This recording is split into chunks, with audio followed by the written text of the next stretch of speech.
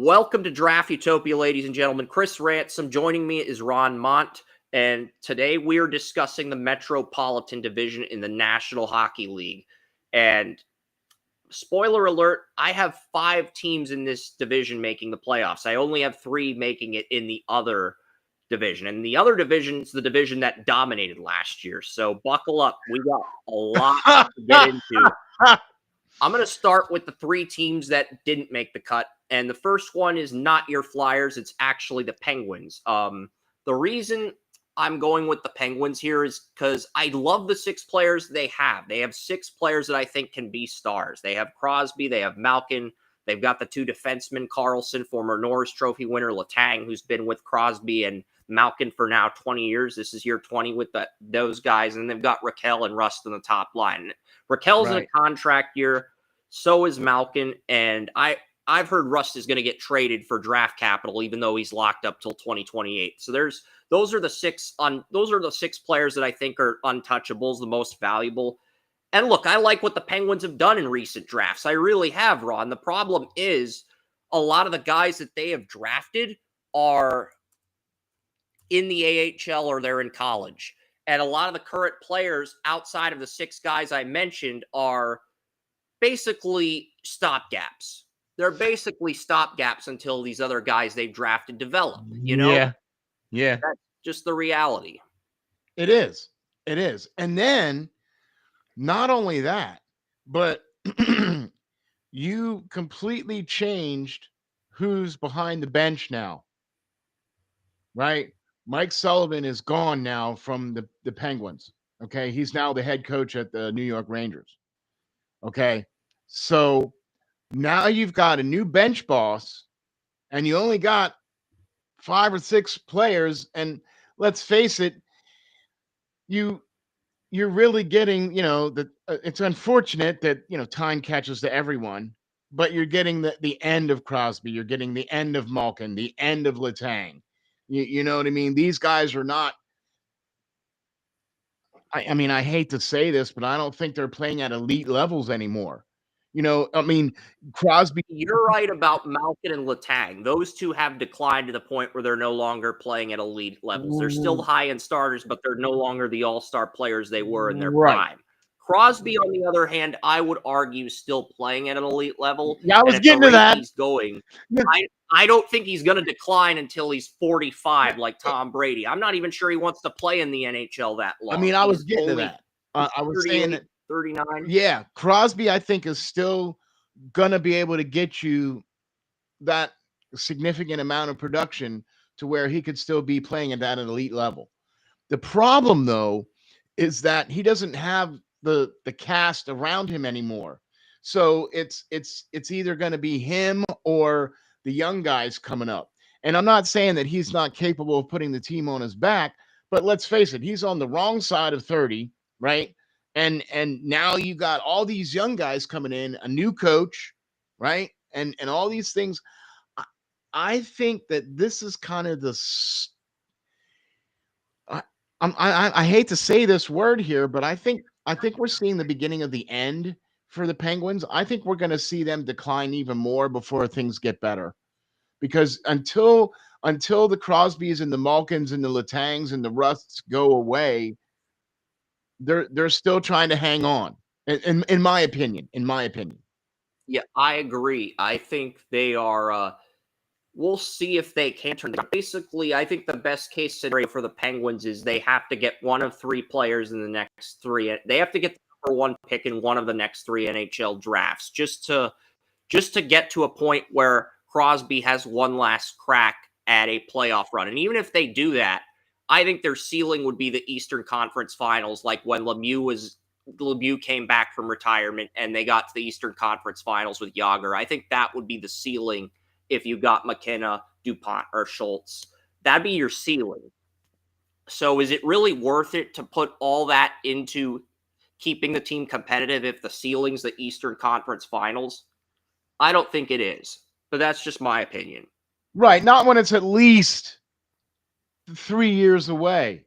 Because if you play out this year and you're lucky enough, and let's just do the what if, and you get McKenna or DuPont or one of these guys, right? They're gonna be potentially at least another year away from playing on your team. So I mean, and then as far as I'm concerned, I think it's still a spit away from them. 2-3 years away. I think you're going to see things a little differently in Pittsburgh, but that's kind of what my take is on Pittsburgh with Yeah, now, and especially with the new outside coach. of, I like Bros. He's still in the AHL. I liked Owen Pickering. I think Pickering should be brought up this year, but they want to ease him in. They want to give him top line minutes in the AHL and then bring him up next season. And then Emil Jarventy, he's the younger brother of Roby Jarventy, the Senators' first round pick. The Penguins got him in round 7. Yeah, Harrison Bernicki, Tanner Howe, Chase Pioletta, the Penguins. Max Swanson, I had going to the Penguins in round 2. They got him in round 7. Basically, the Penguins, Kings, the only teams to get all A plus grades in all of their 2024 picks. And I like what the Penguins did in 2025. I mean, they reached on a few of their first round picks, but I love what they did on day 2. Kettles, Trethaway, Diego, he played with Fleury. I think their yeah, future's bright. The problem is some of these guys are going to be hit or miss, and you're not going to know for 5 years. And by that point, the Penguins are just going to be Crosby. Crosby might be there, but the rest of the team's going to be gone. We'll see. And even if he is there by 2030, he's only going to be there for a year at most. So that's why I think the wow, Penguins for now are 8th in that division, unfortunately. The okay, next team's your Flyers, I guess, the Philadelphia Flyers. I like the fact that they have a strong top line for the first time in a few years. I mean, they got Konechny, they've got Travis Konechny, Sean Couturier, and Matvei Michkov, who showed he could be a star as a rookie. I mean, the Penguins, we have them finishing 8th, Ron, but the Flyers, Philadelphia Flyers, we have them finishing 7th in the Metropolitan division. At least I do. Maybe you've got the Flyers behind the Penguins, but I've got the Flyers finishing 7th in this division. I look. I like what Philadelphia has been doing. They've been drafting well with Luchenko, with Michkov, and then with Porter Martone this past draft, and some of the other players that they've been able to get. I like how they've drafted. I like what they've done with the AHL club as well. They changed coaches there too. They brought in Rick Tocchet as the head coach for the Flyers. They brought in John Snowden as the head coach of the Phantoms.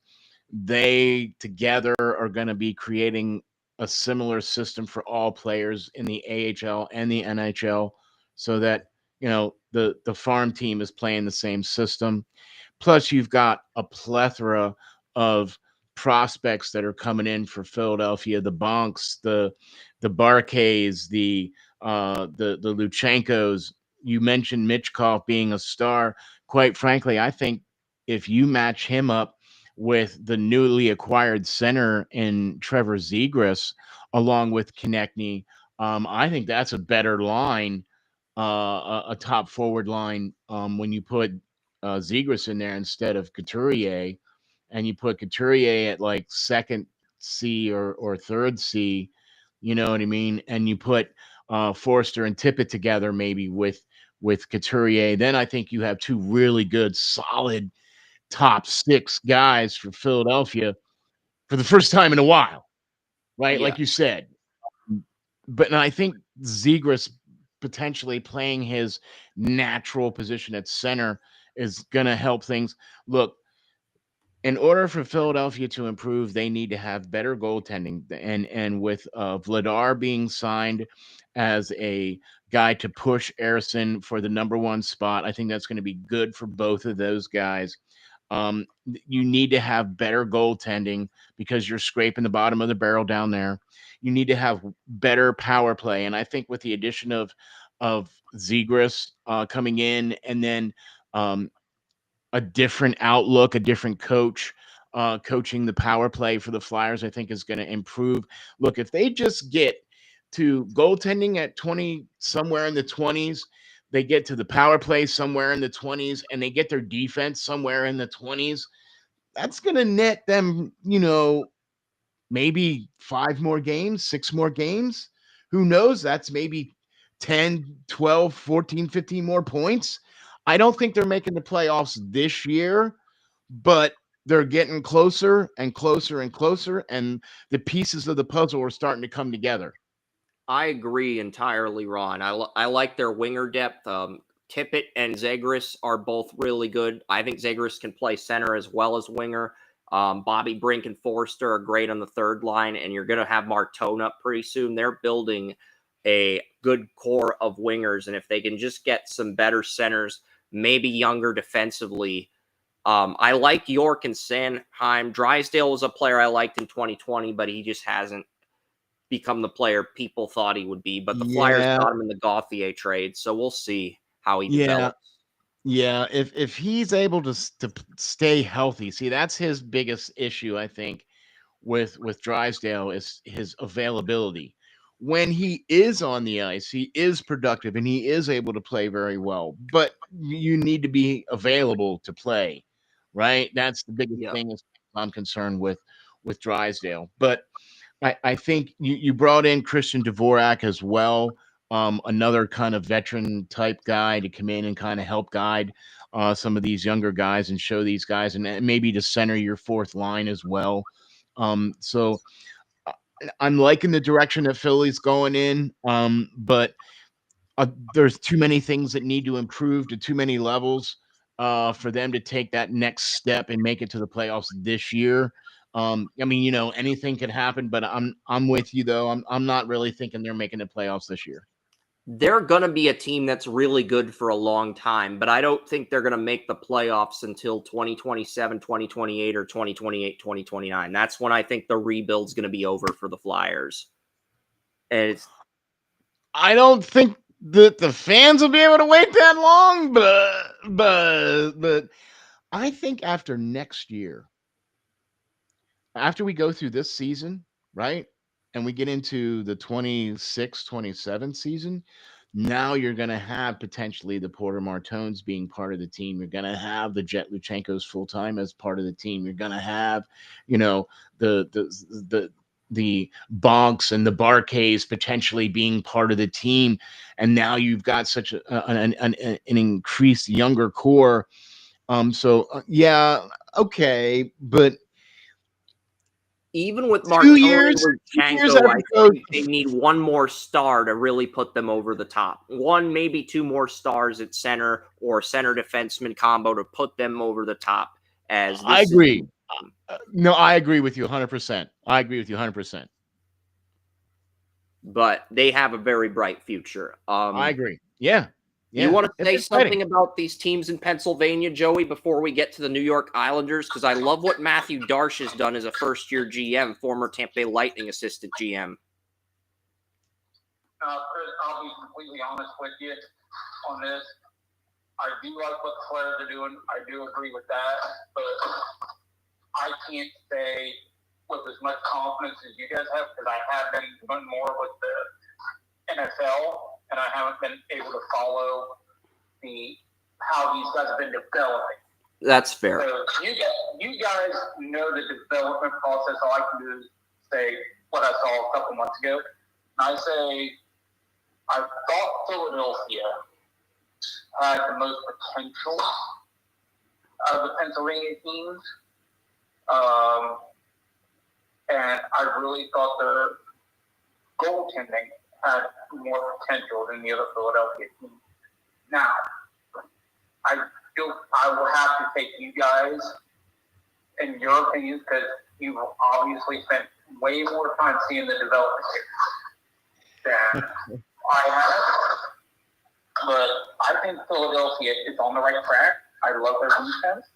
I love their potential. I thought they did a great job addressing the defensive side of I guess it's called defensive side of the puck. And I love how they did that. So I think from a defensive perspective, because Chris, that's kind of where my thought process always lies when it comes to hockey. Defense effects. You've got a great defense. You got a shot. And I think Philadelphia has put themselves in a position to have a great defense. But I think right now, it's all potential, at least from what I knew prior to today. Yep. So, what do you guys think? I guess is, am I spot on? Because I know I agree. They've got some guys they've drafted in the first round in previous drafts, like Cam York. They got Drysdale in the trade that sent Cutter Gauthier to Anaheim if he can stay healthy. They've got some pieces. They're heading in the right direction, but they need a few more pieces to put themselves in the top of this group. And then the fight, yeah. Do you think that I'm spot on with the defense, and you think the offense just needs work? I like the offensive depth at winger. They do have some great offensive depth at winger. They've got Trevor Zegras from Anaheim. Zegras was drafted 9th overall in 2019. I think you're going to see Zegras play more center. I think that's why he was brought more into Philadelphia to play center more, I think, Chris. And that was a great move by GM Daniel Briere to get him, because the Flyers had 4 second-round picks, and they only had to give up 1 to get Zegras. Right. Who was a top 10 pick. That's a fantastic They also gave move. up Poling. They gave up Poling as well, too, right, for that trade. Yeah, Poling's not a bad bottom 6 forward, but I think that's a fantastic trade for the Flyers. The value, right? But I think you're going to see him play more center than you're going to see him play wing. But like you said, though, we with wings, we got the Konechny's, we got the we got the Tippett's, we got the Forsters, we got the Bobby Brinks, we got the, you know what I mean?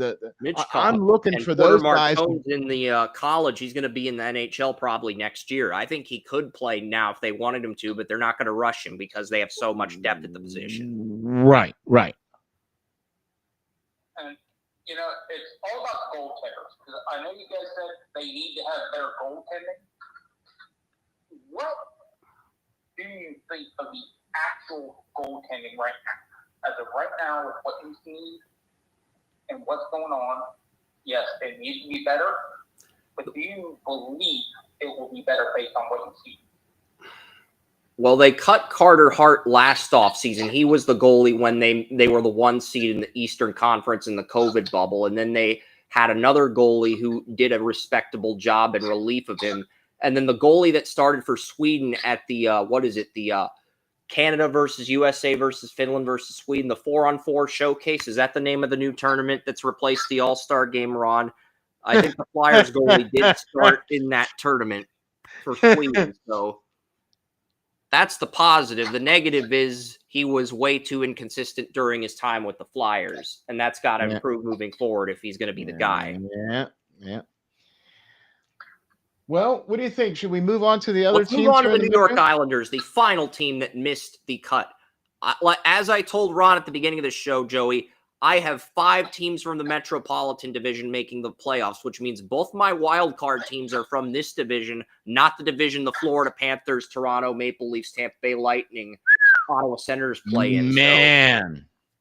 So you got like half the teams in that division making the playoffs? Half the teams in this division making the playoffs. I only have 3 teams in the other division with Tampa Bay, Florida, Toronto, Montreal, Ottawa. There were 5 teams in the Atlantic that made the playoffs last year. So I do have some turnover. Ooh. Yeah, because that is, when you have half the teams in one division making the playoff and less than that in the other division, that's a pretty dominant prediction. I'll say.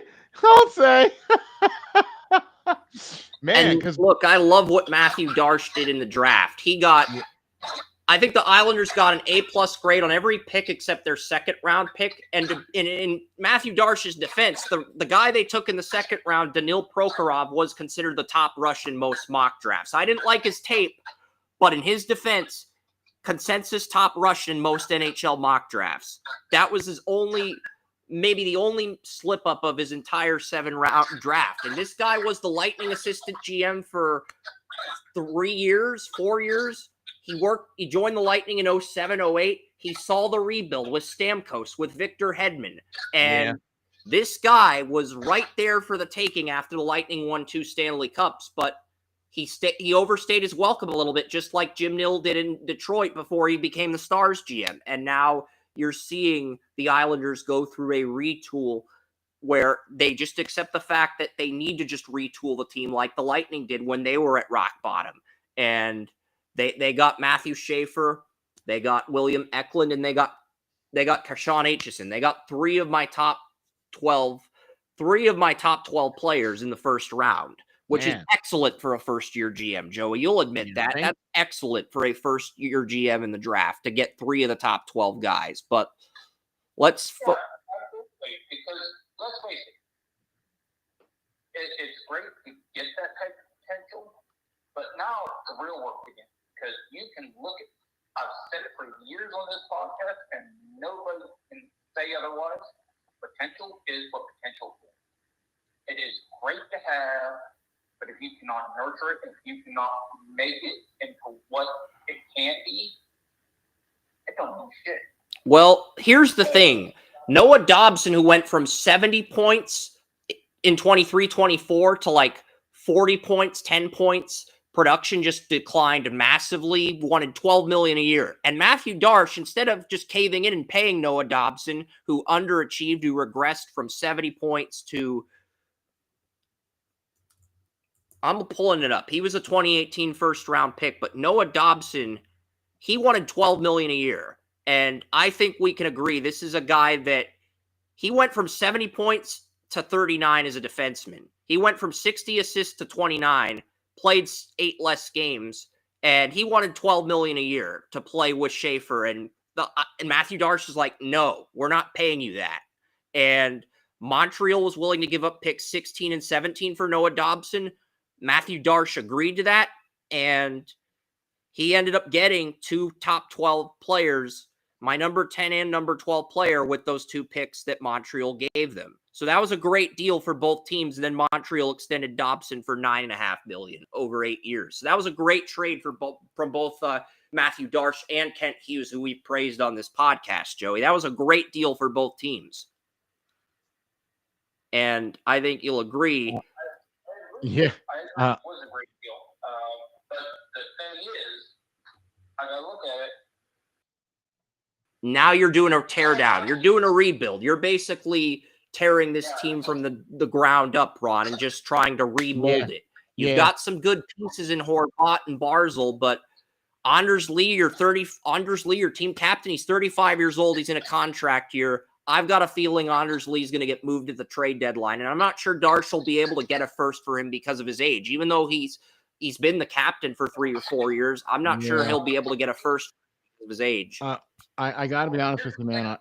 I really, really liked. Go ahead, Ron. Okay, I'm sorry. I really liked what the Islanders have done this year, especially with first-year GM. I think they got the coup of the draft. Somehow they managed to get the number 1 pick, which I'm still scratching my head on that, but okay. But what they then proceeded to do was pick Matthew Schaefer, who I got to interview him on my Prospect Watch show. I was able to interview Matthew Schaefer, and this guy is beyond deserving of the number 1 overall pick. And even though he missed quite a few games due to injury, when he was able to come back, he was able to showcase. And this guy is as advertised, Matthew Schaefer. And you're going to see him in an Islander uniform sooner rather than later, especially with his being number 1 pick, him being much more mature than his age, and being able to be a really good defenseman for what he's trying to do. And I think that's really, really going to help the Islanders. The other 2 players you also mentioned was Eklund, another one of the top defensive players of the draft. And then Sean Aitchison was another guy that we interviewed on Prospect Watch. This guy is just a shut down defenseman. I mean, he's basically the coach would come to him and say, "Hey, we're playing against Porter Martone tonight. We need you to shut him down." And they would shut him down. And Porter Martone would not be on the score sheet because Kayshawn Aitchison was all over him. Okay. These three players that they've drafted in the first round alone is team changing, franchise changing. Okay, for the Islanders. You're going to see the Islanders in 2 or 3 years. You're going to see these guys come in and playing, and I would not. I'm not looking forward to playing against the Islanders in a couple years because with And they also got Luca Romano, who is in my top 45 in the third round. Politan was a guy I think I had in the late second round. They got him in round 4. Lorilla was a late second, early third for me. Second to third round guy, you get him in round 5. Burke Hood, I think I had a 5th on him or 6th on him, but the Islanders got him in round 6 at 170. And Jacob Koznica, a right winger from the U.S. developmental team who I had in round 6. Islanders got him at 202. I'm not going to go through the whole draft. They got Cole Iserman in 2024 as well, who I was high on, who was once a top 5 player. So high on that one too. So yeah, Cole Iserman, high on that one too. See, like I said, this team is got the makings. Okay, and and they didn't make the playoffs last year, but so you're thinking that this team potentially is going to be making the playoffs, Chris? No, this is my number 6 Okay. team out of 8. They are the one team that fell shy of the playoffs. They're not a playoff team. There's 5 teams I have in this division making the playoffs. The Islanders are the last team to miss the cut. Okay. That's what I said. Okay. Just to clarify. But I think the Islanders have an excellent long-term outlook. And this is the thing. Here's the big takeaway with the Islanders I want to get to here. I mean, I'm not going to talk about Lee in a contract year or some of the other players. They can wait to play Schaefer or they can bring him up. They have 6 defensemen under contract, including Adam Pelech, Ryan Pulak, Alexander Romanov, Tony DeAngelo, Scott Mayfield, and Adam Bachquist. They have all 6 of those guys under contract. So if they don't think Schaefer's NHL ready, they can send him back to Erie. But if they do think he's ready, they can play him on the third line and ease him in rather than having to rush him. So they're in an excellent position with their blue line in terms of flexibility. Yeah. I don't think they necessarily need to send him down. I agree. He's the number 1 pick in the draft. And even if he ends up struggling at first, having him as that extra scratch, learning from the current guys, that's going to do wonders for his development, in my Having opinion. him in the room. So I'm with you. You know, having him in the room, having him there for practice, you know what I mean? It's okay if he's a healthy scratch for a little while just so he can get, you know, acclimated and stuff like that. And I suspect you might see that if he stays. If not, then they're just going to throw him right in. And quite frankly, I think he can take it. I think he could play on the top line right now. They're just easing him in so that because they have so many veterans on that team. Yeah. And here's the thing. I ended up giving the Islanders a defenseman in my 2026 mock because it was the best player on the board, but that's not the main point I want to hit home. The main point I want to hit home is first 2 years, Ilya Sorokin's goaltending was through the roof when the Islanders made the Eastern Conference Finals.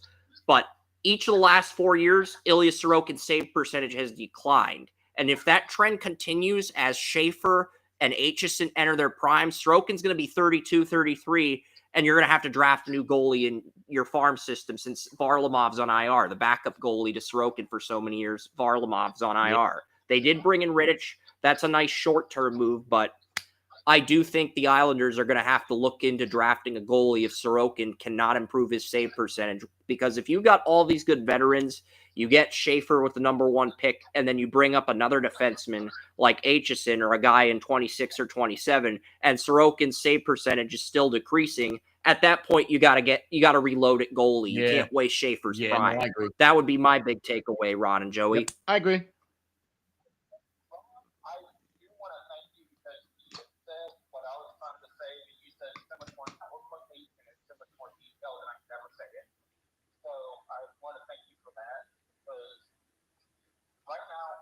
Take it a step further, though. I'm going to say they don't have to be bad just because they're rebuilding. They got a lot of talent, like you guys said.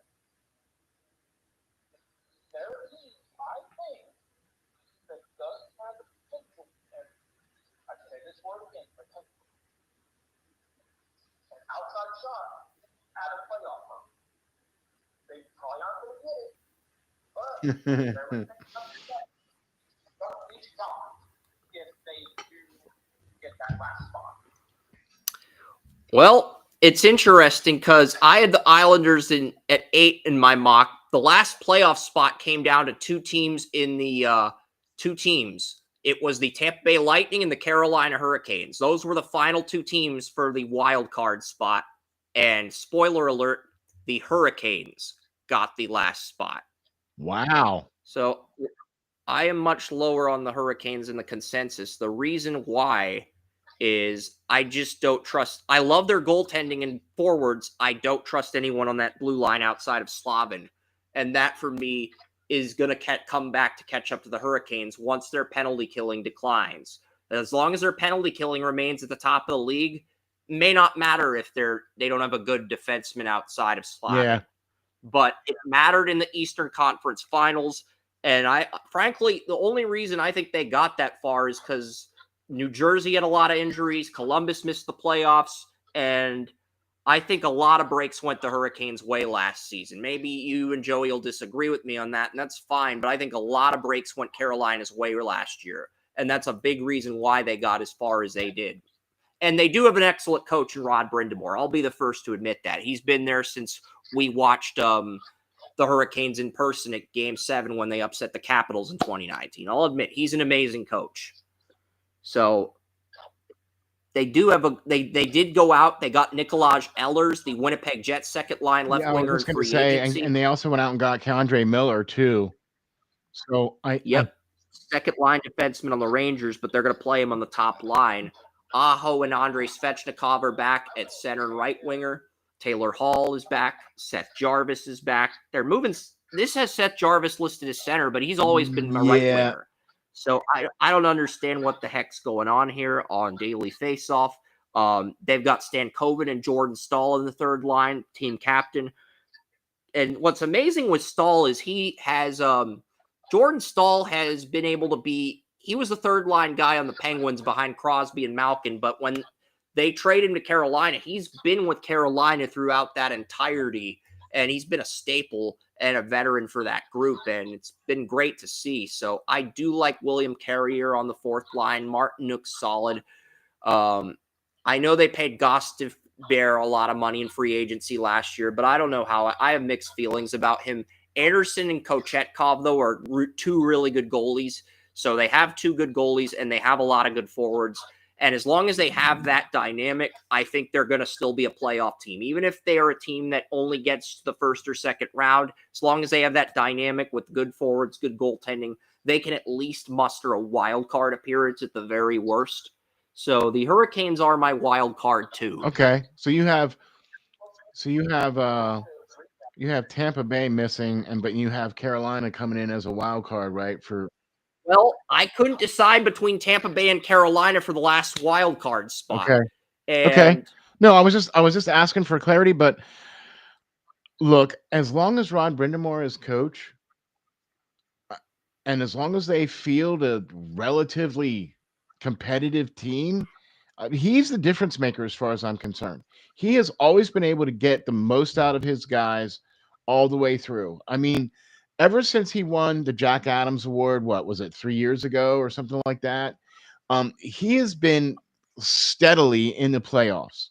Okay. And it doesn't matter what goaltenders they have. It doesn't matter what defensemen they have or what wingers they have. It doesn't matter who comes and who goes. They still have a darn good team. And I'm still having them making the playoffs. I'm still having them finishing higher in the Metro. And me personally, my opinion is they're going to finish higher than a wild card.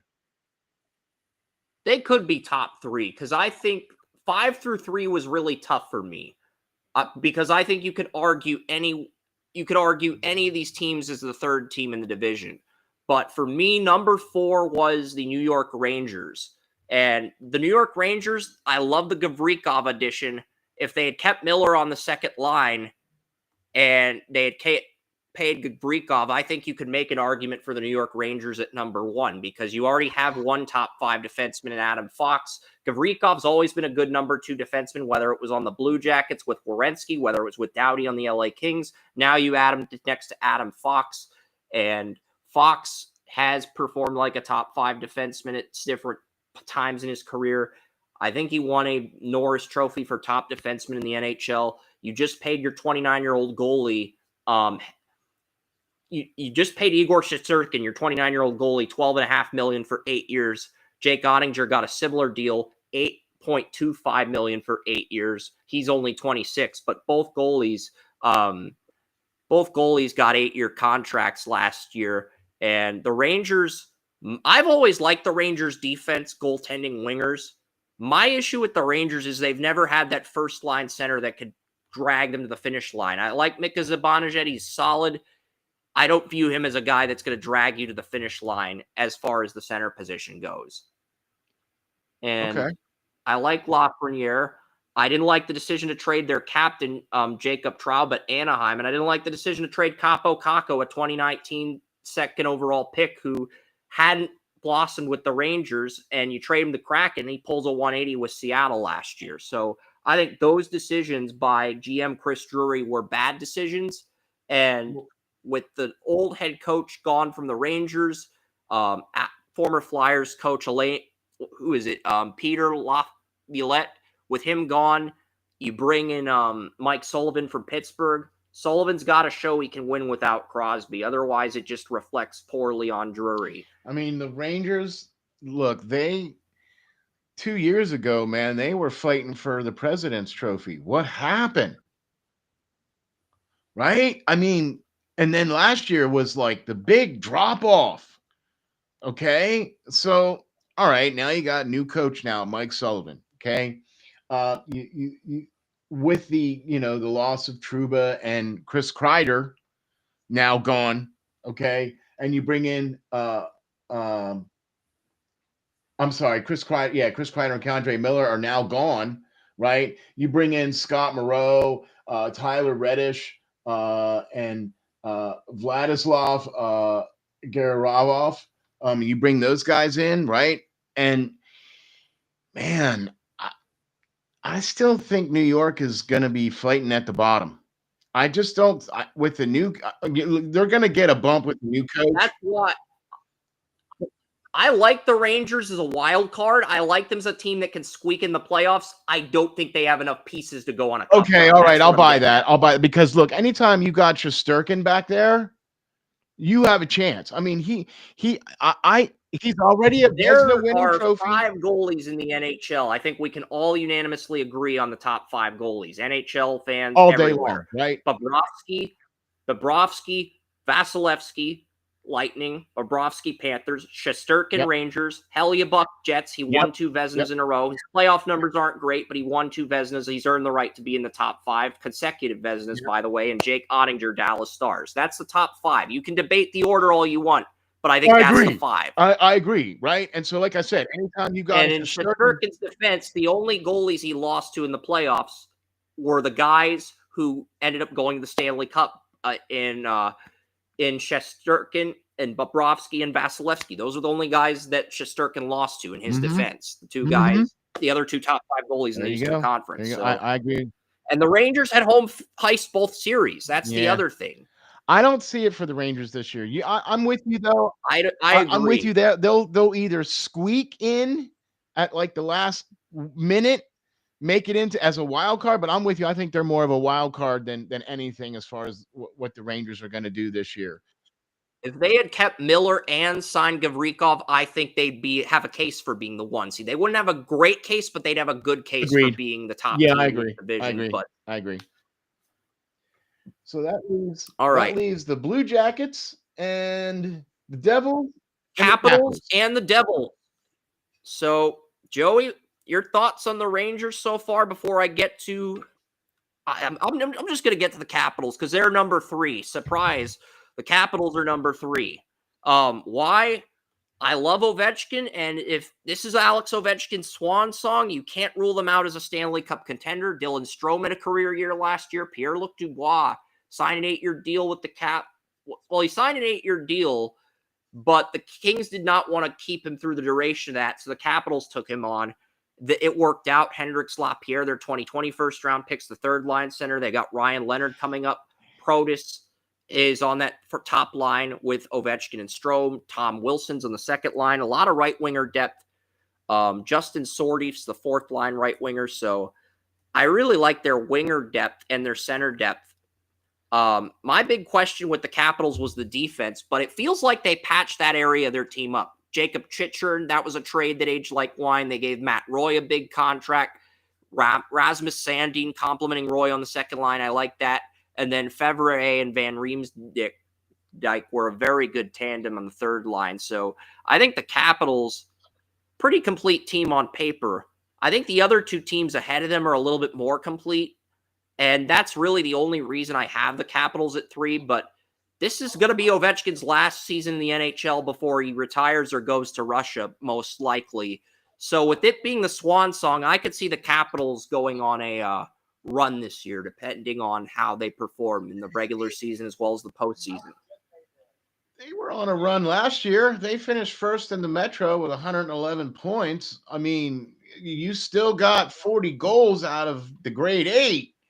Okay, so he broke Gretzky's goal record, career goals, and they won a playoff series, but they couldn't get do over anything the hump against Carolina. And I'm going to tell you something. I have really liked what the Capitals have done in the last 2 drafts. Okay, Tarek Perserik and Cole Hudson in 24, right? And then they had Ryan Leonard and Andrew Cristall in 23.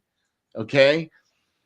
You're going to see these guys playing here sooner rather than later, especially Ryan Leonard came up last year at the end, was in the playoffs there. I think you're going to see Andrew Cristall potentially trying to make the team this year as well for the Capitals. That only bodes well for the Capitals. It just seems like, they finally have some defense. They finally have some goaltending. You know what I mean? Like they finally. I love what the Capitals have done in the last 4 NHL drafts. Miroshchenko, he beat Hodgkin's lymphoma, made it to the NHL, got his feet wet. Leonard and Cristall were both in my top 11 on my big. Allen was a player I had a first to second round grade on. The Capitals got him in the 5th round at defenseman. I love what the Capitals did in 2020. I'm with you, Ron. I think I had the rounds 1 through 4. Soroka may have been the only pick in 2024 that was not an A+ for the Capitals. And then they got Lyndon Lakovic in 2025. And they got Milton Gastrin, another player I had in the first round. Second round. So, yes, the last 4 drafts, the Capitals have been incredible. And if they develop these guys correctly, they might be able to reload when Ovechkin retires. That's a scary thing.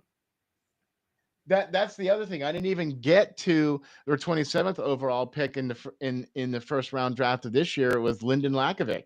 He's another prospect watch alum that we interviewed. That kid, he has a unique way of practicing. He has a unique way of doing things. And I'm going to tell you something, man. This Lyndon Lakovic kid, you're going to see him make the roster sooner rather than later as well, too, because this kid's a real deal.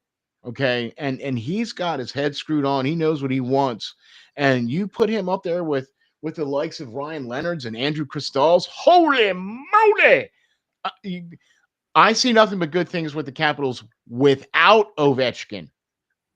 Right? Yeah, I'm with you. Swan song this year. Cool. That's great. The NHL is better with Ovechkin in it. Okay. All day long. Okay. And the Capitals are better when Ovechkin's in it too. Okay.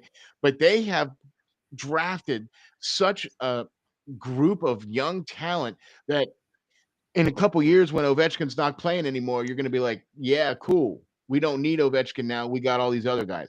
I'm not saying you can't, there's no way you can replace him. Right now, I think Ovechkin plays 1 more year, and then the Capitals have maybe 1-2 seasons where they're outside the playoff picture at best, and then they just reload. And if they end up with a top 10 pick in 2027, they might just be able to bring that guy up to the NHL, bring some other guys they developed up, and reload just like that too, to where it's not even a rebuild. It's just it's a retooling. I'm seeing Capitals first or second still in the division for this year still. That's fair. I still see them as the big dogs, and until you knock them off. That's fair. I've got Columbus at 2. But Columbus is a team that we've had on our radar for a few years. I remember 2 years ago when Florida won the Stanley Cup. I think Joey actually picked them to make the conference finals in 20. But this is a team that I think is going to take that next step this year. Boone Jenner, their captain, is in a contract year.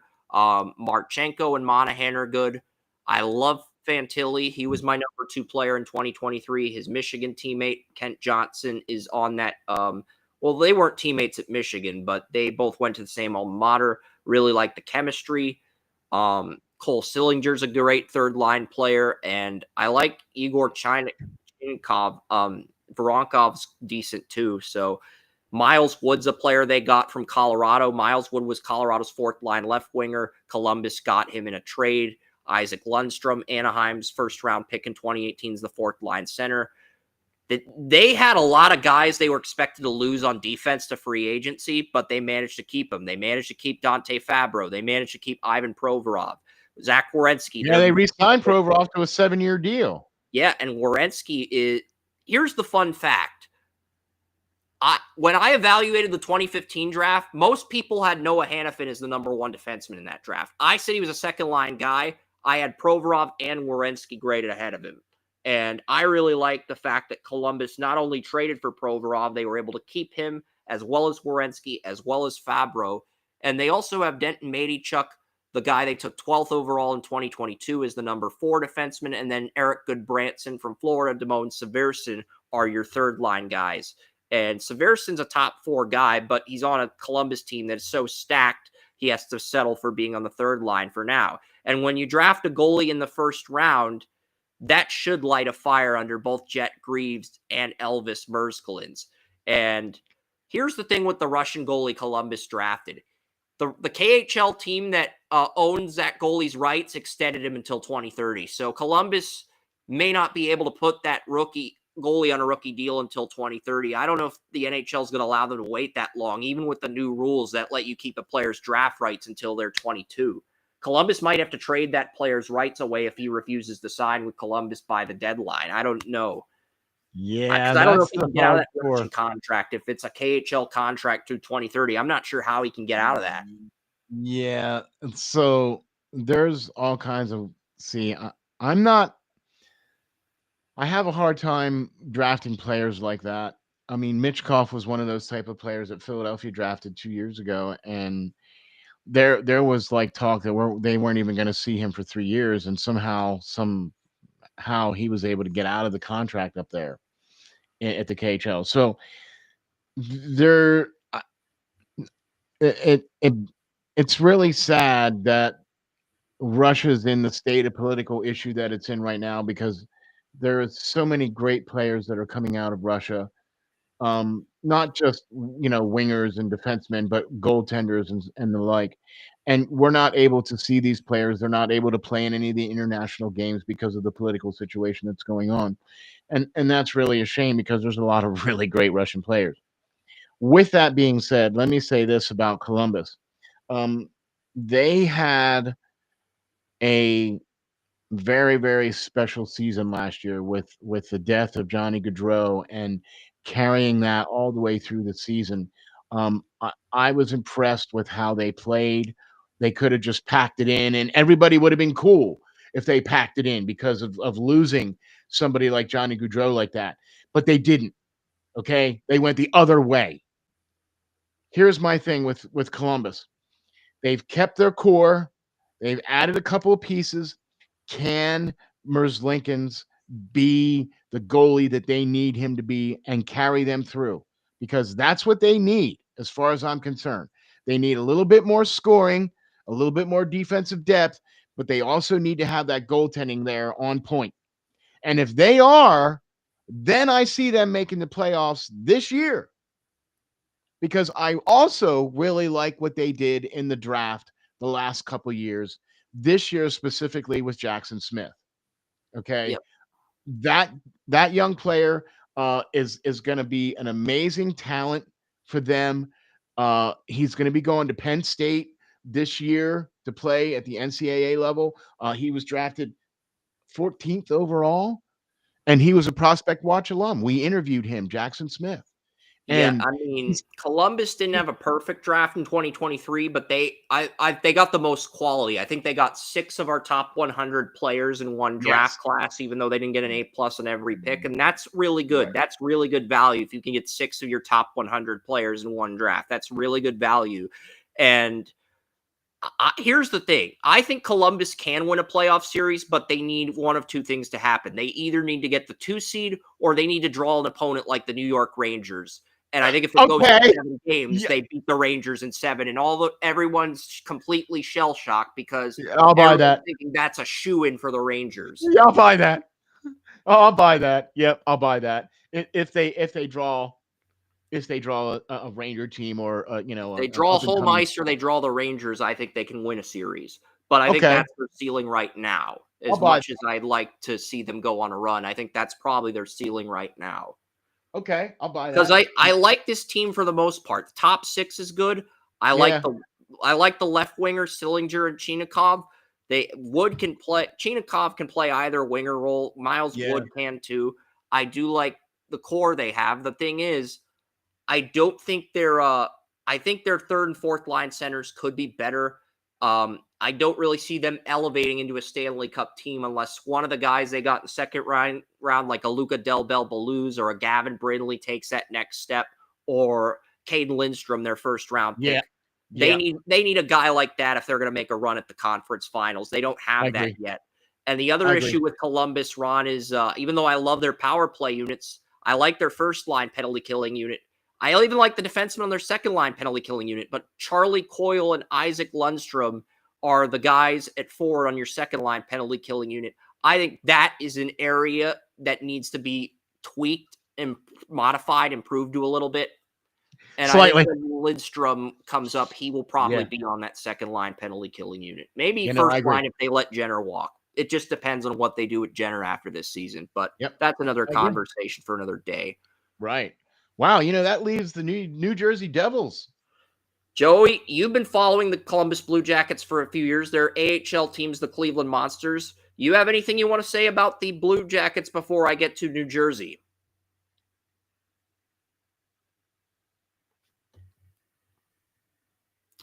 I guess I'll just get to New Jersey then.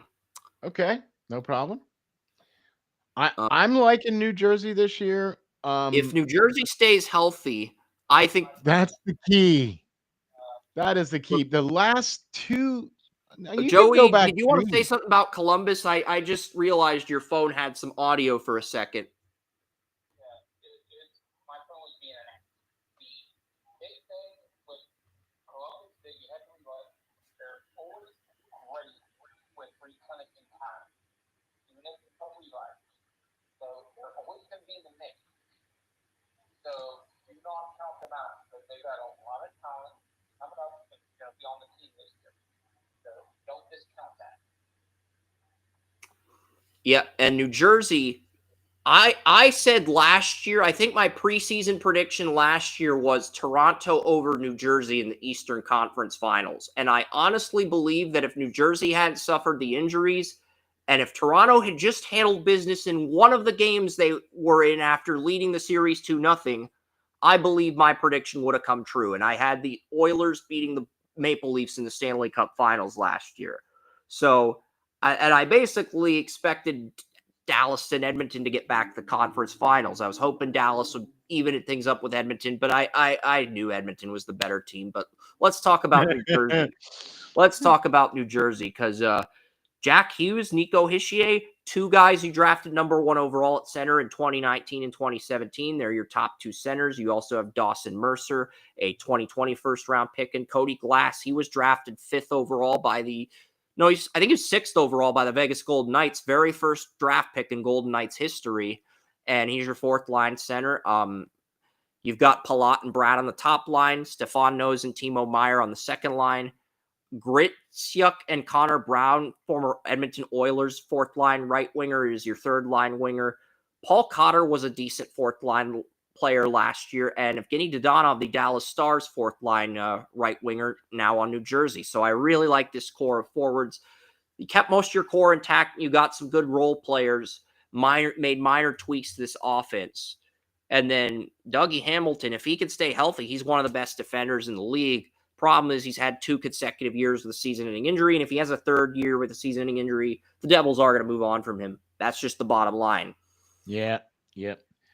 I like what New Jersey has been doing. Bringing in Markstrom.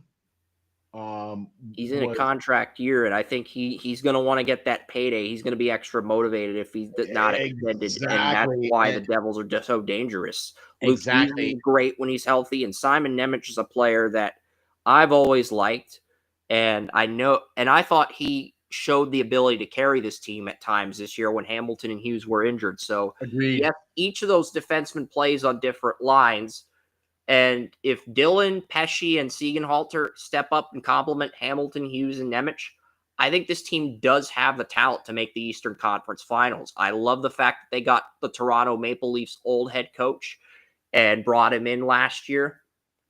I do like New Jersey's outlook, but even if everything goes their way, I think the best case scenario is they get to the Eastern Conference Finals and they probably lose in 5 or 6 games because they need to have that. They need to have that experience where they get to the they get to the conference finals, but they don't have enough. I don't think they have enough. They have the talent to get to a cup finals, but I think they need those growing pains of having to lose in the conference finals and have to battle through that adversity. They need the growing pains of that first. Yeah. But they have both the pieces to make a run. I agree.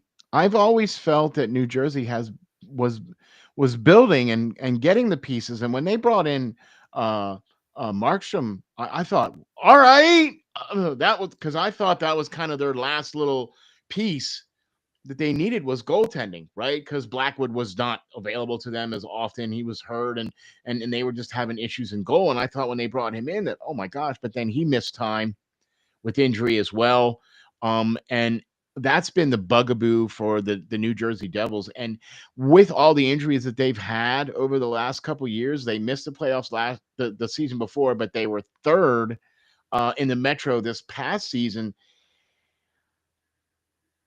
If they stay healthy, Chris, that's the key right there. It is. If they can stay healthy, I agree. They potentially have the pieces to make it to the conference finals. Maybe lose and then, potentially come back the next year, whatever. But if they stay healthy,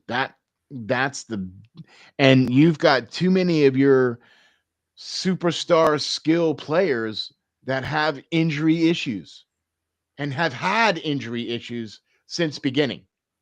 Okay. So that's my biggest issue with New Jersey and has been. They have a really good team. They're really hard to play against when they're all there and they're all playing and they have their full complement of roster.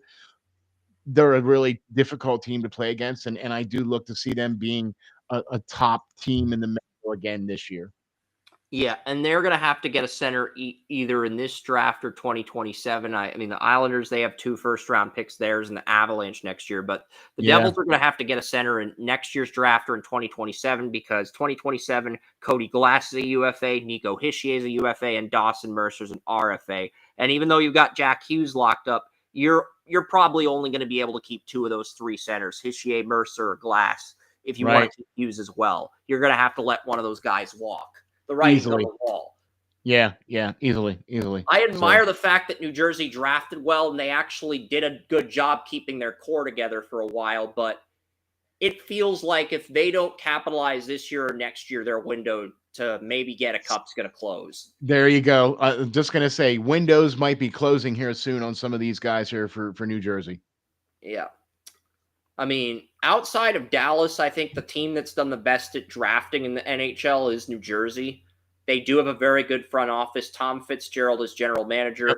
Kate Madigan is assistant GM. And I think Martin Brodeur is on this staff, too. I'm not exactly sure what his role is with this. As advisor. He's an advisor. Yeah. Mm-hmm.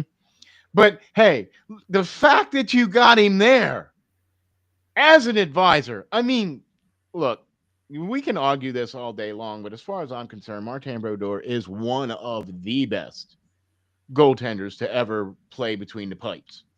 Okay, I would put him up there with the as far as I'm concerned, some of the the Mount Rushmore of goalies would be the Grant Fuhrs, the Dominic Hasek's, you know what I mean, the Patrick The Waghs. first year I watched hockey was 1998, 1999, and I loved every minute of it. I loved all the Western Conference jerseys. The Stars were my team at the time, but the Red Wings had Yzerman, the Stars and Madonna, the Avalanche had Yep. Sakic. That was the golden age of hockey, and it was also the Yeah. golden age of goaltending, in my opinion, because Hasek versus Belfour, both goalies had a GAA of a below 2. You know, Insane in today's era. And then the next year we got Belfour versus Brodeur, and then we got Raw versus Brodeur. And then 2002 was a letdown of a cup, but the Red Wings were just stacked in 02. And then 03 we got Brodeur versus Conn Smythe winner John Sebastian Giguère, first player in NHL history to lose a Stanley Cup Finals and still win Conn Smythe. But that's the thing. And I like it what they're doing. So if New Jersey can stay healthy, that's the key.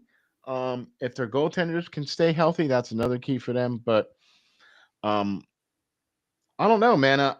So we got can any of these teams win the Eastern Conference? That's a comment in the chat room.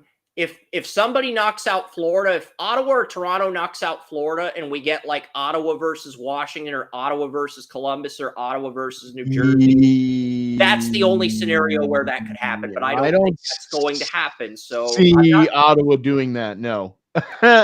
I see Florida being Florida's still the team to beat for me. Yep. I mean, they got their top 6 forwards, their third line center, and their top 3 defensemen. Their Seth Jones, Aaron Ekblad, and their second line defenseman, all under contract till 2030. But Bobrovsky's in a contract year. If he gets extended, they could win the cup every year from now until 2030, until Bobrovsky retires or until someone on that core retires. And if he doesn't get extended, then things could open up for somebody next season. That's only if Bobrovsky leaves or retires. We'll see what happens with him because he's in the final year of his contract. Basically, he has to either leave Florida or retire in order for Florida's cup window to close. I think you're going to see some surprise things coming from the Atlantic, like you said, but I still think that, with Florida being the team to beat, okay, in the Atlantic, I think you're going to see some uptick with some of the other teams, though, like Detroit. I think you're going to see. I have Detroit in my when I did my 2027 mock draft. I had Detroit in the Stanley Cup Finals. I had Pittsburgh and Detroit in the Eastern Conference Finals with Carter. I don't know if they're going to go that far. Yeah, I don't think they're going to be that good. I don't think Pittsburgh would get that far unless McKenna broke Teemu Solani's record for points as an 18, 19-year-old player. That's really the only scenario where I could see the Penguins going on a run. And that is kind of a long shot, but a lot would have to happen. The Penguins would have to beat the Devils, and then the Red Wings would have to beat the Panthers. And it's just, I'm not diving into that can of worms, but for my 27 Cup Finals, in the mock draft I made, I had Dallas beating Detroit in a rematch of the old Western Conference rivalry between the Dallas Stars and the Red Wings. I'm with you on the Dallas part. If Dallas plays a team like Detroit in 27, I could see them winning the whole thing. I'm with you on the Dallas part because I've been high on Dallas for like the last 3 or 4 years. I'm not going to reveal who I have yet. I mean, we've still got 3 more divisions over the next 3 weeks, and I can reveal that information then over that time period. But what do you think of the Metropolitan division, Joey, before we get into some NFL stuff? And I want to thank Ron for coming on and talking some hockey with us and really putting things into perspective. Ron, where can people find RNJ Media? You want to tell our audience about some of the exciting things you're doing with RNJ Media? Thank you. Thank you very much for having me on. I really appreciate the opportunity to sit here and talk hockey. I'll be more than happy to sit down and talk hockey anytime, anywhere, any place, all day long. And it doesn't matter what team. I don't care because I like them all. Okay. Thank you all very much for having me on. I really appreciate that. We're doing a lot of new things with R&J Media. You can hop on over to the new website at rnjmediasports.com. You can also find all the great stuff on our YouTube channel at R&J Media, and you can follow me on X at RNJ_media. And then you can find all the great stuff on Facebook and YouTube, and all of our podcasts are out on all the podcasting platforms. So check out the new website, which the new website will be coming out here real soon too. We're getting a whole new redesign and everything else like that for rnjmediasports.com. That's where you can find all of our great stuff. Thank you once again, Chris, for having us on, and Draft Utopia for allowing us to be here and talking all things Metro Division. And one video I'd like to recommend to our viewers before Ron signs off on R&J Media: top 5 centers in the 2026 NHL Draft. Ron, one of his other co-hosts from Elite Prospects, and Anthony the Prospect Don break down the top 5 centers in the 2026 NHL Draft. Their top 5 is different from mine, and that's a good thing because it gives us more players to scout. If we disagree on a few guys, it gives us more players to scout and more fun to have with the pre-draft process. And yeah. Awesome. Thanks for that, man. Appreciate that. Hop on over to the YouTube channel and check out that video that we did with Russ Cohen and the Prospect Don. I'll be looking for more of that. We'll be doing a top 5 positional shows. The next show will be on the Prospect Don's channel, and it'll be top 5 right-hand shot defensemen. So I'll be looking for that coming out real soon too. I've got 7 defensemen with experience on the first line in the 2026 NHL Draft, and I have all 7 of those defensemen going in the first 21 picks of next year's draft. If those guys dominate this year, we could see a run on defensemen similar to 2018, where you had Rasmus Dahlin go number 1, Quinn Hughes went to Vancouver, Evan Bouchard went to Edmonton in that draft, Noah Dobson went to the the Islanders at 12, even though he's 10th on my board. We could see a defensive run very similar to 2018 after Gavin McKenna gets picked, if all 7 of those defensemen step up this year. But thank you so much, Ron. Thank you guys for having me on. Really appreciate that. See you all soon. Make sure you get subbed up here for Draft Utopia. Make sure you follow Chris Ransom on Draft Utopia at X. Make sure you get all their great stuff. Follow Under the Bleachers on Facebook. Make sure you get all their great stuff, man, at Draft Utopia. Make sure you get them going on. Thank you all very much for having me. We'll catch you all in the next one. Sounds good. That was Ron Mont of R&J Media. He's done a fantastic job helping me out with hockey content, Joey, and it just complements the show so well. But you got anything else you want to say about hockey before we jump into some football talk, Joey? You waited patiently, and I appreciate the patience. So what would you like to discuss until William gets here? Maybe we'll recap the week 1 games that happened.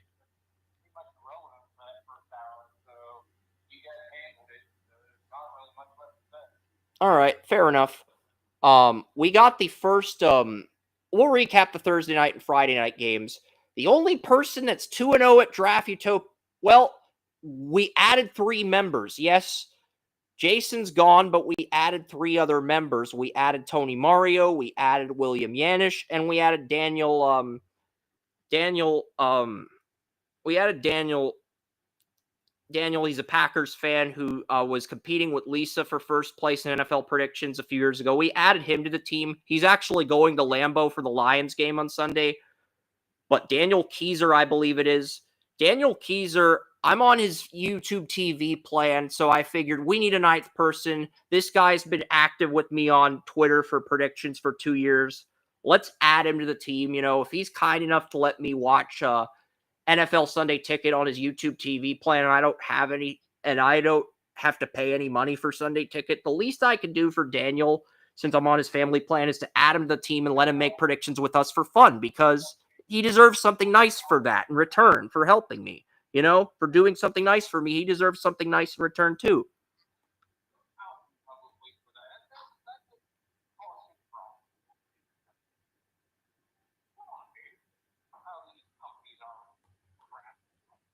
Yeah, maybe I shouldn't have mentioned that, but I do appreciate everything Daniel's done for me, and I want to help him out too. So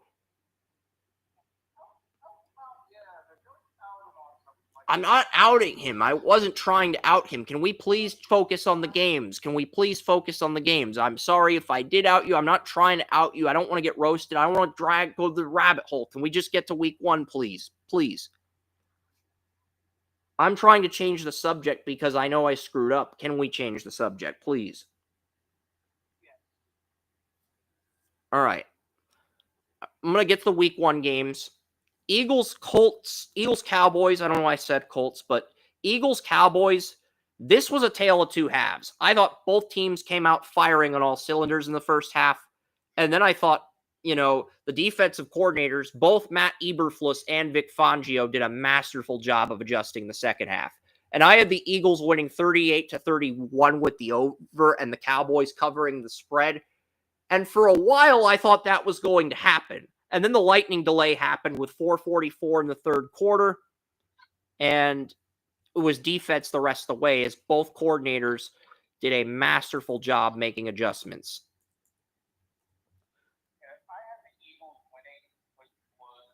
Everybody did.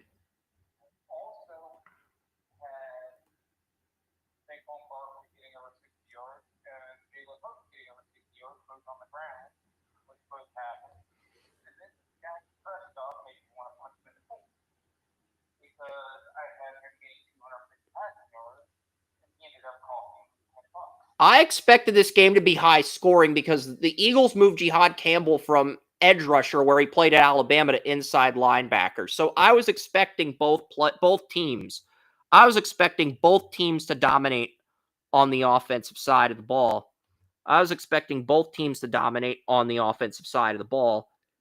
So the fact that both defensive coordinators made those necessary adjustments, I really think that played a role in things. And,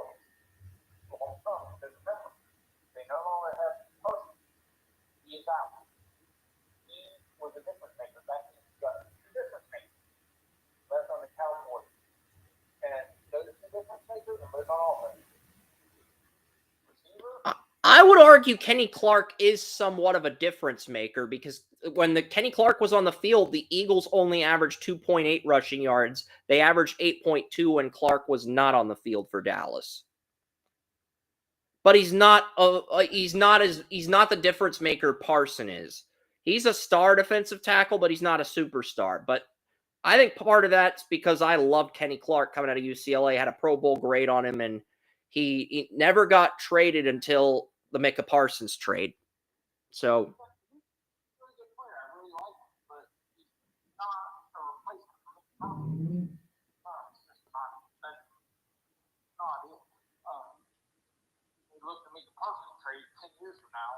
they're going to say, who the hell is Kenny Clark? Not because Kenny Clark's bad, but because Micah Parsons is Micah Parsons. So, I mean, it's unfortunate for him. Kind of sucks, but it is what it is.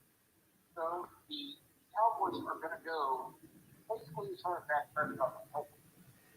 Green Bay is my early favorite for Super Bowl 63 in 4 years from now. The reason I say that because Jordan Love and Parsons will both be in contract years by the time that 63 Super Bowl arrives. Matthew Golden will also be in a contract year. So as long as they draft well over the next 3 years, they can position themselves as the de facto team to beat in 2028.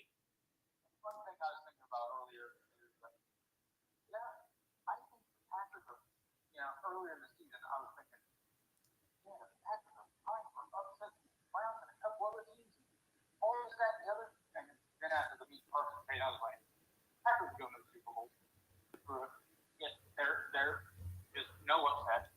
No, because right at first when I picked the Bengals to beat, when I picked the Bengals to win this Super Bowl last year, my first thought was if Caleb Williams takes a leap, maybe it'll be them. Then I realized, nah, that's kind of stupid. Let's go Bengals Packers. And then when the Commanders beat the Lions, I was like, all right, now we're going to replace Green Bay with Detroit. But even if Green Bay underperforms this year, I feel like they are going to get to an NFC Championship game in the somewhere in the next 3 years, and then they're going to probably get to a Super Bowl after that. Because I think they're on the right direction.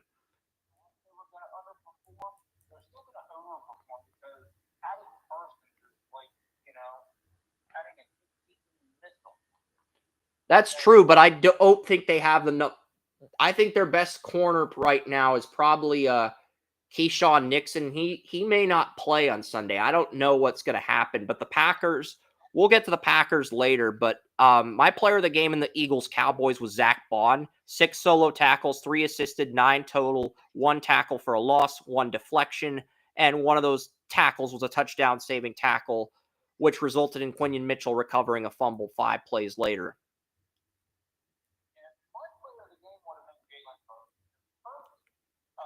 Hurts had 214 yards.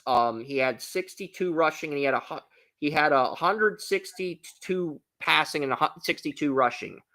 So, and 2 touchdowns on the ground. So really, the only players that meet the player of the game criteria are Hurts if you're a proponent in touchdowns, and Bond if your criteria is 10 big plays on defense.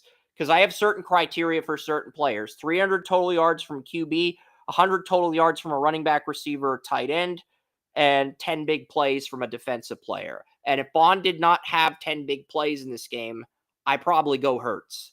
But Bond did have 10 big plays, so that's why I went with Bond. But both players got a game ball from NBC for their Sunday Night Football crew.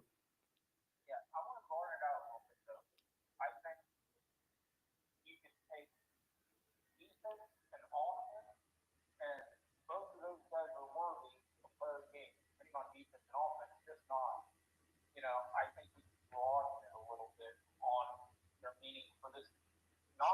Maybe not for everything, but for this game, because it did seem like both sides affected multiple aspects of the game, whether it's running, whether it's passing, whether it's tackling, whether it's getting to the quarterback. Both guys kind of filled all the boxes. Yeah, both Bond and Hurts filled the boxes for Philly, but I'm wondering, did Dallas emerge in the second half because of Eberflus, or was Landon Dickerson's injury at left guard something that played a role in that? Because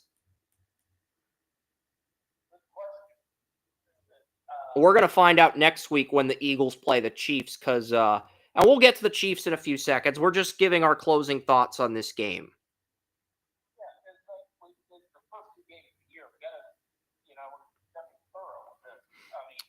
And I told Williams, because there's only one person on our staff that went 2-0.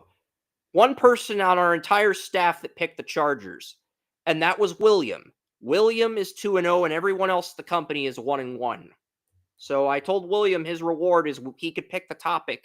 Whenever he gets here, he can pick the topic we discuss.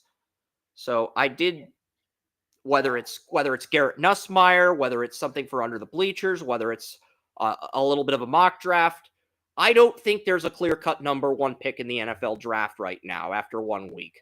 I think there's 2 athletes that are clear-cut number 1 picks. Gavin McKenna in the NHL and Ransford Guillen in MLS. Reason I say Guillen is in 4 games with Clemson men's soccer, Ransford Guillen was the high school player of the year 2 years in a row as a junior and senior. 5 goals, 6 assists, ACC freshman of the year.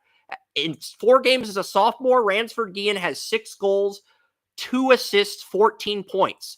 And that production came against Indiana on the road, great soccer team. South Carolina, another good soccer team. UAB, and he had 2 goals and 1 assist against Pittsburgh, the team that I said had the best defense in the country in college soccer. Guillen did that against Pittsburgh. 2 goals, 1 assist. And I messaged Victor, one of the guys that writes at Top Draw Soccer. I think Orlando needs to draft a defender, but I don't know if they could pass on Ransford Guillen. He agreed with me, and he threw out 2 other strikers on Virginia and Florida Gulf Coast. They're both freshmen. I don't see either of them jumping Guillen. That's just my personal opinion. So I think McKenna and Guillen, as long as they keep producing and they stay healthy, those 2 guys are locked into the number 1 spot. But everybody else, football athletes, baseball athletes, basketball athletes, you got to grind, you got to compete, you got to bust your rear end, you got to earn your supper.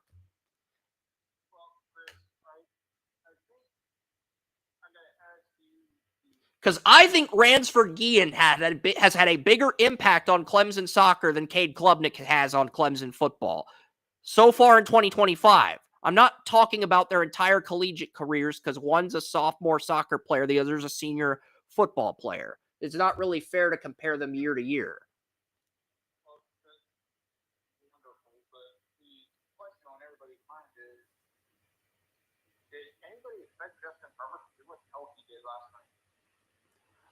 Yeah, the Chargers-Chiefs game. I was going to get it a little bit into Guillen, but thank you for segueing me back to reality, Joey. I had Herbert on my bench in fantasy. William and I are playing each other in Dynasty this week. My first 3 picks in Williams' Superflex Dynasty League: Joe Burrow in round 1, Patrick Mahomes in round 2, Justin Herbert in round 3. William wanted Herbert as his QB1, but I was picking ahead of him, and thank God I picked Herbert because I had him on my bench, but thank God I picked him, because if I didn't pick him, William would have gotten those 34 points.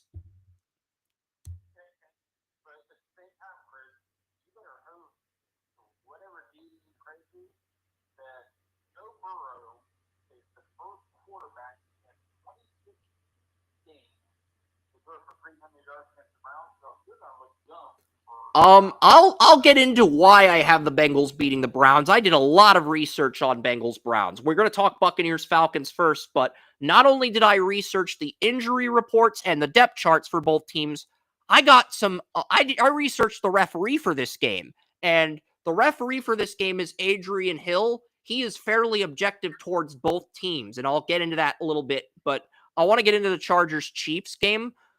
Basically, this game was in Brazil.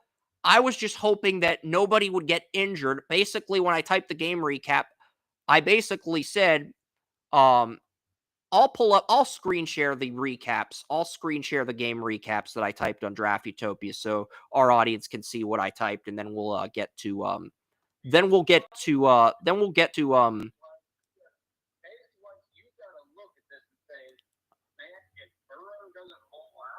Well, I'm in a 2 QB league. I have Burrow, Mahomes, and Herbert.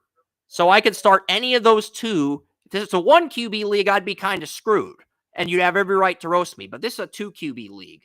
And I have Burrow, Mahomes, and Herbert, and I can rotate any of those 2 in my lineup. I probably should have started Herbert and Mahomes, but because I think the Bengals are going to win the Super Bowl, and because Burrow led the league in passing yards, it's just very hard for me to bench Burrow. But now that I've seen what Herbert can do, I probably am going to play him more frequently moving forward. But the thing I was hoping for as far as the Chiefs game, the thing I was hoping for was I was hoping nobody would get injured, because I remember Jordan Love getting injured at the end of last year's game. And I was like, can we have a game in Brazil where nobody comes out of this thing injured? And first drive of the game, Xavier Worthy left the game. Xavier Woods and Kelsey collided with each other. Worthy left the game, and Rashee Rice is serving a suspension, 6 games. So the Chiefs do not have Worthy or Rashee Rice. And even though I gave Justin Herbert player of the game, I did give Mahomes an honorable mention.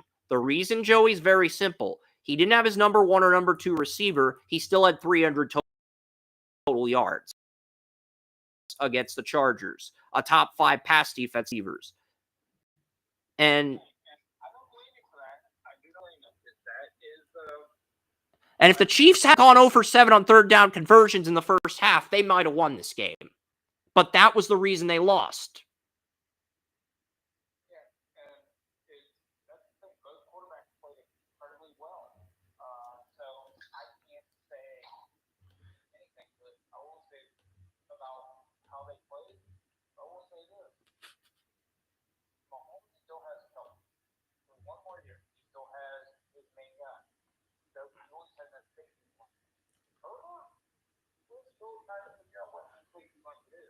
I think Lad McConkey is his safety blanket, but he has Keenan Allen, a guy he has a lot of rapport with.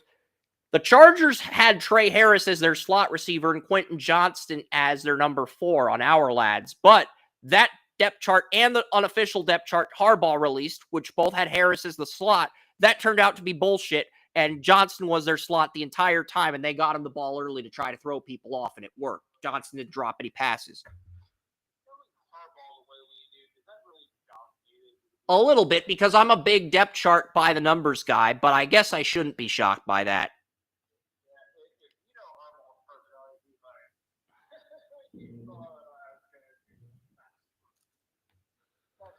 I mean, everybody was roasting Jawan Taylor.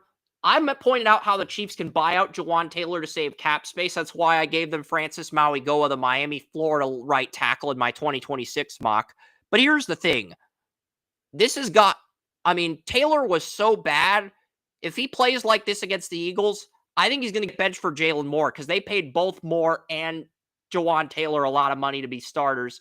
And the other thing is, 5 NFL teams got the number 1 player on their draft board. We found out everybody in the top 4 had their guy number 1 on their board. So Hunter, Carter, Cam Ward, Will Campbell, all number 1. But the 5th team that had the number 1 player on their board was the Chiefs. There was a leaked announcement earlier this week that the Chiefs director of college football scouting had Josh Simmons number 1 on their board back in December. They thought the medicals concerns with Taylor were bullshit, and they basically just kept everything in-house, hoping people would bring up the medical concerns and that he'd fall in the draft. And not only did he fall in the draft, they traded down with the Eagles and still got their number 1 player at 32, which really pisses you off, because if you dislike the Chiefs or you're tired of the Chiefs, the fact that they got the number 1 player on their draft board should irritate you to a degree.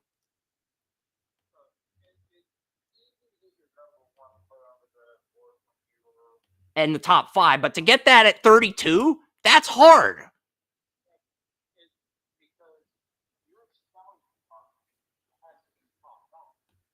I mean, even when Jim Nill drafted well for Dallas, I think the best he did was he got the 15th best player on his board at 30 when the NHL only had 31 teams. And he's the 3-time GM of the year in hockey. So that's the best he could do. And that was the best I saw until this past year.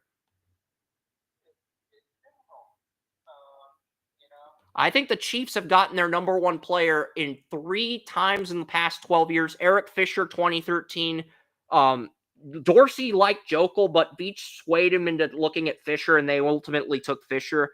And then Mahomes was their number 1 player in 2017, and then Josh Simmons this year. So 3 instances the Chiefs got their number 1 player in the first round of the draft over the last 12 years. And they only picked number 1 that first year when Dorsey and Veach got there and Andy Reid got there, and they were putting the foundation in play. They traded the 2nd round pick to get Alex Smith, and they got Kelsey with the 3rd round pick at 65. So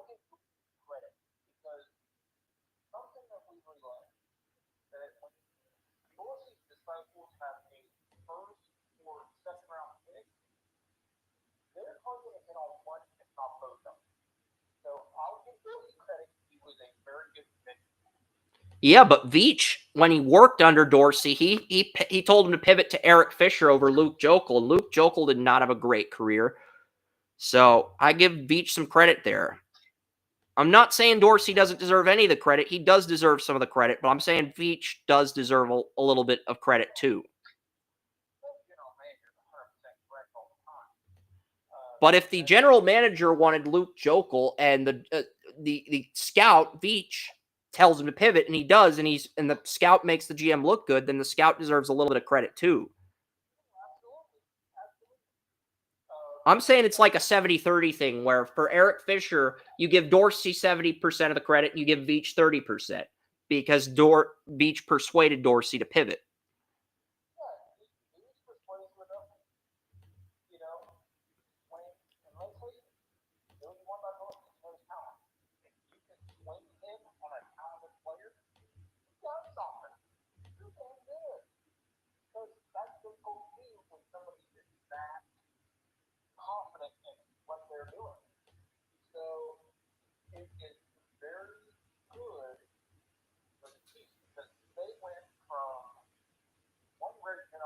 and concept. Another big general manager in concept. So, I mean, the Chiefs, they still gold once.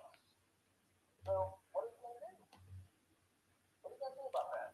And Jalen Royals, the rookie for this team, didn't make the trip to Brazil. So when Worthy got injured, they had Juju as their number 2, Marquise Brown as their number 1, and their slot receiver was Tyquan Thornton, the receiver of the Patriots, cut in training camp this year. Thornton had a huge 4th down conversion that got the Chiefs back into field goal position, back into the red zone to make it 1st and goal. So that's the big thing. That was my big takeaway.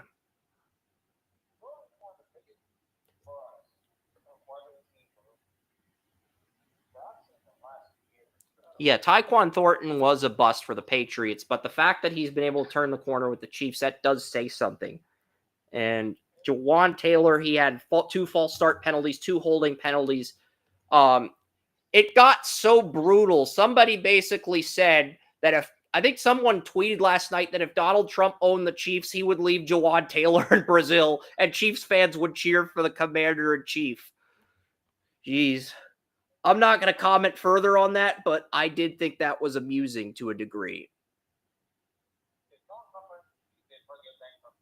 Yeah, but let's not get political. Let's just business side of things.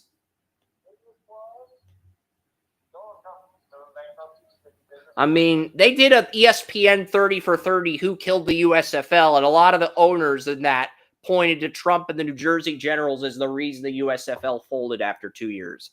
That was like one of the very first 3 ESPN 30 for 30s they did, but it's no longer on demand.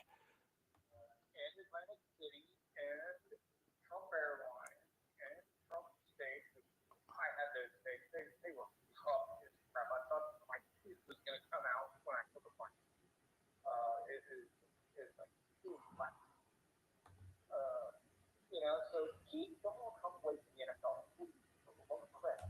It is not need NFL to go bankrupt. And look, the Chiefs, even though they started 0 for 7 on 3rd down conversions, they went 5 for 5 in the second half. Mahomes was as clutch as he could be, and he was basically playing with second-team receivers.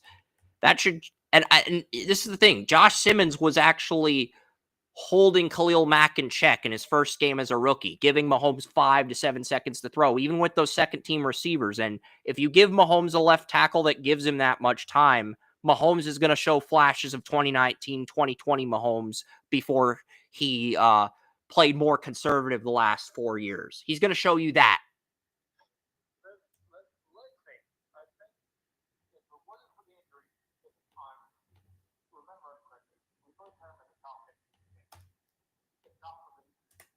I had Josh Simmons in like the second. I had him because remember, Josh Simmons did not have a good junior year. He was considered a 3rd to 4th round pick after his junior year. He comes back for his senior year. He dominates, and he was gaining so much traction as a senior that most people, I still wanted to see him stay healthy, but most people had him in the top 15. Then I went back and watched the tape after the injury, and I saw Joel Klatt break him down on his draft rankings. I was like, all right, Joel makes a good point here. I need to go back and reassess him, and I like what I saw. So I decided, you know what, I'll put him in the late 1st round. I don't like him as much as Campbell, Connerly, some of these other tackles, but he's proven me wrong, and he's done a great job as Mahomes blindsided. The Chiefs had him at 1 on their board, but they signed the guy from Western Michigan, Jalen Moore, and trick people into thinking they were going to ease Simmons in. But when in reality was they always had planned on Simmons being blindside to Mahomes. But now that you've paid both Jalen Moore and Jawan Taylor a ton of money, you can get out of either contract next year. So if Taylor continues to struggle, I do think Jalen Moore replaces him at right tackle. And if that doesn't work out, Chiefs probably get a right tackle, whether it's a Spencer Fano or a Francis Mauigoa in the 2026 draft. Because I think right now the Chiefs have 2 weaknesses. They have a right tackle weakness, and they have a weakness in the secondary. Outside of Trent McDuffie, the secondary is a mess right now because Jalen Watson, Joshua Williams, Chamari Connor, they all struggled in coverage at corner as at number 2. And while the departure of L'Jarius Sneed wasn't immediate, it's taking its toll on the Chiefs right now. And the same could be said with Justin Simmons. I had backup grades on both Brian Cook and Jaden Hicks, but Justin Simmons endorsed Jaden Hicks. So we have to give him a shot to see what he can do. And it was a rough opening night. It wasn't that the Chiefs were bad necessarily. It's just Herbert made all the right throws, and he made picking apart that secondary look effortless. So I think the Chiefs, if they don't win it all this year, they're going to have to decide, do we want to fix the offensive line at right tackle, or do we want to fix the secondary? Because I don't think they'll be able to fix both unless they have enough cap space to go after a free agent. I don't think they'll be able to fix both next offseason. But that's another conversation for another day. And Herbert, just a masterful job. Rashawn Slater suffered a season-ending injury, and Herbert still threw for 318 yards. He had 32 rushing yards, 350 total yards against the Chiefs. So, yeah. I think we can get into NFL predictions now. Or do you want to talk about some of the college games last week? We'll let William talk about whatever. I'm gonna check my phone and see if William's texted me. And I'm also going to see if he is asking to join on Restream. No, he's not. I'm going to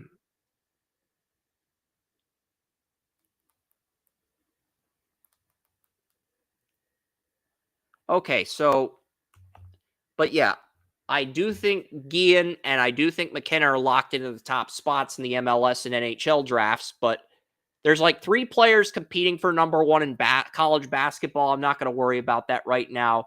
I think number 1 in the NFL draft, it just depends on who gets the top pick. It really just depends because I've done 2 film cuts so far. I've uploaded 4 games to Rumble, but I've done 2 individual film cuts, and the 2 film cuts I've done are Austin Romaine of Kansas State and Garrett Nussmeier. I just uploaded the Garrett Nussmeier game versus Clemson to YouTube this morning, so those are the 2 game films I've broken down. And Garrett Nussmeier, even though he played probably the toughest defense he'll play all year, he's still 10th in the FBS in passing yards. Yes, he only threw for 232 yards, but if you're still 10th in passing yards after 1 week against the toughest defense you probably are going to face all year, I think that says something about you. I mean, Aller's not even in the top 10. I think there's only 3 quarterbacks in college football that exceeded 300 yards. And John Mateer of Oklahoma, who plays Michigan tonight, is the league leader in passing yards in college football right now, Joey. So, and no, I'm not high on Mateer either. Neither is William, but I do think that's a noteworthy observation.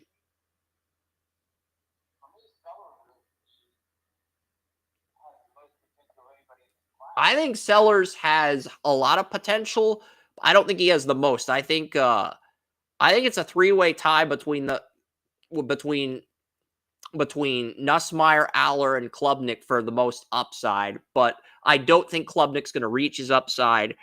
I do think Nussmeier and Aller have a shot to reach their ceilings. I think Sellers' floor might be higher than I originally anticipated, but I haven't seen I saw him make a 7-step throw. None of the other QBs have made a 7-step throw. I saw Sellers make one against Virginia Tech, but the progressions, I have not looked in depth at the progressions Sellers made. So that is something I'm going to have to continuously reassess as the season progresses.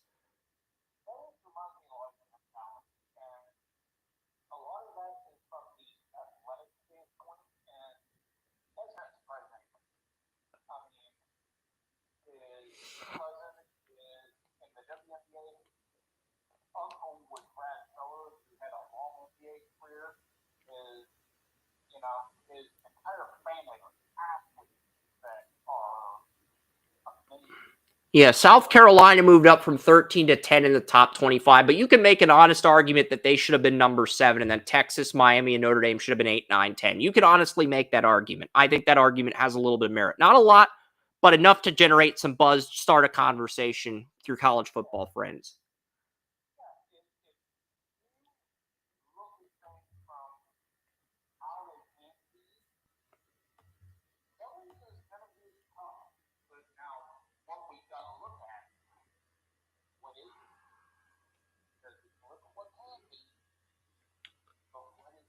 I had 5 quarterbacks in the first round of my 2026 mock. Garrett Nussmeier at 1, Cade Klubnik at 2, Drew Aller at 5, Lenore Sellers at 8 to the Rams with the Falcons pick, and then I had Sam Levitt to the Steelers at 17. Field Yates had the exact same 5 QBs as me, except he had Arch Manning at 1. I think that says something.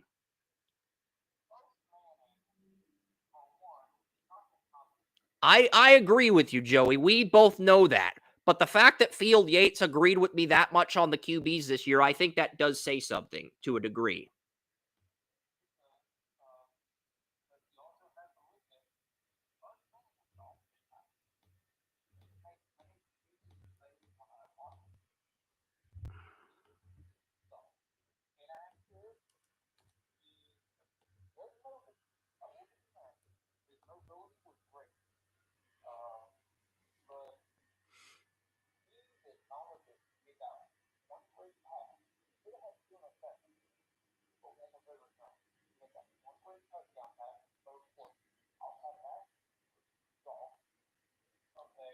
I mean, look, the thing with the 2027 QBs, Arch Manning, Raiola, Julian Sayin, DJ Lagway, Owen McCown, Nico Imaleva. I've seen all 6 guys make all 6 progressions. The problem is, outside of Raiola and Lagway, none of the guys in that 27 group had dominant week 1 performances where you're talking yourself into thinking, this is the guy.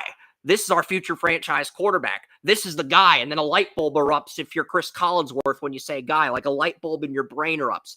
You don't get that vibe from any of those 6 QBs. You might get that vibe from Raiola or Lagway down the road. You don't get that vibe from the other 4 guys yet. And we got to see that as these guys develop. Owen McCown struggled against Texas A&M, but it's Texas A&M. That's the toughest opponent UTSA is going to face. I'm not going to give McCown too much crap for that because he didn't throw any interceptions. Yeah, he went 13 for 25, like 132 yards, and the running game stepped up.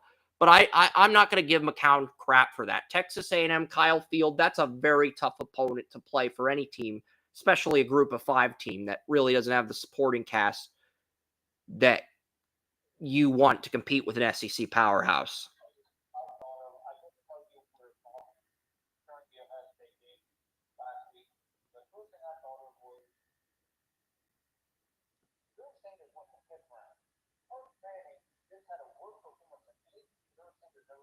You know how much they were charging for Arch Manning trading cards? I went to, before I went to the Bengals camp and, not Bengals camp, before I went to Ohio State's campus and Colts camp, you know what I was doing on the road trip?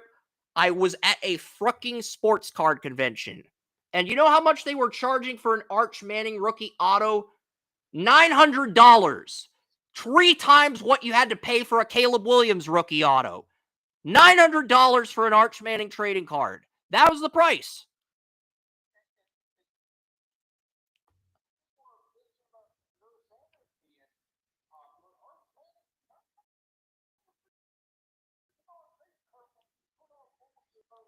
Shedeur threw for 500 yards against TCU, a national title appearance.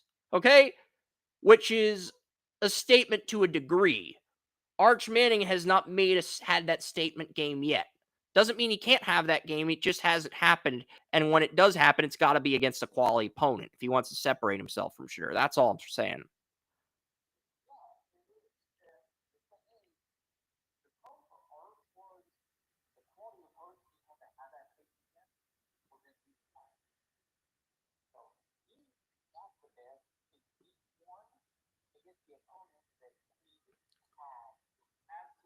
And Arch Manning could rebound against some other teams later in the season. I mean, there are some good teams on Texas's schedule. Arch could very easily rebound against those teams. But, you know, I don't know if he will. And, I mean, you look at the rest of the schedule. Texas goes to Gainesville on October 4th. If Arch Manning cannot beat Florida in Gainesville, that leads me to believe that the QB1 race for 2027 is going to come down to Raiola and Lagway. Like, if he can't beat Florida in Florida, that tells me QB1 for 2027 is probably Raiola versus Lagway.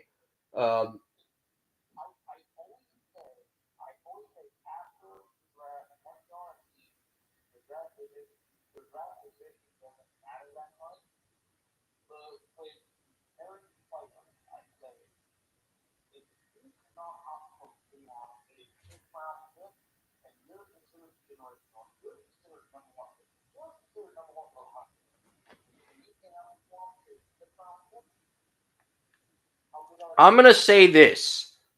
I said on Under the Bleachers on Wednesday that I think Peyton's kid, Marshall Manning, is going to end up being better than Arch Manning. I might be wrong on that, but Marshall doesn't even enroll in college until 2030. So we're just going to enjoy Arch right now because it does feel like we're reliving the Mannings. Peyton enrolled in Tennessee in 94.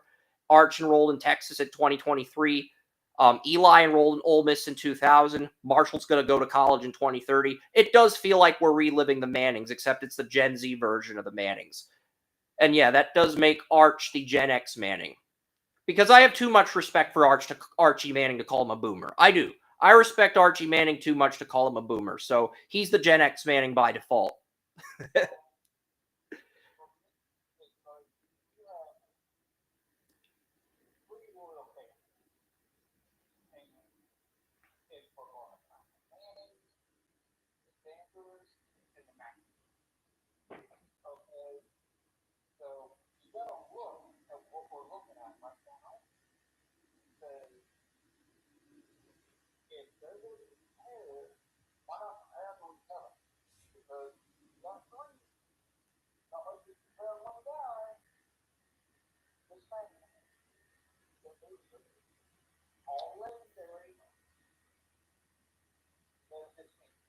Yeah.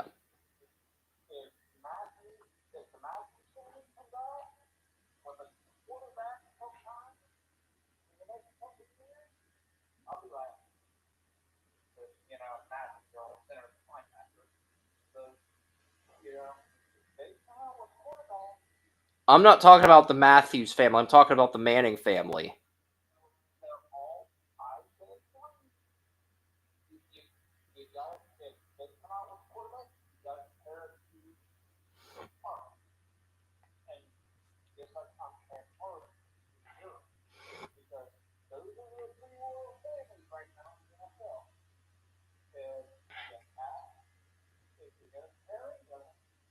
Matthews is a prestigious family. I wouldn't put it in the royal family category.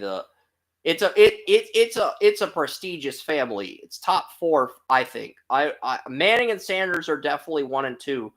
I think the Rivers family could enter that conversation if Gunnar becomes a star, but that's contingent on Gunnar becoming a star in college. It's a little premature to have that conversation right now in 2025.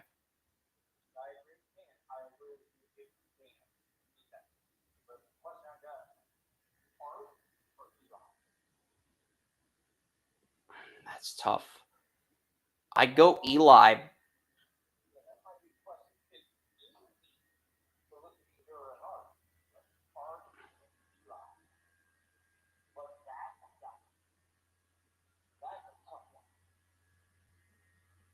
It is. And these next 2 drafts are loaded with talent, but I also think all the players that stepped up as freshmen, they had hard times because Texas has 2 NFL corners. That definitely led to Jeremiah Smith having less yards than expected. But Clemson has 2 NFL corners, and they have a defensive end that could go top 5. They have a defensive tackle that could go that high. And you still threw 232 yards on them and finished in the top 10 in passing yards. That says something about Garrett Nussmeier. I'm not locking him in as QB1, but I think he's the front runner for now.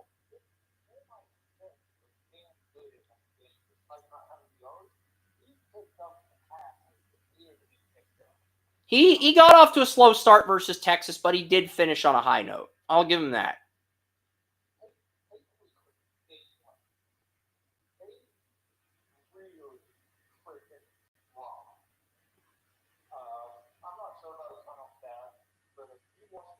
Carnell Tate had 6 receptions. It was like 113 yards and a touchdown. It may have been 9 receptions. It was something along those lines, though. I did know just by watching, because when I went through my 2026 mock on the road trip to Illinois in the summer, I was watching YouTube clips of every player trying to observe how many routes in the route tree this player does, how long this player blocks, all these different things. And yeah, Carnell Tate and Smith can both run all 30 routes in the route tree. But yeah, I just think there's a lot of exciting players in college football right now. And the next player I'm going to do a film cut on is Caleb Downs. We did a poll question because Ohio State played Texas, LSU played Clemson, Notre Dame played Miami. We did a poll question. Aller, it was Cade Klubnik, TJ Parker, Caleb Downs, or Anthony Hill, Texas. I think Mo, my friend from high school that ran views for the 22, voted for Caleb Downs. And then I was like, all right, friends of mine from high school rarely request anything. So he's requesting Downs. Kevin Jackson's requesting Downs. I feel like you would have voted for Downs in that poll question. William voted for Downs. We're going to do Downs next. Caleb Downs is going to be the next film cut I upload to YouTube for anyone who's curious. Because that's kind of how we do it. If we have multiple players in our top 5 that we can get game film on, we kind of put it to a vote, and whoever gets the most votes, that's who we're going to get film on. So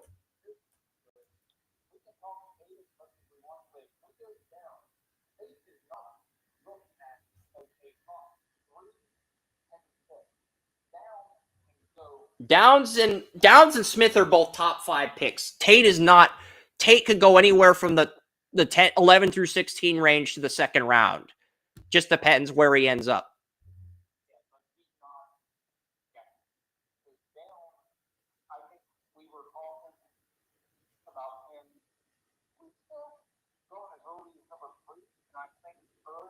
Actually, we had him at 4 to Cleveland, but I had 1 and 2. I had quarterbacks, and then I gave the Titans TJ Parker. The Titans could take Downs, but they need an edge rusher so freaking badly. I can't see the Titans passing on an edge rusher. They need a left tackle too, but they paid Dan Moore Jr. $100 million for 5 years, and they can't get out of that deal till 2028 or 2029 at the very earliest. So they're not going to draft a left tackle, which leaves the Titans with edge rusher. They're getting an edge rusher.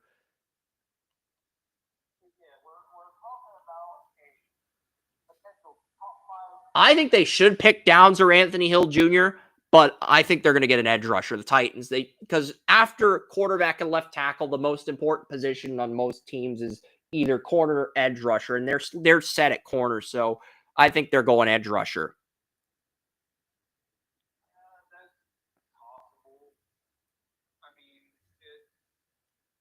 I mean, TJ Parker didn't blow me away. And he's a guy who got multiple sacks. He can do everything. He can line up as a 5 technique, an edge rusher, and an outside linebacker. But I think Mikael Kamara has a better motor, the Indiana edge rusher, just from what I saw on tape.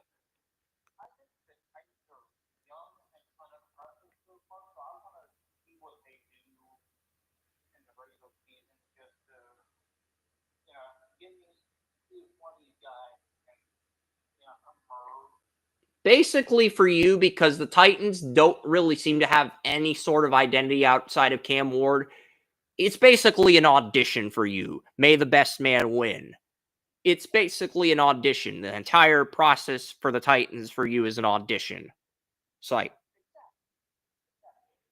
and when I say audition, I mean like an American Idol audition with 1,000 contestants applying for that number 3, number 4, wherever the Titans draft, and you're weeding out the guys that don't fit your criteria.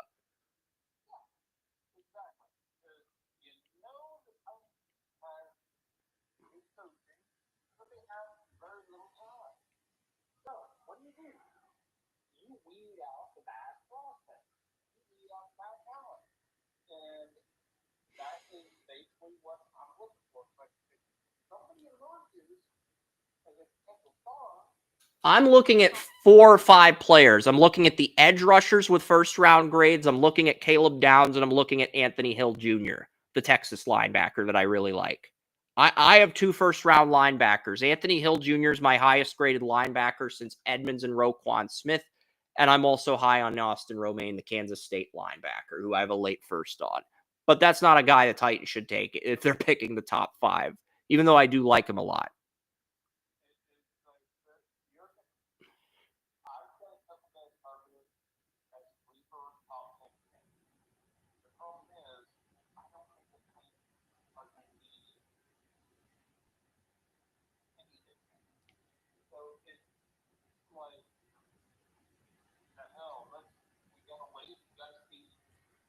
Because you could make an argument for Parker, you can make an argument for Ruben Bain Jr., you can make an argument for Mikhail Kamara, you can make an argument for Illinois' Gabe Jacas. It's so early in the process. I mean, outside of maybe the NHL draft, the MLS draft, we don't know who's going to go number one. We don't know how the draft order is going to shake up. There's a lot of variables. Can we get to NFL predictions? As much as I'd love to keep talking about college. Yeah. I mean, I was going to wait till noon to do a wait till noon to break some stuff down for week one. But we'll let William talk about whatever when he gets here. Buccaneers, Falcons, both these teams have guys on the injury report. Neither quarterback's gonna have their blind side. Tristan Wirfs is out for the first 4 weeks of the season, and Michael Penix is a lefty. So that means Caleb McGarry, the right tackle, is his blind side, not Jake Matthews. And Matthews has been the blind side in Atlanta for many years, but Atlanta drafted 2 tackles in the first round. The right tackle's now the blind side. McGarry gets injured in the preseason, I think he's going to miss the entire season. And the swing tackle is Storm Norton. Storm Norton's out the first 8 weeks. So basically the Falcons have Elijah Wilkinson and Jack Nelson, the rookie they drafted out of Wisconsin in the 7th round, that I think has starter potential, and Storm Norton when he comes back. Those are your options for Michael Penix's blind side for the entire season. Those are your options, and you do not get anything else. And that is why the Falcons are probably going to miss the playoffs. But I still like Atlanta over Tampa, because not only is Wirfs out for Tampa, Godwin is out for Tampa, and so is Jalen McMillan. So Godwin's out for the first 4 weeks. McMillan's out for the first 8 weeks. I think, you know how McMillan made Trey Palmer expendable? That's probably what Egbuka's going to end up doing to McMillan. Because McMillan's a good player, but Egbuka's impact could be that great that he makes Jalen McMillan expendable if he dominates right out of the gate.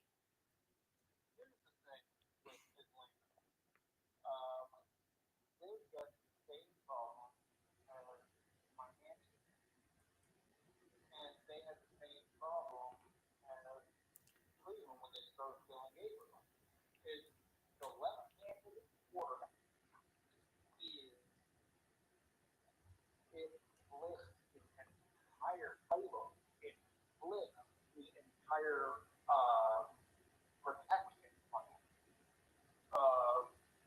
Because those on the right, going right-handed, and if people don't know, when you're set up, you can look like you're looking straight forward, but as a quarterback, when you get up and you go, your head automatically slightly turns. If you're a right-hand quarterback, slightly turn to left. Left-hand quarterback, slightly turn to right. So your peripheral vision doesn't go that off the side. So you have to click protect. And here's the thing. The Tampa Bay's best pass rusher is not their right outside linebacker, Yaya Diaby. It's their left outside linebacker, Hassan Reddick. The left outside linebacker is the guy who attacks the right tackle. And the right tackle's the blind side in Atlanta's situation. So you can see how this is problematic, guys.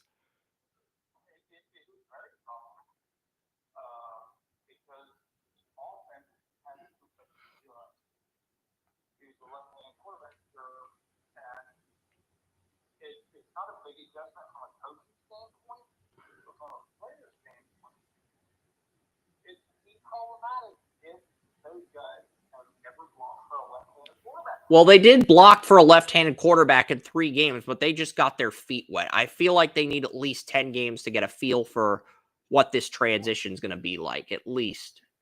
Yeah, if they're used to the transition, it'll be fine. But if you're not used to that transition, you're in trouble. And it's not just the offensive line transitioning. Atlanta, they hired the Jets defensive coordinator, Jeff Ulbrich, as their new defensive coordinator. They're moving to a 43. Leonard Floyd's 240, 250 pounds. He's more of a 34 guy. Ebiketie is also a 34 guy. Pierce is probably the only guy of that quadro. Jalen Walker, Leonard Floyd, and Ebiketie. Pierce is probably the only guy in that 4 that can play 43 defensive end. And Pierce is kind of undersized too, but he's had experience placing his hand in the dirt. And he's just a really good prospect. So.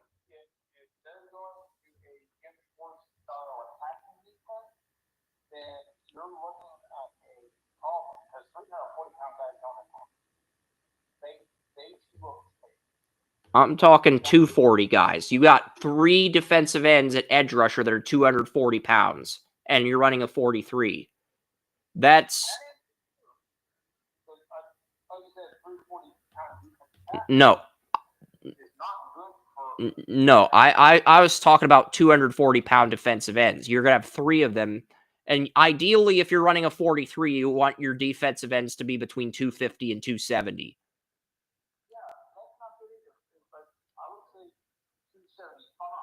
Yeah. So if you have 3 defensive ends in a 43 defense and they're all 240 pounds, they could get abused.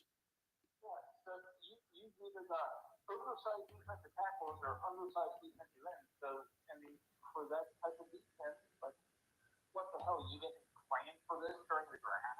And right now, your backup defensive tackles to Rook or Horho and David Onyemeta after you let Grady Jarrett walk or Zach Harrison. Zach Harrison's 275. He's perfect for a defensive end role, but it's because Atlanta decided to play Harrison at 34 defensive end, they're like, he's 275. We can make a natural 43 defensive end a nose tackle or defensive tackle. No. And Dorless is 295. Perfect for a 34 defense. And he's a defensive end at Oregon. He can rush inside, but he's mainly an outside guy. And you're going to play him inside. So I think Ulbrich, the scheme just does. I don't know if the scheme's going to work for these players.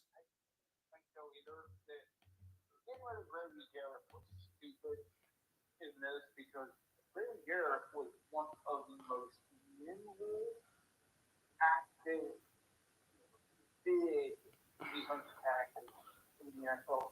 He's one of the few people that could have. There are like 3 players on this defense that can play either scheme. Only 3. Grady Jarrett, if you had kept him, James Pierce Jr., and JT Bertrand, the Notre Dame linebacker that you got in the 4th round of last year's draft. Those are literally the only players on your defense that can play either scheme. Caden Ellis moves from middle linebacker to weak side linebacker in Atlanta. Divine Diablo, who is the Raiders' weak side linebacker after playing safety at Virginia Tech, your Mike linebacker. And he did not call the plays in any of his 4 years with the Raiders. Now you're going to have him call the plays on defense. That's another disaster potentially waiting to happen.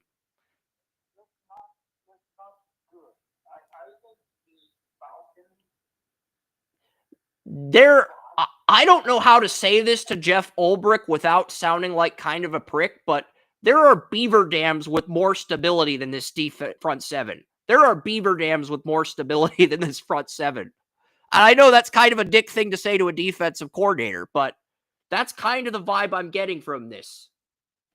You have to understand things from my perspective, Joey. And I'm sure you do. You're a former coach yourself, too.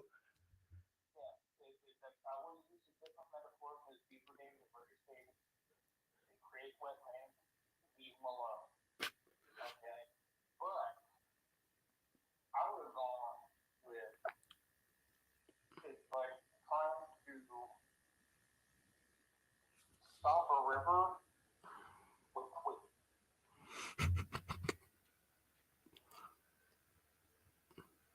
You tree branches falling in the river. It's raging. That's what I was on. It's less stable than that. It does not work. You have to fit your defense to the play. And the defense secondary, I do like the safety. They have the safety position's the bright spot on their defense. Xavier Watts is going to start next to Jesse Bates, and you have Mike Hughes. Mike Hughes was a bad nickel corner with the Chiefs, and he was a bad dime corner with the Lions. He's your number 2 corner for the 2nd year in a row. And Billy Bowman, who's a safety, is your nickel corner. So they're going to do what the Vikings did. They're going to play a 3rd safety at nickel corner. And that can work if utilized properly. And I liked Bowman. I had a second round grade on him. I'm not sure how he's going to do it, nickel, but he beat out D. Alford, a guy you like for the nickel job. So we'll see what he does. We'll see what he does in the opener. But with Godwin and with Chris Godwin and Jalen McMillan out, you know who this little slot receiver for Tampa Bay next to Mike Evans and Egbuka? Tez Johnson, Tampa Bay's 7th round pick, a guy I had a 2nd round grade on. So Tez Johnson versus Billy Bowman Jr., that is one slot receiver versus nickel corner matchup between rookies. It's not the only one I found. There's some other matchups I found, but yeah. I took Atlanta. I think this is going to be a low-scoring game, and that's mainly because neither quarterback has their blind side. I took Atlanta 19-17, but I think this is going to be a very low-scoring game. I don't have either team getting 20 points. And I know that shocks you to a degree because when you look at how inexperienced Atlanta's secondary is outside of A.J. Terrell, Bates, and Xavier Watts, those other corners, if Baker could spot those guys, you're pretty confident he can pick them apart with the abundance of weapons the Bucs have. That and the uncertainty with the Falcons' defense, offensive line, it just has you going Bucs. But yeah, if the Falcons get field goals and they hold Tampa to 17, they can win. Only people... Baker can get rid of the ball very quickly. He's proven that throughout his career. And he still has Mike Evans as a security blanket. So, and he's got Egbuka, but I think Terrell's going to blanket Evans the entire game. So it's basically going to come down to Egbuka. I think Egbuka is going to be the guy who steps up for Tampa and gets the bulk of their touchdowns. They do. And the total running game eclipsed 2,000 yards. So, I mean, he does have a great running You got Bucky Irving as your number 1 back. You've got Rashad White in the final year of his rookie deal. And you got Sean Tucker, who's an RFA after this year, went undrafted. Me, Orrin, and Tracy were the only 3 that took Atlanta. Everybody else took the Buccaneers. And there were only 3 locks this week. The Eagles were one of the 3 locks. The other 2 locks, William was the only person that took the Chargers, and William picking the right upset is why he's in the lead through Bengals-Browns. We're going to get to Bengals-Browns right now. Bengals are the healthiest they've been in 20 years. For the first time since 2005, none of their starters or backups are on the injury report. For the first time in 20 years entering week 1, none of their starters or backups are on the injury report. And the only player outside of Martin Emerson who had a season-ending injury, the only other player who is injured or inactive for the Browns is Michael Hall Jr. Everybody else is healthy outside of Emerson and Michael Hall Jr. for the Browns.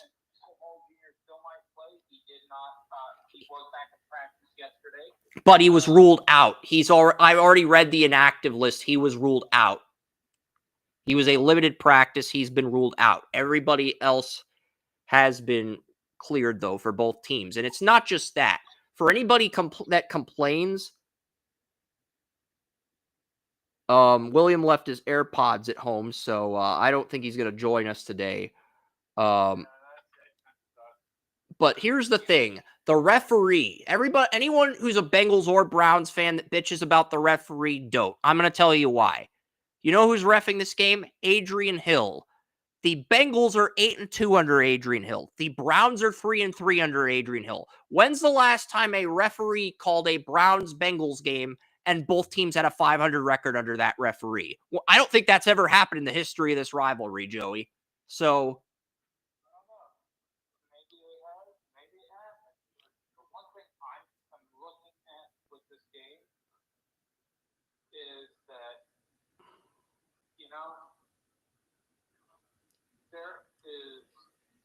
We are no longer the only company with the most pick'em analysts. Another company called what is it? The fantasyguys.com, Fantasy Guys. They have 12 pick'em analysts. They all took the Bengals. I think it was the fantasyguys.com. they had a pick'em chart for all 12 of their analysts, and all 12 of them took the Bengals. Fantasy guys, I think, had 3 locks. Eagles, Bengals, and Commanders. We had 2 of the 3 locks, but our third lock was different from theirs. But all 12 of their analysts took the Bengals. So if the Browns win, Joey is coming for you guys, thefantasyguys.com, with your smiley face logo. And when I say Joey's coming for you, I mean he's going to roast you. He's not going to harm your company or your employees in any way. He's just going to roast you guys. Because if 12 people at your company all pick the Bengals to beat the Browns win, Joey's going to roast you for that. And here's the thing. Joey's not the only person on our staff to pick the Browns. Oren also has the Browns winning. Tony Mario's got the Bengals winning, but he's got the Browns covering the spread. So that should say something.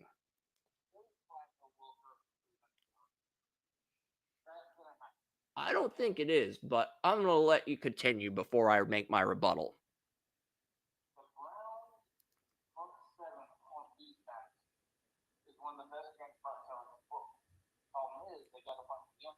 I think they only have 2 players on that front 7 in Myles Garrett and Mason Graham, and the rest of the front 7 is, I did not like Alex Wright coming out of Charlotte. I didn't like Highsmith coming out of Charlotte either, but one of my friends interviewed Highsmith, so I gave him the benefit of the doubt and waited for him, and it worked out. Wright was not a guy I liked. I think Isaiah McGuire's better than him. That's just my personal opinion. So I think if you double team Garrett and Graham and you dare the other 2 guys to beat you, I think you can shut down this defensive line. And do I think the Bengals have the ability to do that? Yeah, I do. I think I really like Dylan Fairchild. And for everybody that says Cross, Lucas Patrick, they got Risner. They've got Matt Lee as their backup center. They've got Cody Ford as the backup right guard. Cordell Volston, probably going to be the backup left guard when he comes back from IR. But yeah, you've got Jalen Rivers. He's your swing tackle at left tackle and right tackle, 5th round pick. So I do think there's a little bit more depth up front. And I just think I think Newsome and Cameron Mitchell are going to get picked apart. And Burrow's going to, this is the healthiest team Burrow's had. I just think he's going to find a way to win this game. It's not that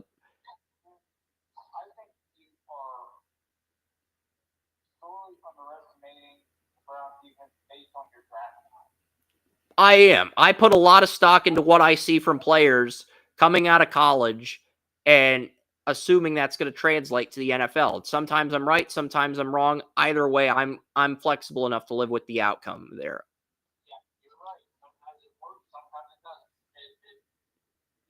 I just treat it like a science experiment and have fun with it. And that's kind of reckless, but if you're not a scout and you're just an entrepreneur, you can do that. If you're a scout, you can't do that.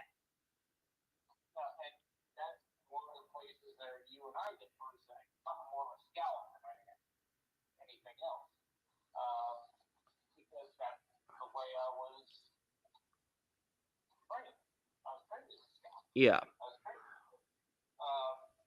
that makes things interesting because I can look at this game and say, hey, you gotta look at what it is. And what it is a great quarterback and great receivers with a emerging running game versus one of the best young potentially best defensive front 7 in the game and a really poor secondary. I don't think the Bengals have a bad secondary. I loved Cam Taylor-Britt coming out of Nebraska. He was great his first 2 years, but he sucked last year. DJ Turner got injured last year. He had a great rookie season. He got injured last year. Daxton Hill, I think he's a better safety than a corner, but the Bengals like him at nickel corner. And Josh Newton did well against the Steelers in Week 18. Showed he could be a number 1 corner. I think the Bengals are better than you're making them out to be, but I think they do have a weakness at safety. They lost Von Bell. Jordan Battle's replacing him. I wasn't high on Battle coming out of Alabama. We'll see what he does. And Geno Stone is the free safety on the Bengals, and they've got Tyson Anderson as the backup. I was thinking the Browns defensive secondary was back because they are not deep. And they lost their number 2 corner. Yeah, Emerson's gone. That's why I'm saying this game. It feels like it's a Higgins versus Tillman type game. That's kind of the vibe I'm getting. I think it's more of a toss-up than people think. I still think the Bengals are going to win, but Talent level is a lot closer than people think. I just think the Bengals have way more depth on the defensive line. That's basically my thought process. Trey Hendrickson, Joseph Osai, Miles Murphy, Shamar Stewart, Cam Sample. I would take any of the 5 Bengals I would take 5 of the Bengals 6 defensive ends over Alex Wright. And that's not a knock on Wright. It's just I love Murphy. I love Stewart. They're in depth roles. I think they can do something. And to be fair, even though I have the Browns at 3-14, I have them I have Myles Garrett winning defensive player of the year. Why? I have Kyle Van Noy finishing 3rd in sacks. I have Trey Hendrickson finishing 2nd. I have with 20 sacks, and I have Garrett. I have the Browns going 3-14, but I have Garrett breaking Strahan's sack record this year. And I think the Browns offense ends up being worse than they were under Kaiser, but Myles Garrett ends up breaking Strahan's sack record, even with an offense that bad, like when Mahomes nearly got the Chiefs to the Super Bowl in his first year as a starter. That's how dominant I think Garrett's going to be this year. He's gonna break Strahan's sack record with a bottom 3 offense. Well, I don't think the offense is that That's true, but I just think the Bengals have more depth, and that goes everywhere on the defensive line. I wasn't high on Demetrius Knight Jr. He's replacing Jermaine Pratt, and Logan Wilson's the Mike linebacker still, but Barrett Carter's basically the main backup outside linebacker in the 4-2-5, but Carter will come in as a weak side linebacker in the Keem Davis-Gaither role, and then you got Oren Burks as the backup to Knight in a 43 defense, and he's the backup to Logan Wilson, a 4-2-5 nickel. So I just... For me, I'm looking at this. I don't think the Browns offense is as bad as a lot of national pundits do, but I think the Bengals offense is better than some of the national pundits think. The offense may be a little bit more high scoring. Most people, the over-under is 47.5. And here's what I do when it comes to handicapping, Joey. I'll go on dimers.com. I'll look at, is 50% of the public betting the over or the under? 56% of the public's betting the under. There's going to be under 47.5 points. If sportsbooks in Las Vegas see that, they're going to make sure there's enough points to where they can make their money. And it's not just that. The refs will be more flexible. They'll let things play out. I've got the over in this game. I do have the Bengals winning 31-17, but I do have the over hitting because the over-under is 47.5. I think the over hits. I'm with you in that respect. I think it might come down to a field goal or a last 3-minute drive or something like that. And I just have this feeling that it's going to be a closer game than what some people think it is.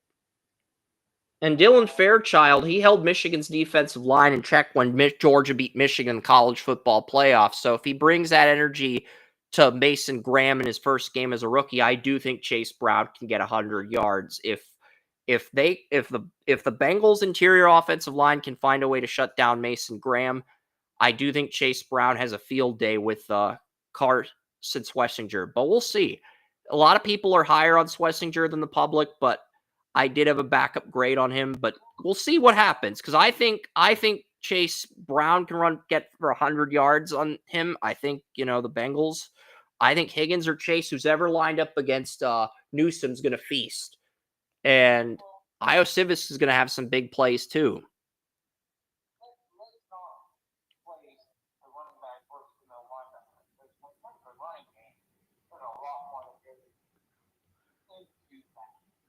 You got the interior, you got things. If Coramo was in this game, I think it could be closer. I have a lot of confidence in Chase Brown, Diabete, and Schlesinger. I think Chase Brown is going to get 100 yards in this game. And I do think the Browns are going to get pressures, turnovers in this game. But I just think the Bengals are a better team And it's not that the Browns are bad. I genuinely believe the Ravens and Bengals might be the two best teams in the AFC this year. That's the other part of the equation. Part of it is I do think the Browns are that bad on paper, but the other part of it is I think the Ravens and Bengals are just that good. And for the Ravens, it's completely understandable why the media agrees with me. The Bengals, I can see why there's some people a little bit skeptical.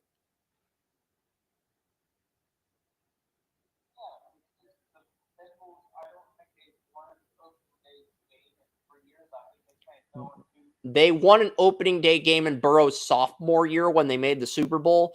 They have not won an opening day game since then. And I'm not counting Burrow's rookie year because nobody expected the Bengals to do shit his rookie year or his sophomore year.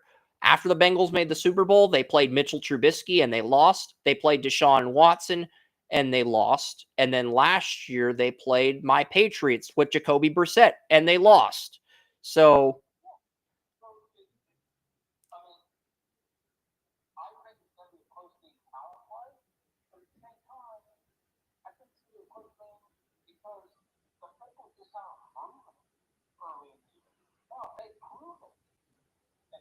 I believe they are the better team on paper, but because they haven't proven it, there are some skeptics, and rightfully so.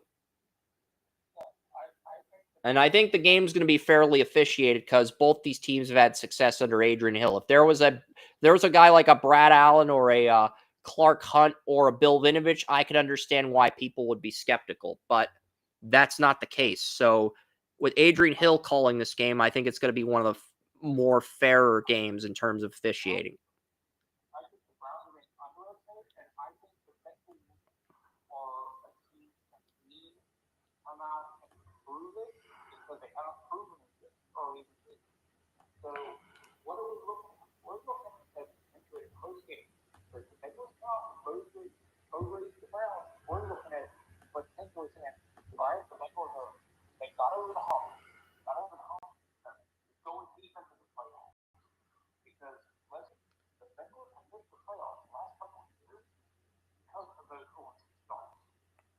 I believe they're gonna start strong. They're gonna struggle late in the year, and then they're gonna get hot in the playoffs when nobody expects them to get hot, when people are ready to write them off. And that's why Joey was so shocked by my prediction, because we both picked the Bengals to win the Super Bowl in the preseason, but we have different paths to that. We have different paths to the Bengals achieving that. Okay? That's really the big difference. Joey's taking history and the team on paper into account. I'm looking at the team on paper. I'm looking at why they can break out this year. And I'm also looking at, they're healthy. I like the coaches they hired. That's part of it. I'd say it's 80-20, maybe 90-10. 80% of it being I love the roster on paper, and the other part of it being I thought the defensive coordinator from Notre Dame, Golden, was a great hire, and I love the fact that Bill Callahan's longtime assistant with the Browns is the Bengals' new offensive line coach. So that's the other part of it.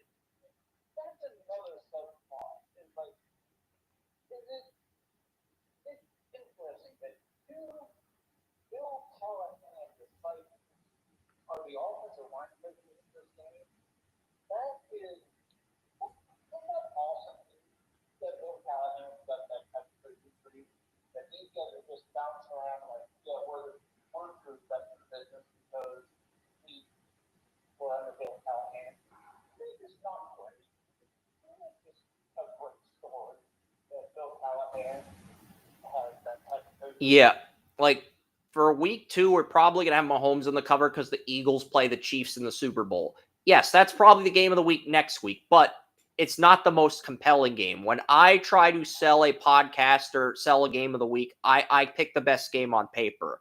And when Joey's in the podcast, he takes a different approach. He doesn't necessarily go for the best game, best matchup on paper or the best matchup, because Eagles Chiefs is not really compelling to you. They've already played in two of the last 3 Super Bowls. You know what both teams are, not just from a coaching standpoint, but from a roster standpoint, a front office standpoint. There's not a lot compelling to that. It's kind of like Oilers and Panthers in the NHL. You know what you're getting from both teams. So it's not very compelling. Yes, they're the 2 best teams in the league right now, but it's not very compelling. Whereas if, let's say the Browns lost Flacco to an injury and the rookie QB came in and led them to an upset win over the Bengals, that would instantly become the Browns-Ravens for Joey would instantly become the most compelling Week 2 game in that scenario, in that hypothetical. But just trying to break things down for our audience, simplify things to where they understand where we're thinking in terms of.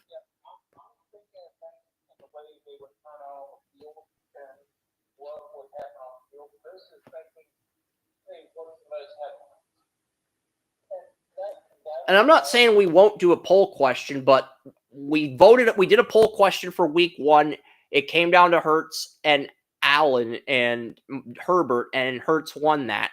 And then for Week 2, we were like, okay, Eagles are playing the Chiefs in Arrowhead. We'll give Mahomes that week. But Week 3 probably will be a poll question. I said back in May it's probably going to be Allen if it's Dolphins-Bills. But if the Broncos and Chargers are 2-0, and it's in LA, we're probably going to have to consider Justin Herbert. If the Steelers and Patriots are 2-0, we're going to have to consider Drake May. We're going to have to explore these possibilities in a few weeks.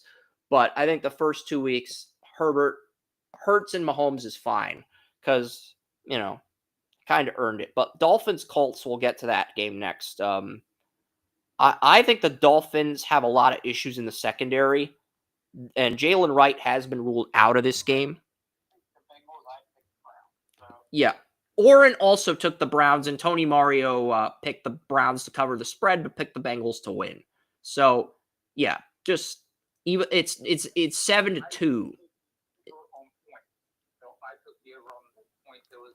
I had over as well. 47.5 was the over. I've been basically pointing out these obvious, and 56% of the public's betting the under.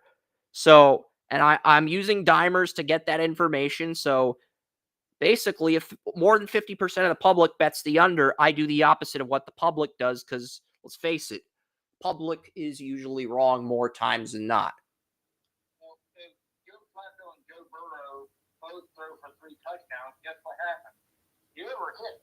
And the over is 47.5. It's 46.5 or 47.5.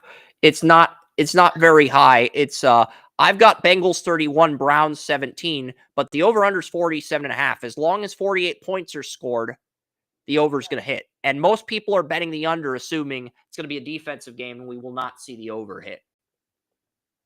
And I think that's a big miscalculation on their parts. So. You've got a guy in Joe Flacco who has thrown for 300 yards in like 7 of his last 10 games. And then you've got Joe Burrow and Chase, who are one of the most. And T. Higgins. They're both good enough to be number ones. And the thing is, whichever guy is blanketed by Denzel Ward, the other guy's going to have a huge matchup advantage against Newsom. And Io Civis might have a matchup advantage against Cameron, the Northwestern tackle, that Northwestern corner, not Newsom, Cameron Mitchell. The other guy might have a matchup advantage against Mitchell. Because at the beginning of the year, it sounded like the Browns were going to move Ronnie Hickman in nickel corner, but Mitchell impressed them enough in the preseason to where they are going to give him a shot. And they're going to keep Hickman at safety next to Delpit. Yeah, it's like the over is just like, I think people who are taking under are sorely underestimating what the draw potentially takes. I mean, and both offenses and defenses are capable of big things. That's why I do the opposite of what the public usually does, because the public is wrong more times than they're not, especially on very little details like over-unders. The over-under is 47.5 and 56% is taking the under. That means I'm fairly confident the over is going to hit. That's basically my gambling tip to everybody listening to the show right now. Look at that detail. And this is very close. It was 50-50 earlier in the week. 51% of the public has the Bengals covering the 6.5-point spread. 49% is the Browns. But it's really 50.7 to 49.3. It's that close, Joey. We're talking decimal points. The betting percentage between the Bengals and Browns comes down to decimal points. That's how close it is.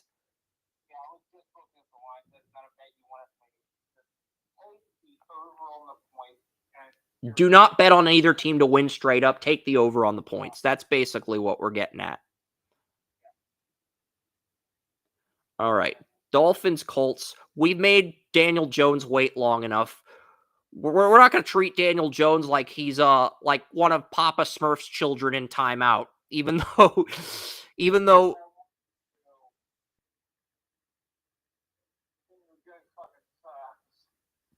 I know you have more game than Daniel Jones, but let's be nice to Daniel Jones.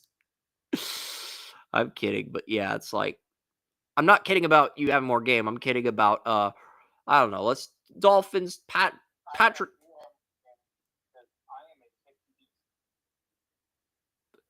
You got Jonas Savannah making his first start at left guard. Patrick Paul enters year 2 at left tackle. Aaron Brewer, James Daniel, and Austin Jackson's the blind side for Tua. Kendall Lamb is the backup left tackle. Brunskill's the backup interior lineman, and then Larry Borum is the backup right tackle. So, I mean, if anybody on Tua's line gets injured, the Dolphins are in trouble. I don't. Darren Waller is the starting tight end. And I think Waller got ruled inactive, so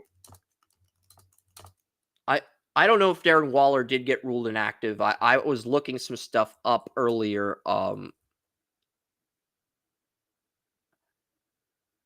Out. So Darren Waller is out. Did get ruled out.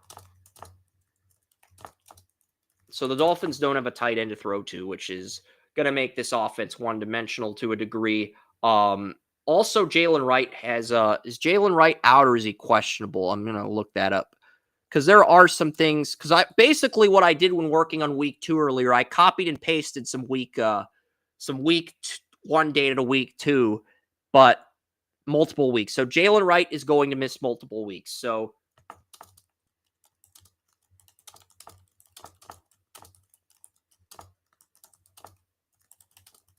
Ole Gordon could be Miami's backup.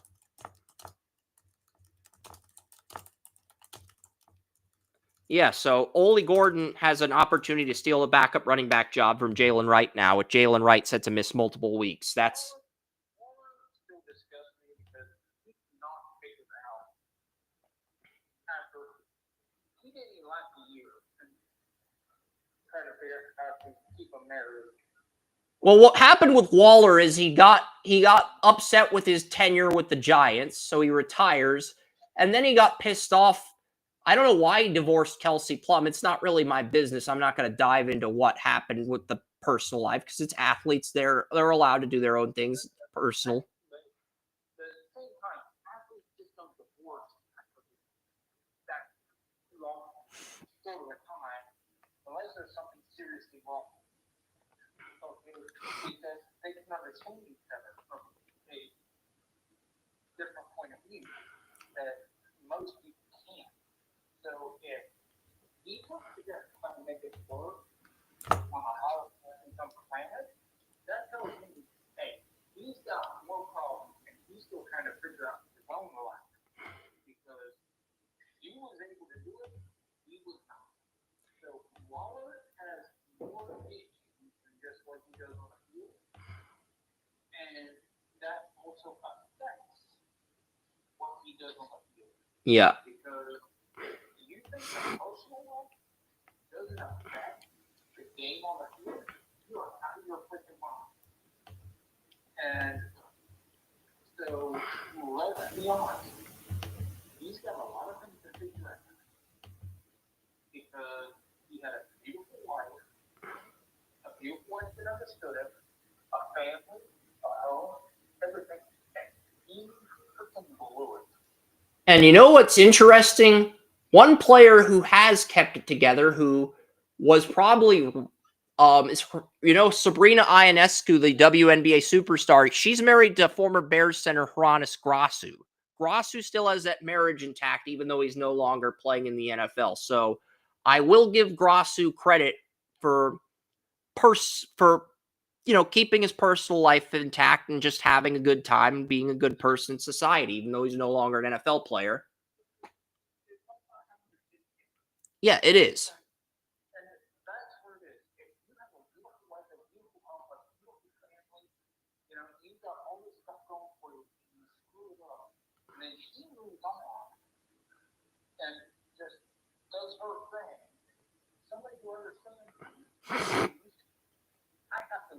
say, okay, where's your plan?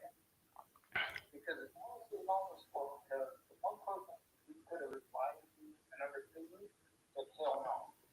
Okay, it's obviously not on your personal life because obviously messed that up. And then you retire just out of the blue for no reason. And then they have to pay you a lot of money to bring you back. So you're obviously just coming back. Well, the Dolphins had Jonnu Smith and Durham Smythe last year. They let both guys walk. They didn't draft a tight end, and they're basically banking on Darren Waller because they wanted to fix the defense. And to be fair, Miami's front seven doesn't just have good starters, it has good depth players. I'll explain. Zach Seiler, Benito Jones, Kenneth Grant are your starters. Matthew Butler, who did a good job against the Browns last year at defensive tackle, is your backup right end in the 5 technique. You drafted Jordan Phillips out of Maryland to be your backup nose tackle, and Zeke Biggers, your 7th round pick, is your backup to Kenneth Grant, your 1st round pick. So that's your defensive line. Bradley Chubb is back from an injury. Jordan Brooks, you got him in the offseason. Willie Gay Jr., he complements Jordan Brooks. And Jalen Phillips is back from a season-ending injury as well. And Matthew Judon's the backup to Bradley Chubb. Chop Robinson is the backup to Jalen Roberts. So for the first, and the backups to Willie Gay Jr. and Jordan Brooks are Tyrell Dodson, who is the Bills backup, and KJ Britt, the Buccaneers starting middle linebacker next to Levante David. That's a much better front seven than what Miami had last year when they had injuries to Chubb and Phillips and they had zero depth. That is a much better front seven. Problem is the Dolphins cornerback room is awful. Storm Duck, so your number 1 corner. I like Rasul Douglas as number 2 corner. That's good. Kader Kohu, your nickel corner, suffered a season-ending injury, and Jason Marshall Jr., who got burned at times at Florida as your nickel. He could have some spectacular plays, but he could also give up a lot of big plays. Jack Jones is your dime. He's had a lot of off-the-field problems with the Patriots and Raiders. He got cut by both teams. Cam Smith is your number 5 corner, but he's on IR. And then Melifonwu, Lions safety from last year, and Minka are your 2 safeties. So I do like what they have at safety, but Ashton Davis, he's at 3rd safety for depth. Oh, and Jason Sanders is on IR. So I don't know who the Dolphins brought in at kicker to replace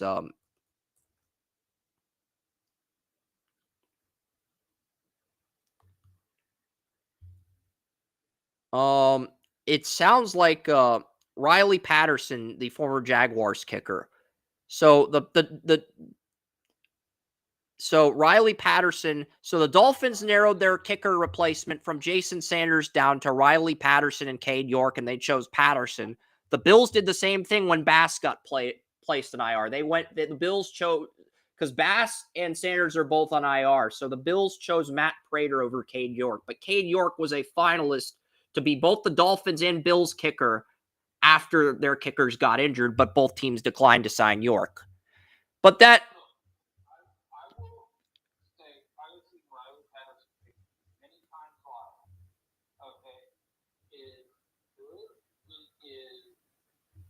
fundamentally sound. His problems are mental because he will hit 5 field goals in a row and then go with 6. Okay, his strength is mental. You can say there's mental hurdle. He's one of the best kickers in the NFL. It's just getting over the mental hurdle. And what that mental hurdle is, I don't know. I do not know. But he can hit kicks that very few kickers can. But he can also miss very easy kicks. So what's the mental hurdle? I don't know. But he can.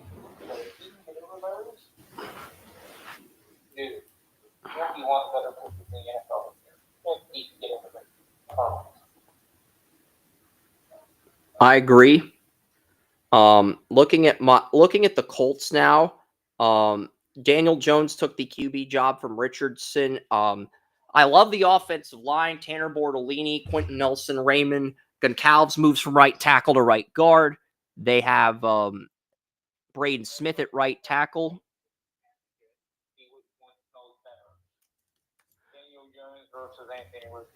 It's basically Axe versus Giorgio Armani. That's basically what you have at your quarterback position.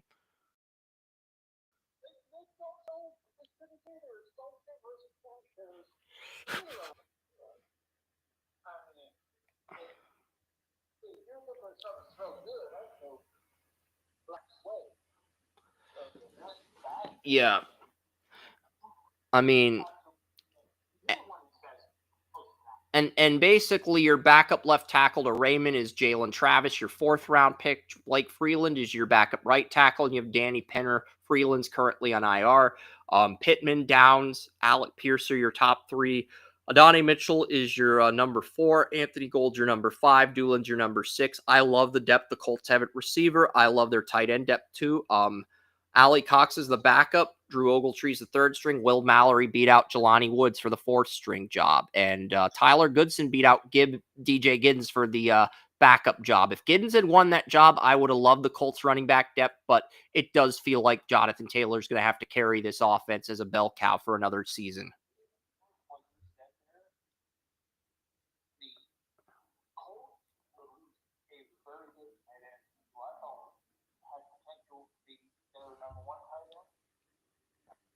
Jelani Woods had a great rookie year, but he had injuries his sophomore year, and they just gave up on him after that. And he's on the Jets. Jelani Woods is the Jets' 3rd string tight end now, so he is on the Jets.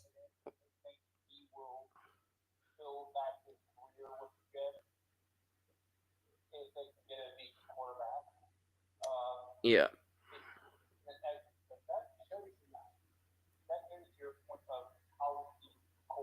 At tight end and receiver, they have a lot. But I think the fact that DJ Giddens, because Giddens was ahead of Tyler Goodson on the depth chart in training camp, just like Richardson was ahead of Daniels when I went to Colts camp, but Goodson won the job from Giddens at the backup. Daniel Jones won the QB job. So that's basically competition in a nutshell. Latu's the right end. Buckner and Stewart are the defensive tackles. Pay is the left end. Samson Ekubom is the backup right end. Neville Gallimore is going to be your number 3 defensive tackle.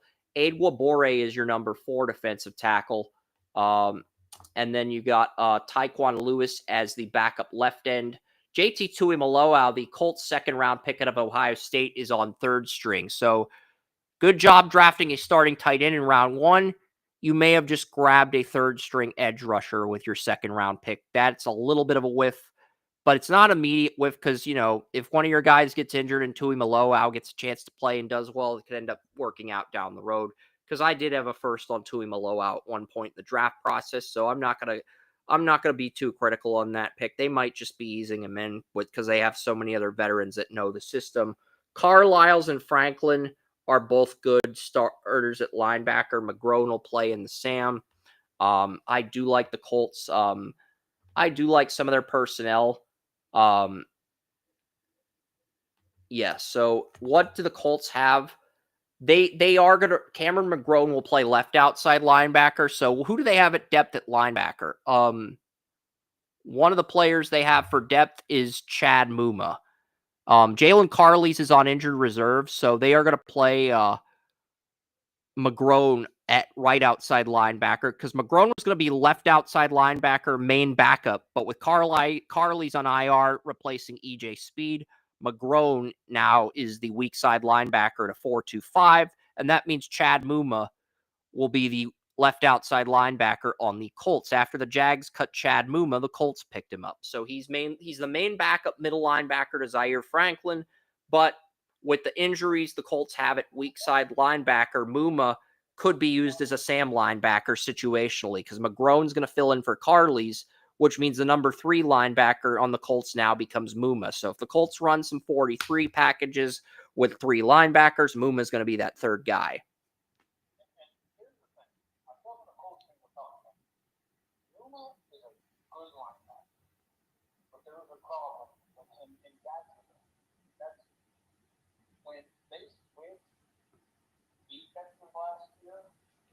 He did not hit.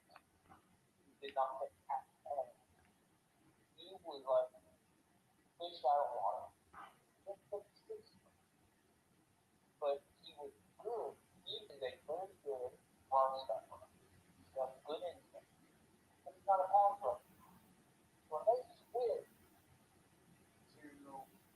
Well, the Colts have always preferred those thumper tackling machine middle linebackers. Historically speaking, the Colts have preferred those thumper tackling machine linebackers, and that's what Muma's always been, even dating back to his college days at Wyoming.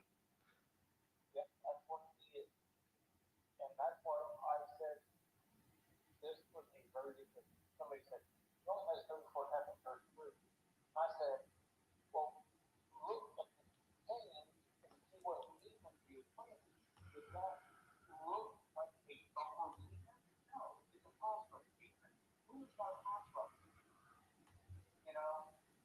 And then they switched it again, and now it's like, it look like a play for the And if you, because McGrone was supposed to be the Sam linebacker with Carley's healthy, but Carley's is on IR for the first 4 weeks, so McGrone moves to the Will, and that means there's nobody that can play the Sam unless you play Muma situationally, and Muma can be your main backup in a 4-2-5 nickel defense, and he can also be a good Sam linebacker in a situational role like Leo Chanel with the Chiefs in this environment, and it'll work.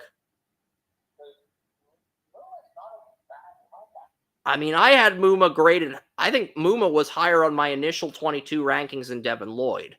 And to be fair, Devin Lloyd's exceeded expectations and Muma disappointed in Jacksonville. But I think part of it has to do with the scheme more than anything else. But I'm going to get to the Colts secondary now. Okay, Charvarius Ward was a player the Colts added in free agency. Jalen Jones, last year's number 2 corner, remains the number 2 corner. Kenny Moore remains the nickel. The Colts brought in former Dolphins corner Xavier Howard. He's the number 4 corner on the depth chart. And then Mekhi Blackman, who they got in the trade with the Vikings, is the number 5 corner. And they've got Bynum, former Viking strong safety, as a new strong safety to replace Julian Blackman. And then they've got Nick Cross entering the final year of his rookie deal. Daniel Scott, 2023 5th-round pick, and Rodney Thomas, 22 7th-round pick, are the backup strong safety and free safety. I actually think the Colts have a lot of good defensive depth. And I think this is a team that, this is going to be a bold take, Joey. Part of the reason why I had the Colts at 8-9 were 2 reasons. One, back in May, I thought Richardson would play all 17 games. He didn't even win the starting QB job. But the second reason why I'm going to stick with my 8-9 prediction out of stubbornness is because I think this defense can finish in the top 10 in turnovers. I really do. Even with a quarterback as inept as Daniel Jones, I think this defense can finish in the top 10 in turnovers.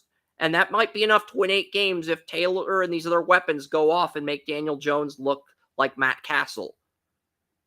My thought on the Colts defense is the exact opposite of my thought on the defense. And when I say this, I think the Browns are one of the best young front seven. I think the Colts have one of the best young back five, depending on their I think they have everything. They have the front 7, they've got the linebackers, and they've got the secondary. I think the front 7 improve it the same way as the Browns front 7 has. Where exactly? I mean, Kwity Paye, I like Latu. I think Latu's going to be a star. Kwity Paye did struggle at the Colts camp I went to. Buckner and Stewart are assets, but, I mean, your depth behind Latu and Paye is Ekubom, Tyquan Lewis, and Tui Maloa. And I like Tui Maloa. I would have moved on from Lewis or Ekubom, but the Colts, Chris Ballard believes in football character. He's going to prioritize that over ceiling. And some of the players he's been drafted, like Pittman, Quentin Nelson, they had the high potential we love, but they also had the football character that Ballard loves. And that's why those picks were home runs. But the other guys that were high football character guys that had good floors but bad ceilings haven't panned out. And that's what's weird about the Colts. It is. I just think their defensive back 4 for back 5 is so much better than their front 4 or 5. I think the linebackers are the weak point, and we probably agree with losing EJ Speed and having Carley's, McGrone, and Muma compete to be that replacement to Speed. That's the weak point of this defense. I mean, they didn't do anything to improve their front 7, improve their defensive line, or get worse. I do like the depth the Colts have. Problem is, if Latu or Paye does not get 10 sacks this year, you are going to have to upgrade that defensive end room. whether you like it or not. That's not to say Latu or Pei can't break out. It's just you haven't seen enough from them yet to be persuaded. That's part of it. Not all of it, but I'd say that's maybe 30% of it. And I could be off on that percentage by a bit. That's what I say. I compare them to the Browns myself. They're unproven, but they're young. I love young. You know me. I love young. I have this being a defensive game. I have Falcons beating Buccaneers 19-17. I have the Colts winning 16-14 in a defensive game. And everybody took the Dolphins. The Colts are favored by 1.5, but majority of our staff took the Dolphins. 5 people took the Dolphins. Daniel, William, Tony Mario, Wes, and Joey all took the Dolphins. Kerm, Tracy, Orr, and myself picked the Colts. So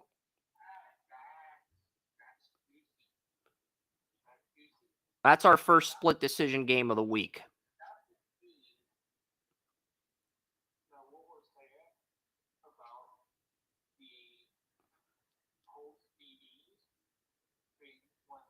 I think the Colts have the defensive backs to shut down Tua. And I think that Xavier Howard's going to win the game on a pick six. That's my prediction. Former Dolphin Xavier Howard's going to intercept Tua on a pick six, and that's going to be the game. That's going to be how the Colts win. Daniel Jones is going to play like crap. They're going to get 3 field goals, and Xavier Howard's pick six is going to be the reason the Colts beat the Dolphins. So I don't have Daniel Jones scoring in this game. I have the Colts getting 3 field goals and a Xavier Howard pick six. That's how they beat the Dolphins. I know it's kind of corny, but that's my prediction. Yeah, Raiders, Patriots. I took the Patriots here. I know a lot of Patriots fans are complaining, oh, the secondary's a mess. Yeah, but the Raiders only have one receiver that I really respect in Jacoby Myers. Trey Tucker, good deep threat, but a low floor, low ceiling guy. Dante Thornton Jr., he could be something. Everybody's raving about him because of his size, his 40 time. He was not all he did was run streak routes like Jalen Hyatt at Tennessee. I got to see it to believe it with him. And you got Raider fans comparing Dante Thornton Jr. to Calvin Johnson. Stop. You sound more ridiculous than the people that the Tuck. You sound like the Tuck Rule conspiracy theorists. When you compare Dante Thornton Jr. to a Hall of Famer like Calvin Johnson, you sound like the Tuck Rule conspiracy theorists. Just cut that out.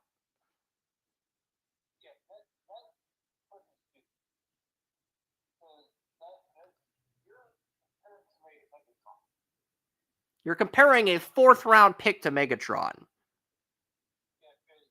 If it was a 1st-round receiver, I'd understand. I wouldn't agree, but I can at least understand your thought process. You're comparing a 4th-round pick to Calvin Johnson. Just stop. Go work on the movie set with Christian Bale and Nicolas Cage, who are making a Madden movie, a movie about Al Davis and John Madden. Go work on the movie set with those guys. You sound ridiculous.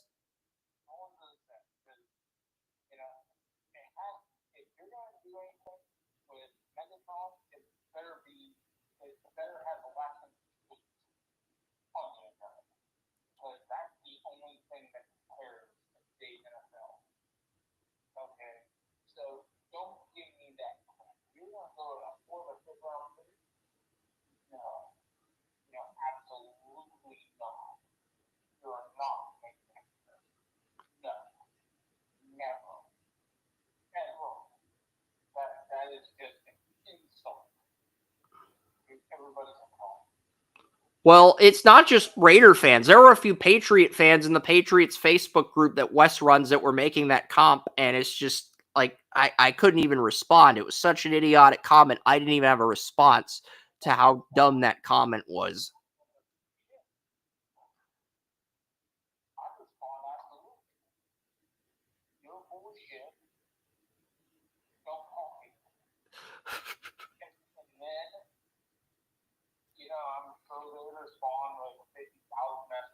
I think if you saw that comment, you would have just pulled the Michael Jordan gif where he goes, "Stop, get some help." You would have just posted that gif and walked away. You roast them with a meme and you just post that and you walk away. You don't even reply to them because they're so stupid.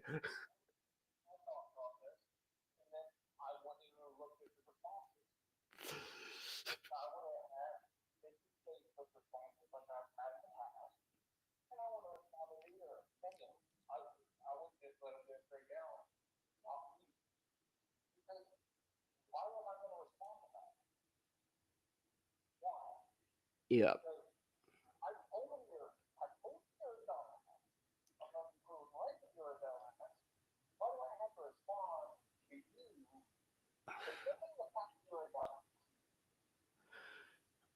Yeah, really. Absolutely. The Raiders, they have Brock Bowers at tight end. Michael Mayer's the number 2 tight end. Ian Thomas is third string. Genty, Boise State running back. Mostert's your backup. Zamir White is your third string running back, and Laub's your fourth string. Malcolm Kuntz is the right end. Booker and Adam Butler are the defensive tackles. Booker was drafted by the Eagles, but the Raiders traded Ja'Cory Bennett, their number 5 corner, their nickel corner, to the Eagles, and Howie Roseman to get Booker, who was probably a guy Roseman was going to cut if he didn't get anybody to take on his contract. So congratulations, Spytech.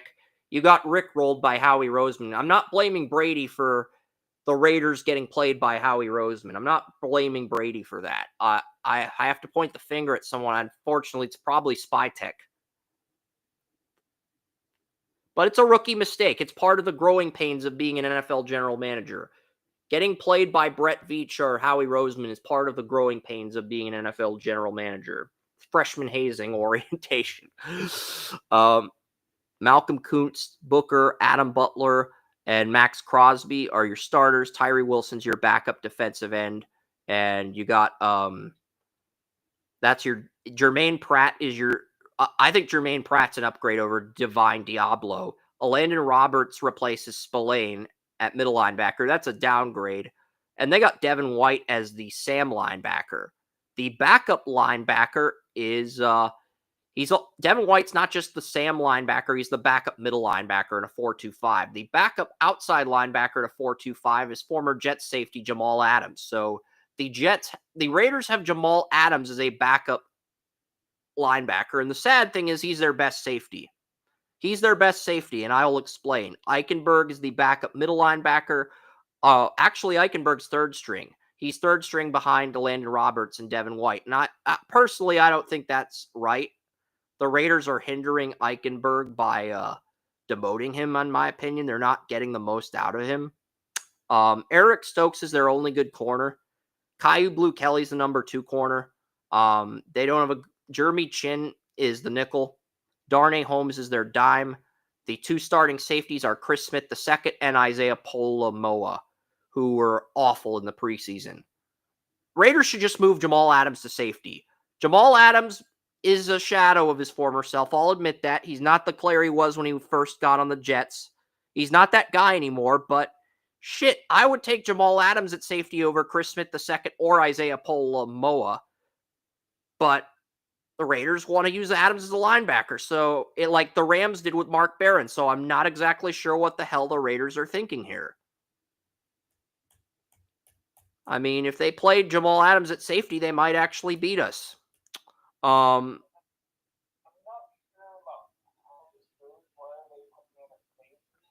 mean, Jamal Adams is a safety. They're playing him at linebacker.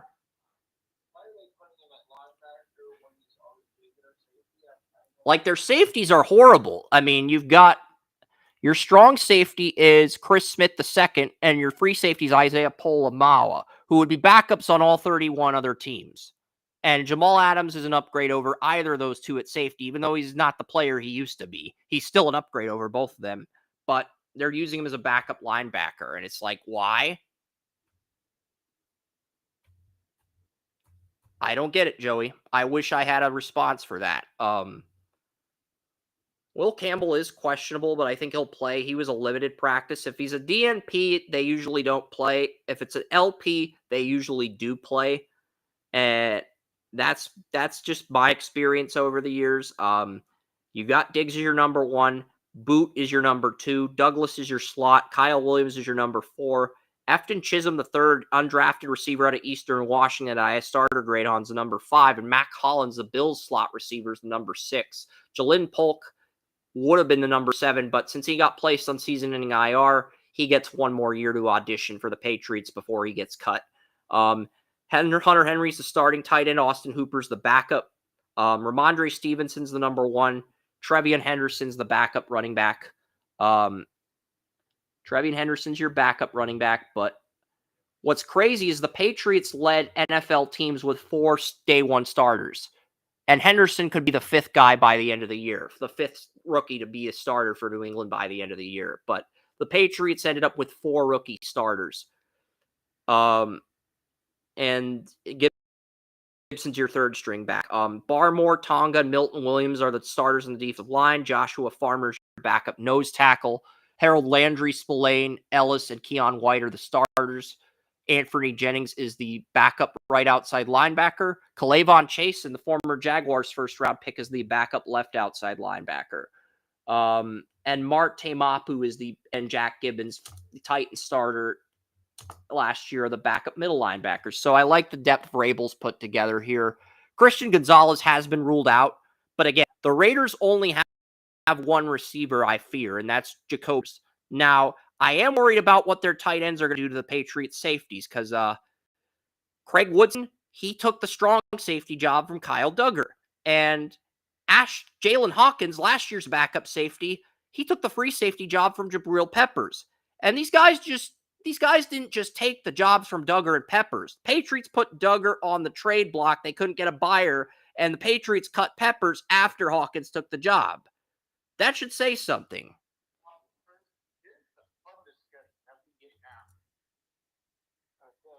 Because how often do you see 2 safeties lose their starting jobs in the same year? One gets cut, the other gets put on the trade block. Craig Woodson was a 4th-round pick out of Cal. So him taking the starting job from Duggar gave the Patriots the flexibility to cut one of those tight ends to save cap space for future seasons. But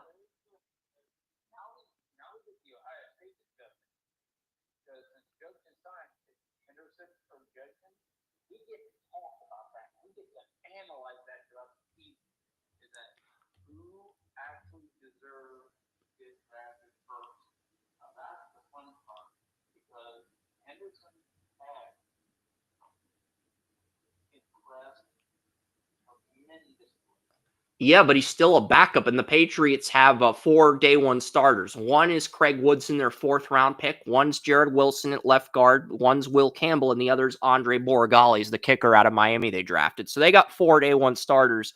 And if Stevenson gets injured, I do think Trevion's going to be number 5 by the end of the year.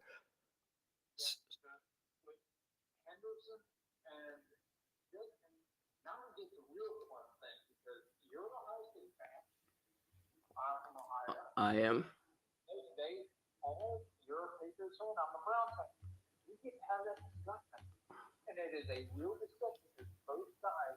I had Judkins graded higher, but Trevion's done more as far as opportunities go. And this is the thing.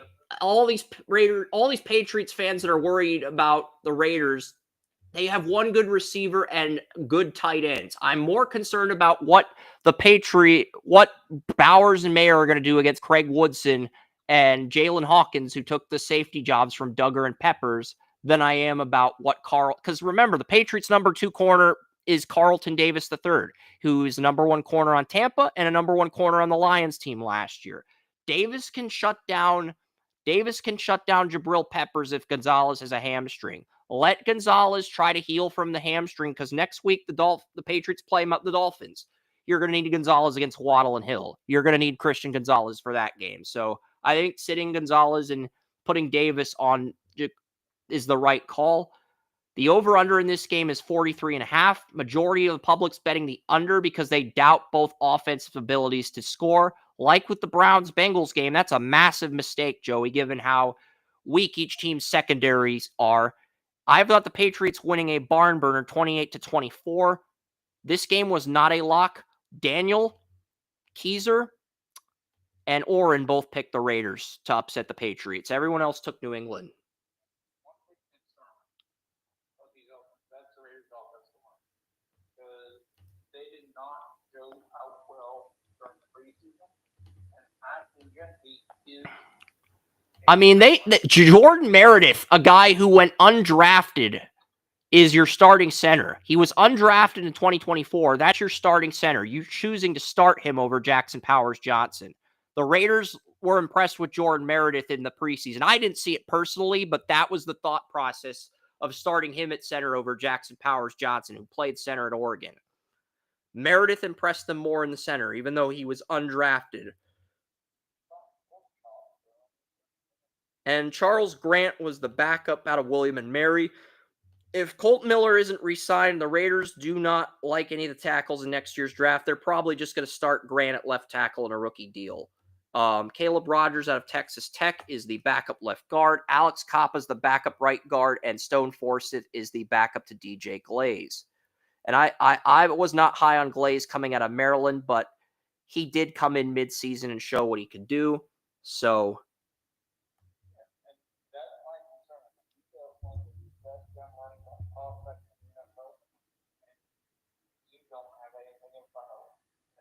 I like Colton Miller, and I like Parham, and I like Powers Johnson, but the rest of the offensive line does not impress me.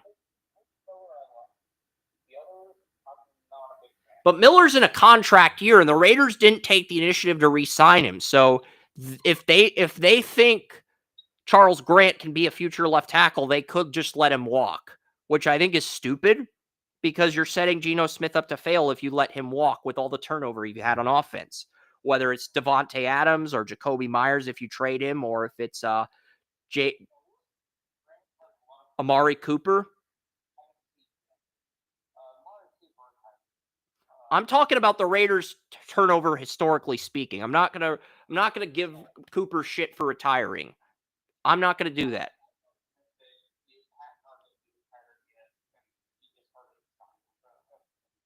He signed with the Raiders for like 2 days, and then he decided to retire because he just didn't want to play for the Raiders, but that's the only team that wanted him.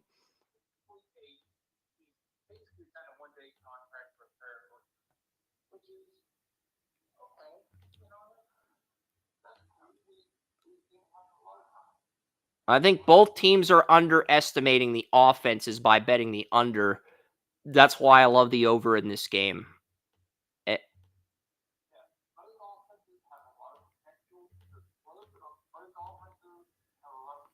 I think the reason the Raiders offense is going to do better in this game is because the new safety's transitioning and the fact that Gonzalez is out. That in most games, I would have the Raiders getting around 13 to 17 points a game. In most games against a fully healthy Patriots defense, I'd have them getting 13 to 17. But because of all the transitions at safety with Gonzalez out, 24 is on the table for the Raiders. But I think the Patriots get 28 and win. The Cardinals play the Saints. Will Hernandez, the swing guard, is out. Everybody else for the Cardinals is healthy. John Gaines, second, is questionable for week 1, but everyone else in the Cardinals is healthy. I think Ojulari is on the PUP list, and Cardinals have Mac Wilson, but they also have Akeem Davis-Gaither. I've always thought Akeem Davis-Gaither was good enough to be a regular starter, but the Bengals just didn't have room to pay him after his rookie deal. So the Cardinals pick him up on a 1-year deal, and I really like the idea of him complimenting Mac Wilson, a veteran on that team. You have Baron Browning, you paid him. You got Sweat from the Eagles. I think that Ojulari is your backup edge rusher to Sweat, and your backup to Baron Browning, who got extended with the Cardinals after the Broncos traded him, your backup to him is Xavier Collins, 2021 first-round pick. So I really like the fact that you have all this depth, and you have Xavier Thomas is the backup right outside linebacker right now, but that's only until Ojulari comes back. He'll be third string once Ojulari returns. And your third string edge rusher on the Cardinals at left outside linebacker is Jordan Birch. Jordan Birch was a 5 technique at Oregon. You're moving him to edge rusher. I'm not sure how that's going to work out. I do love the Cardinals secondary, though. And they just have so much depth. It's not even funny. We talked about it. Will Johnson, Max Melton, Garrett Williams are the top 3. Denzel Burke is your number 4. And that's with Sean Murphy Bunting on IR. And that should scare teams. And you got Ketrell Clark as your number 6. You got Jalen Thompson, Buda Baker, Chad Ryland's the kicker. The Saints, they have Rattler as the starter.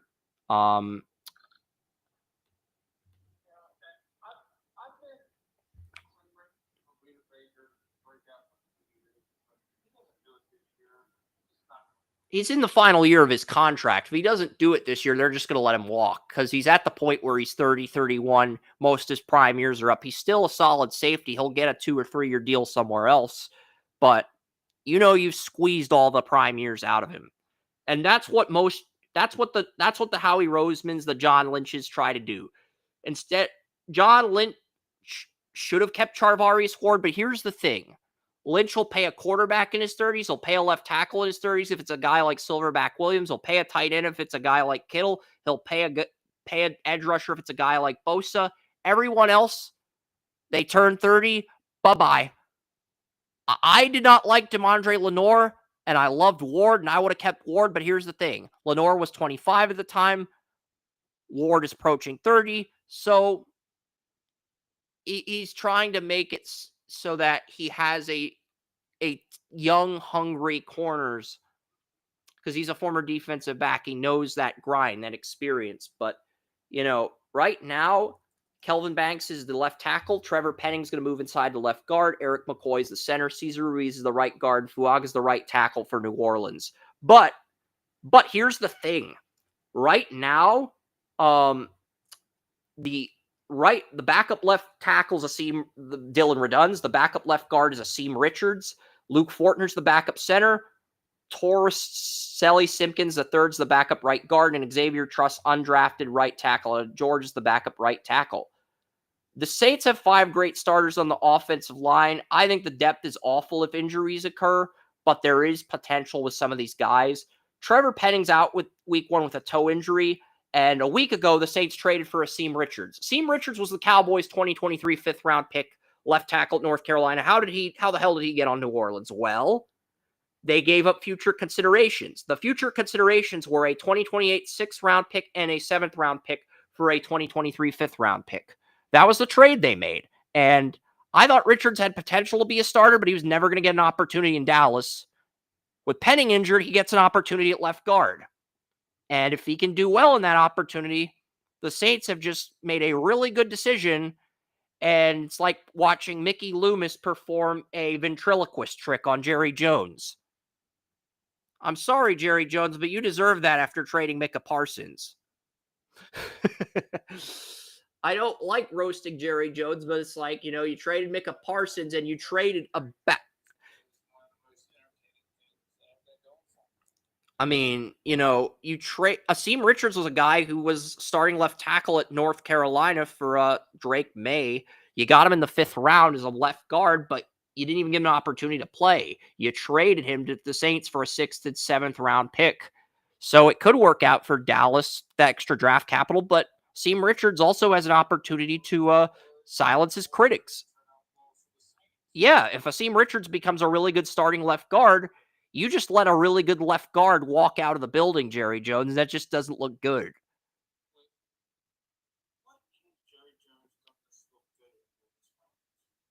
You know what's hilarious? In the episode of Coach, when Hayden Fox goes to the Orlando Breakers, the owner of the Orlando Breakers trades the number 1 pick in the draft to Jerry Jones. And now Jerry Jones looks like the owner of the Orlando Breakers 30 years later. That's the irony, Joey. And we're not roasting any actors or actresses on Coach. I just think that's extremely ironic.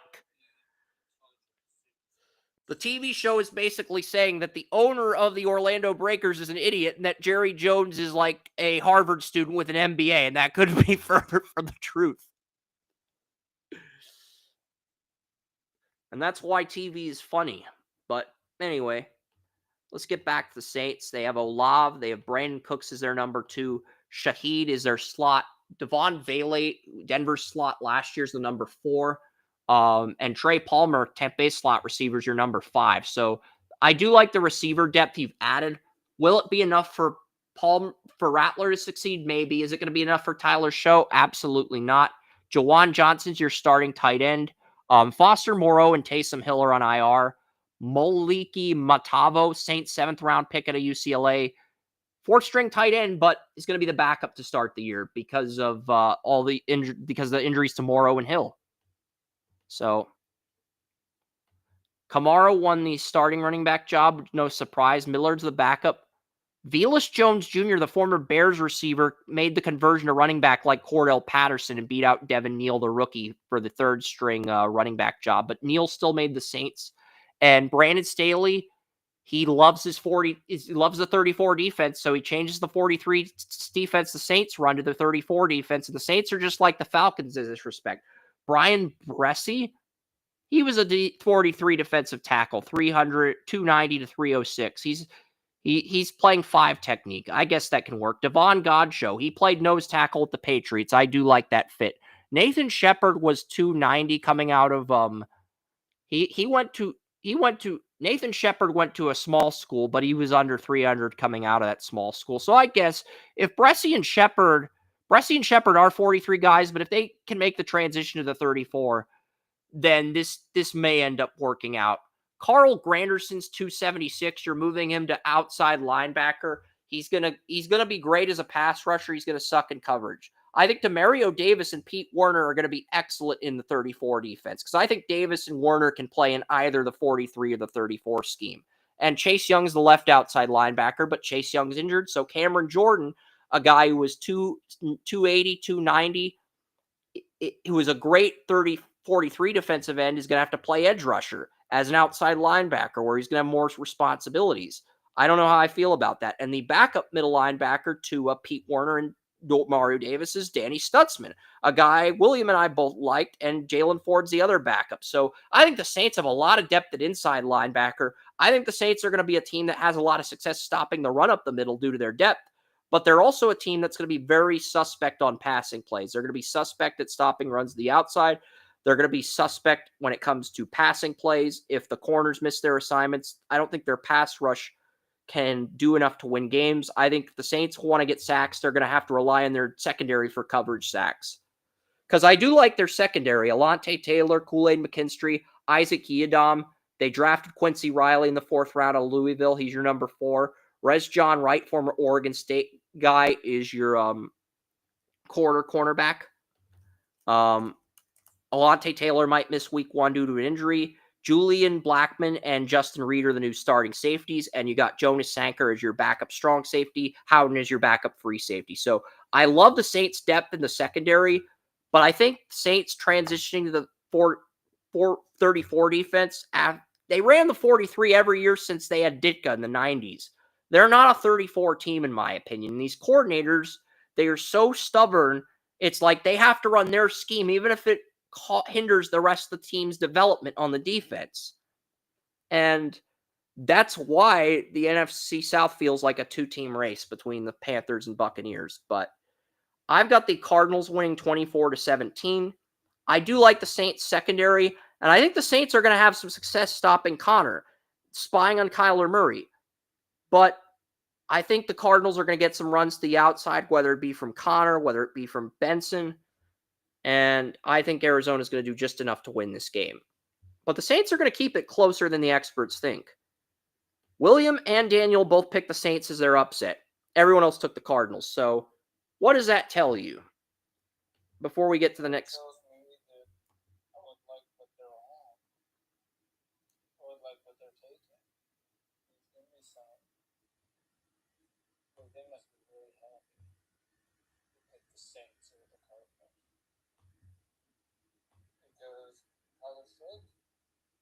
Well, Rattler's starting. Tyler Shook is not starting. Rattler is starting.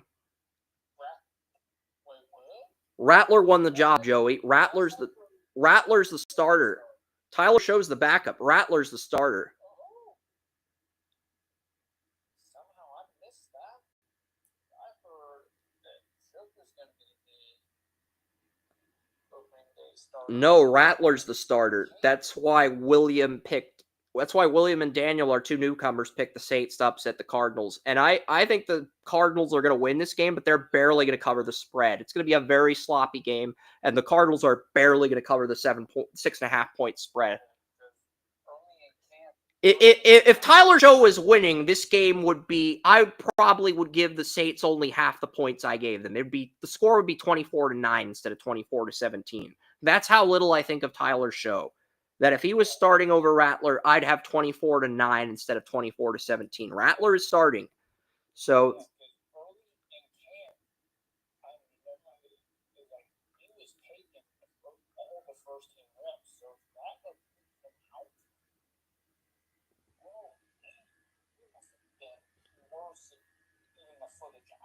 and I love the Saints linebacker depth at inside linebacker, and I love their secondary, but there's other things with the Saints. You can change your pick. As long as you change your pick before Sunday at kickoff, before the game starts at kickoff, you are allowed to change your pick. That I'll change it now because the whole thing was throughout camp. All I heard was that Tripp was the number one quarterback. He was taking all sorts of reps. If Rattler beat him out, despite that, and here's the thing. I have the Saints covering the spread against San Francisco in week 2 when the Saints host the 49ers. San Francisco wins that game, but I actually have the New Orleans Saints covering the point spread if Rattler's the quarterback. And they got a shot to cover the spread against Arizona, too. I mean, I've only got Arizona winning by a touchdown, so that should say something. And the fact that Joey is pivoting to New Orleans, that definitely says something about Rattler.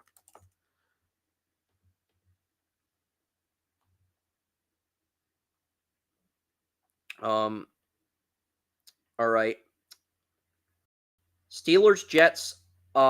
Pittsburgh's gonna win this game. I'm gonna try to make this as gentle and painless as possible for Jets fans, but Steelers, I think, have the better offensive line. They've got the better quarterback. The Jets downgraded at corner. They replaced DJ Reed, their number 2, to Sauce Gardner with Brandon Stevens, who was awful with the Ravens last year. I think Roman Wilson might end up torching Stevens in this game. Jaylen Warren's the number 1 running back. Caleb Johnson's your number 2, and Gainwell's your 3rd string. The one thing working for the Jets is after Elijah Vera Tucker had a torn triceps again, Derek Harmon got ruled out for week 1, and Cam Hayward may not play because he wants the Steelers to pay him more money. So if Cameron Hayward and Derek Harmon are out, that sort of cancels out the Jets losing Elijah Vera Tucker to a season-ending injury. And the Steelers don't have any depth behind those 2 5 techniques, Harmon and Hayward. They don't have any depth behind those 2 first-round picks this year. Unlike last season, they don't have any depth. Now they have more depth at edge rusher. They drafted Jack Sawyer, so he's your number 4 to Herbig, Watt, and Highsmith, and then you've got Malik Harrison and Cole Holcomb as your backups to Queen and Peyton Wilson, and Carson Bruner, nephew of Mark Bruner, is your 3rd string linebacker. You also have 3 corners that can cover number 1 receivers in Ramsey, Slay, and Porter. But you don't have any depth behind those guys if any of those 3 get injured. So that is a double-edged sword. Yeah, if those 3 are healthy, you're going to give every team in the AFC North problems. But if any of those 3 get injured, you have a weakness in the secondary that teams can exploit at will. So it really is a double-edged sword in that respect when it comes to Steelers corners, Joey, because it's great to have 3 corners who all have experience covering number 1 receivers in the NFL level, but the problem is if any of those 3 get injured and you don't have any depth, and your best backup, Corey Trice Jr. is on IR, you're screwed if Ramsey, Slay, or Porter get injured at any point. We're no longer in a 2-cornerback NFL. We're in a 3-cornerback NFL now, especially on 3rd downs. So Elliott, Thornhill are the starting safeties. Chuck Clark's the backup strong safety to Elliott. Killebrew's the backup free safety. And the Steelers still have good safety depth even after trading Minka to get Ramsey. The Jets, after Vera Tucker got injured, the Jets moved center Joe Tippmann to right guard, and they're moving Josh Myers to center. Well, part of it is Okorafor is injured at right tackle. Gus Hartwig made the Jets' final roster as an undrafted free agent, but they don't want to start him, and Hartwig's on IR. And the Jets' backup right guard is Xavier Newman, undrafted, but the Jets know he's bad. They'd rather move a center to right guard than start him. Garrett Wilson's number 1, Lazard's number 2, Josh Reynolds is the slot, but they have zero depth if injuries occur. The Jets do have some tight end depth, though. This is the strength of the Jets. Mason Taylor's your starter. Jeremy Ruckert, last year's starter's your backup. Stone Smart, the Chargers' third-string tight end, your number 3 tight end. And Jelani Woods is your 4th-string tight end. So I would argue the Jets have more tight end depth than receiver depth. And they have a lot of running back depth, too. So don't be afraid to incorporate some 2 tight end sets with all the personnel you got. You got 4 good tight ends. And outside of Garrett Wilson and Lazard, I do not trust this offense. So you got Breece Hall in a contract year, Allen, Davis. I do like Jermaine Johnson and Will McDonald IV, Quentin Williams, Harrison Phillips. Good starters. Not a lot of depth. The depth on the defensive line is worse than last year. Quincy Williams and Jamian Sherwood are your starters.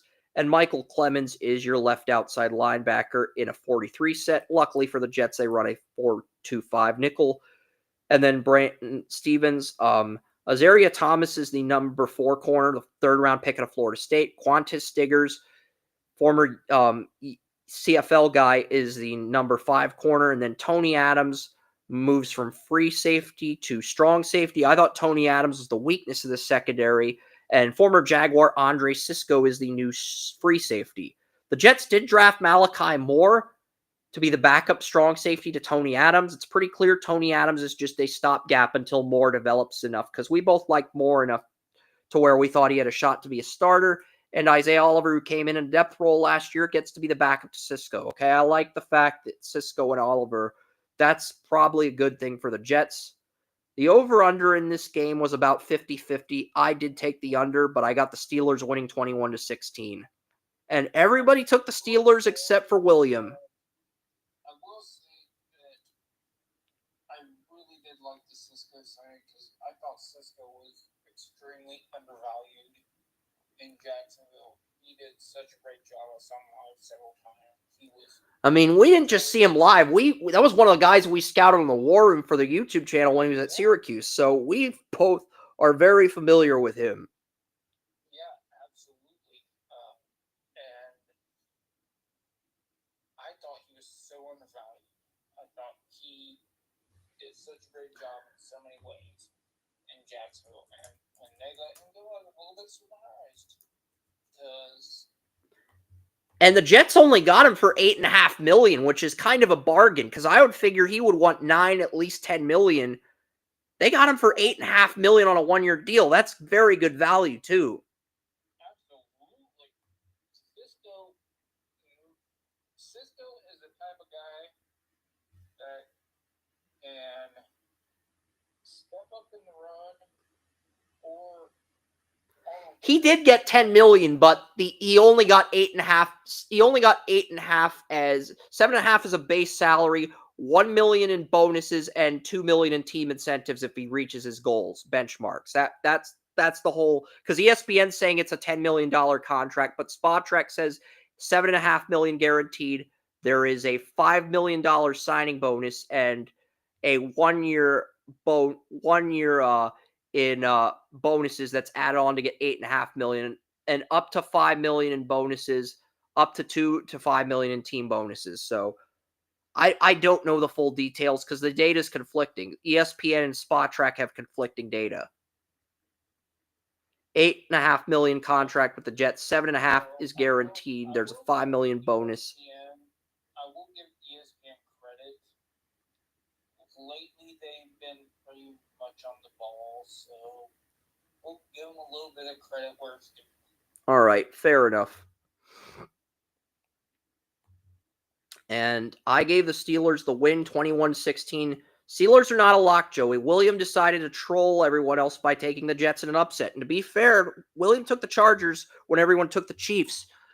Ben,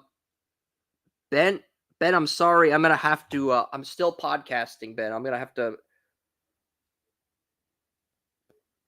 All right. Sorry about that. Friend called. I'm basically This is someone who's not a big sports fan. I know they had something important to tell me, but I'll get back to them later. Commanders, Giants. This is the second of 3 locks today. Not just that. Here's an interesting. I'll bring up one. Andrew Thomas has been ruled out for this game. You know who the Giants signed to be the backup left tackle to Andrew Thomas? A guy who we talked about, a guy that you thought had potential to be a starter. I always viewed him as a backup, but that's James Hudson III.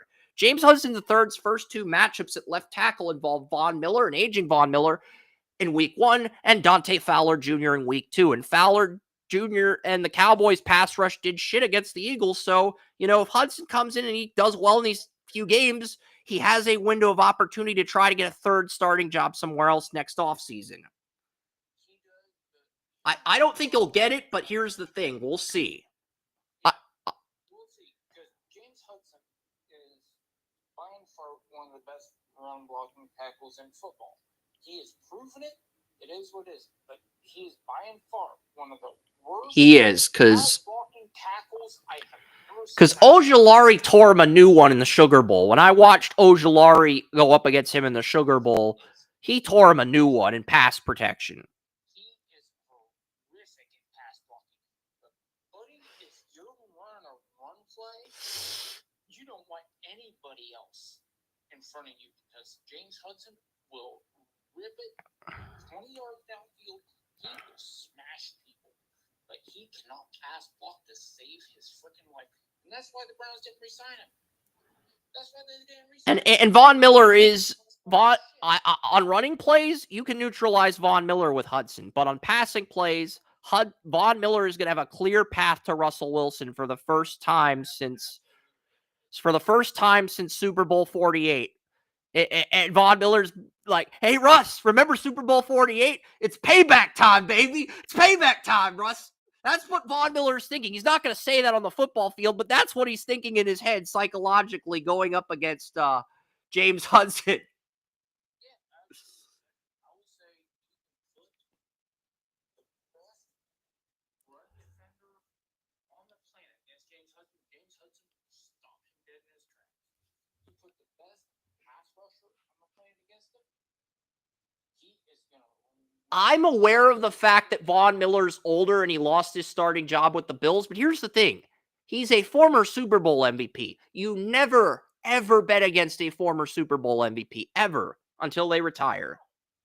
No, that's why people will say, oh, Joe Flacco is 30th quarterback, 36th quarterback, and other people be like, this is Von Miller's 4th different team. He got traded to the Rams and won a 2nd Super Bowl, and then he was with the Bills for a few years, and this is his 4th team.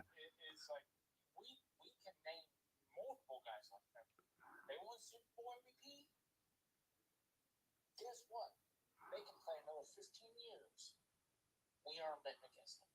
Yeah, and Any circumstance. Slayton's the number 2, Wandale's the slot, Neighbors is number 1, Jalen Hyatt's the number 4 receiver, and Bo Collins, the undrafted receiver out of Notre Dame, won the number 5 job. He beat out special teams ace Gunnar Olszewski for the number 5 receiver job. That's a pretty nice accomplishment for Bo Collins, because he was Notre Dame's number 1 receiver with Riley Leonard last year. So that's a good achievement for Collins. I mean, he's not a guy that I expected to get any play time, but to make a final roster and to actually jump one of the veterans, that's an accomplishment for him since he went undrafted. That's a big accomplishment for him. He should be proud of himself. I think, along with Isaiah Vaughn and Shuttle Sanders, I think he's one of those undrafted free agents that's going to come in, and when he gets it, And here's the thing. If Hyatt slacks off, or if Hyatt doesn't break out this year, Collins might take his job and not give it back. game straight. That's what I'm saying.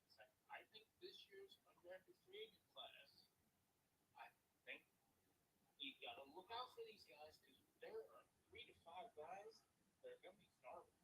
Whether you like it or not, you can dismiss them, you can overlook them, whatever. These guys got talent. Yes, they do. Really talented. I think this year's undrafted free agent class over the last probably 5 years, this may be the best. Don't dismiss it. Yes, and I mean the Tyrone Tracy Jr. is the starting running back. The backup running back is Devin Singletary, and Cam Scatebo, I think, should be the starting running back, but the Giants are keeping Tyrone Tracy in.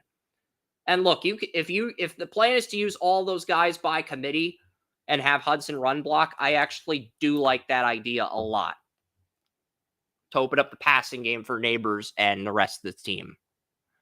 I mean, they do. I do like that idea a lot. And the Giants have a lot more depth in the offensive line. I mean, James Hudson's going to be the backup left tackle when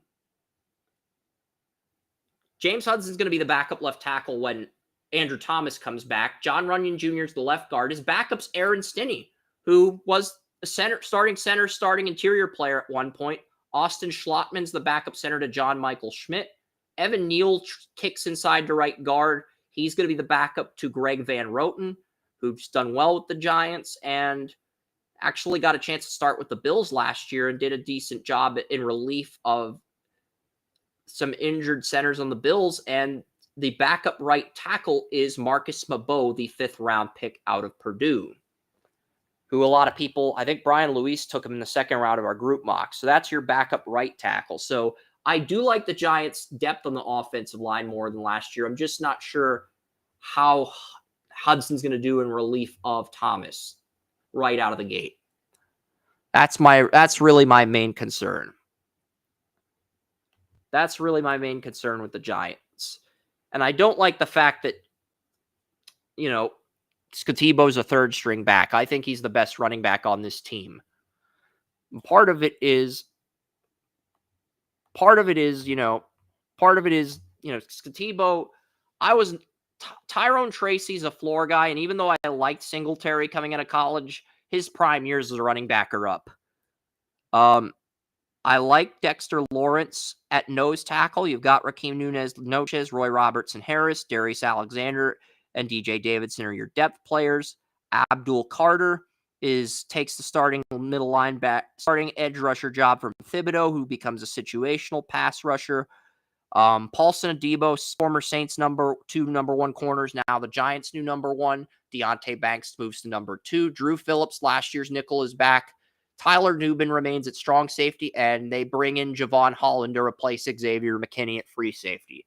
So I do respect those moves to a degree, but as much as I like what the Giants did defensively, the Commanders have blown things out of the water on the offensive line. And here's what I mean.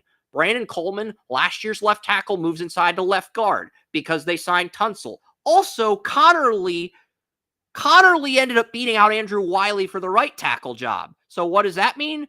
Andrew Wiley moves into the right guard spot where they lost a starter on the offensive line. So basically, both their tackles from last year move inside to guard, and they upgraded at both tackle spots with Tunsil and Connerly. So Daniels is going to have even more time in the pocket as a result, because basically he's the only quarterback in the NFL with 4 offensive tackles on his offensive line. That should scare the crap out of people. I mean, if I'm an NFC East team, I'm more concerned about playing the Commanders than I am the Eagles, knowing that Jaden Daniels now has 4 offensive tackles on his offensive line. I mean, it's like, yeah, Joey, you thought that was a scary thought. Yeah, Jaden Daniels has 4 offensive tackles on his line, 2 kicking inside, the 2 from last year kicking inside to guard. Deebo Samuel's your number 2. Noah Brown, who was last year's number 2 down the stretch, won the slot job over Luke McCaffrey by the very slimmest of margins. And Jalen Lane, Washington's 5th-round pick out of Virginia Tech's the number 5. Every tight end from last year is back. Eckler won the starting running back job. Ja'Cory Krosky Merritt, their 7th-round pick, did so well. They traded Brian Robinson Jr. to San Francisco, and Chris Rodriguez is the 3rd string. Von Miller's your right end. Dorrance Armstrong's your left end. Daron Payne is defensive tackle. And guess who beat out Jerzon Newton? Kinlaw. Kinlaw beat out Jerzon Newton for the defensive tackle job. Newton's story's so weird. Begins last year as a backup. He comes in for an injured Jonathan Allen and dominates.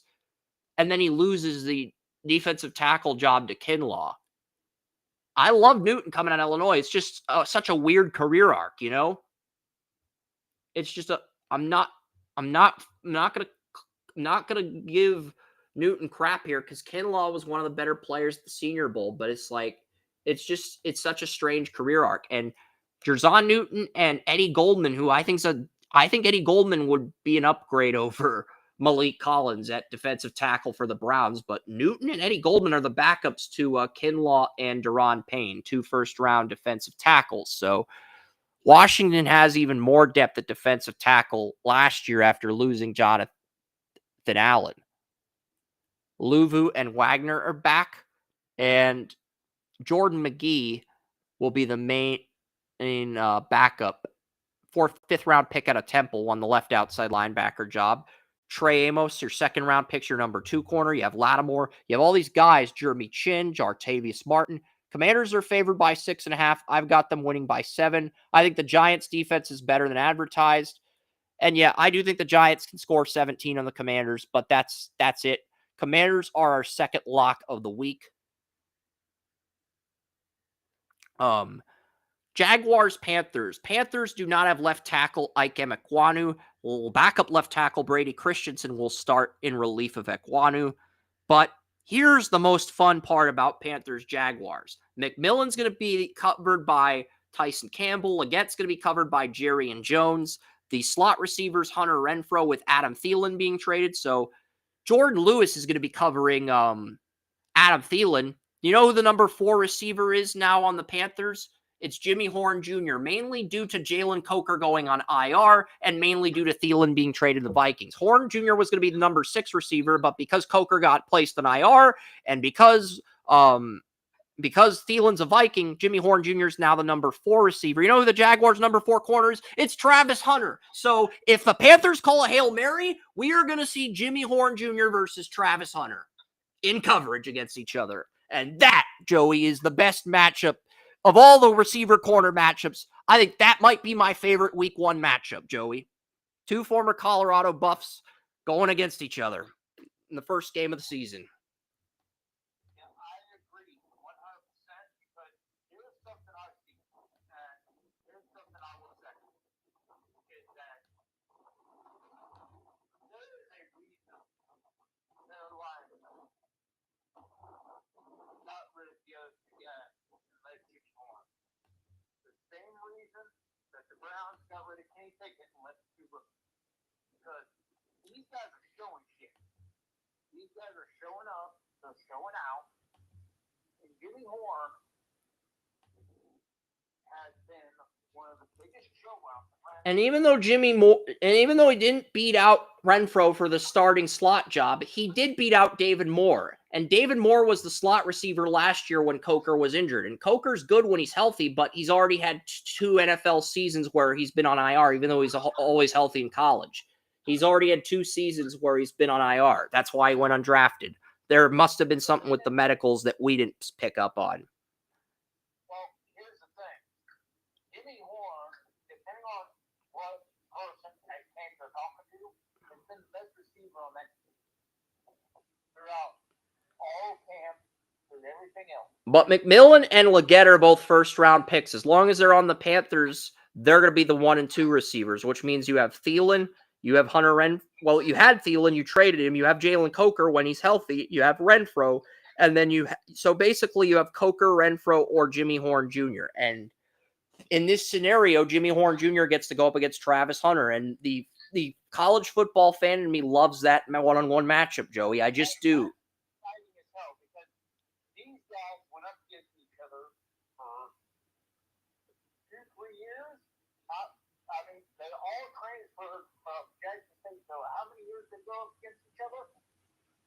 So this is 2 guys that Basically, if the Panthers we're only going to see Jimmy Horn Jr. versus Travis Hunter unless the Panthers call a Hail Mary or a 4-receiver set at the end of the game, which is why I kind of hoping it goes down like that. I'm kind of hoping this game comes down to a Hail Mary, so we get to see Horn Jr. versus Hunter. Even if it's only for 1 play, I think that would be the best matchup, in my honest opinion, as a fan. that is because those guys, thing that I don't think there would be anything better than that offense versus defense. I'm trying to think of the Colorado guy. Because the Jaguars have Jerry and Jones as their number 2 and Jordan Lewis as their number 3, but their number 4 corner is Travis Hunter. The Panthers' number 4 receiver is Jimmy Horn Jr., former college teammates. What are the odds? First game of the year. I was trying to think of a matchup from all the former Colorado guys. I was like, none of them match up directly except for these two. So it's like, that's incredibly exciting. I really like that. Honestly, if Goodell required both teams to call 4 receiver, 4 cornerback sets, he made that a rule just for this game, I would turn a blind eye for Goodell on this one occasion. Just so I get that entertainment value with Jimmy Horn Jr. versus Travis Hunter. Just for the entertainment value, I know. Carolina's got Tremble at tight end. Jatavian Sanders is the backup, and they also drafted Mitchell Evans out of Notre Dame. I like Evans and Sanders. I'm not high on Tremble, but we'll see what they do. Hubbard's a starting running back. Rico Dowdle's basically a stopgap until Brooks recovers, and Trevor Etienne's the third string back. Panthers did improve their depth on the defensive line. Derek Brown is at right end. Bobby Brown the fourth is at Bobby Brown the third's at nose tackle, or is it Bobby Brown the fourth? I think it's Bobby Brown the fourth, but I'm gonna double check because I typed Bobby Brown the third on the site. I think it's Bobby Brown the fourth. No, it's Bobby Brown the third. So I thought he was originally the fourth, but whatever. It's not important. And Tershawn Wharton took the Tershawn Wharton, who took the Chiefs defensive tackle job from Derek Nottie. Panthers signed him as a 34 left end. So you have Wharton, Derek Brown, and Bobby Brown the third from the Rams on the defensive line. Ashawn Robinson's your backup right end to Derek Brown. Cam Jackson, who I like coming out of Florida, you did too, is the backup to Bobby Brown at nose tackle. And LeBrian Ray, a 34 left end I liked at Alabama, will be the backup 34 left end to Tershawn Wharton when he gets back from IR. So not only do the Panthers have quality starters on the interior, the depth looks promising as well, which I could not say about the Panthers a year ago.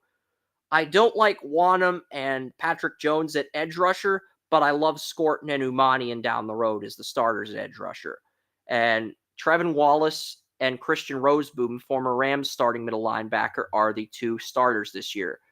There is no depth behind those 2 if injuries recur, and I would argue Wallace and Roseboom might be downgrades over Shaq Thompson and Josie Jewell, despite being younger. They might be downgrades in the short term. J.C. Horn's your number 1 corner, Michael Jackson's your number 2, and Chow Smith-Wade out of Washington State's your nickel, and Caleb Evans is your number 4 dime corner. Mo Rig from the Raiders is the strong safety. Nick Scott's the free safety. And Lathan Ransom, 4th round pick, is the number 3 safety for depth. Undrafted kicker Ryan Fitzgerald won the Panthers starting kicker job. Another undrafted guy, Joey. So, yeah. I think that's the... And this is an undrafted guy that's actually starting, so... This just goes where it's at with Lathan Ransom.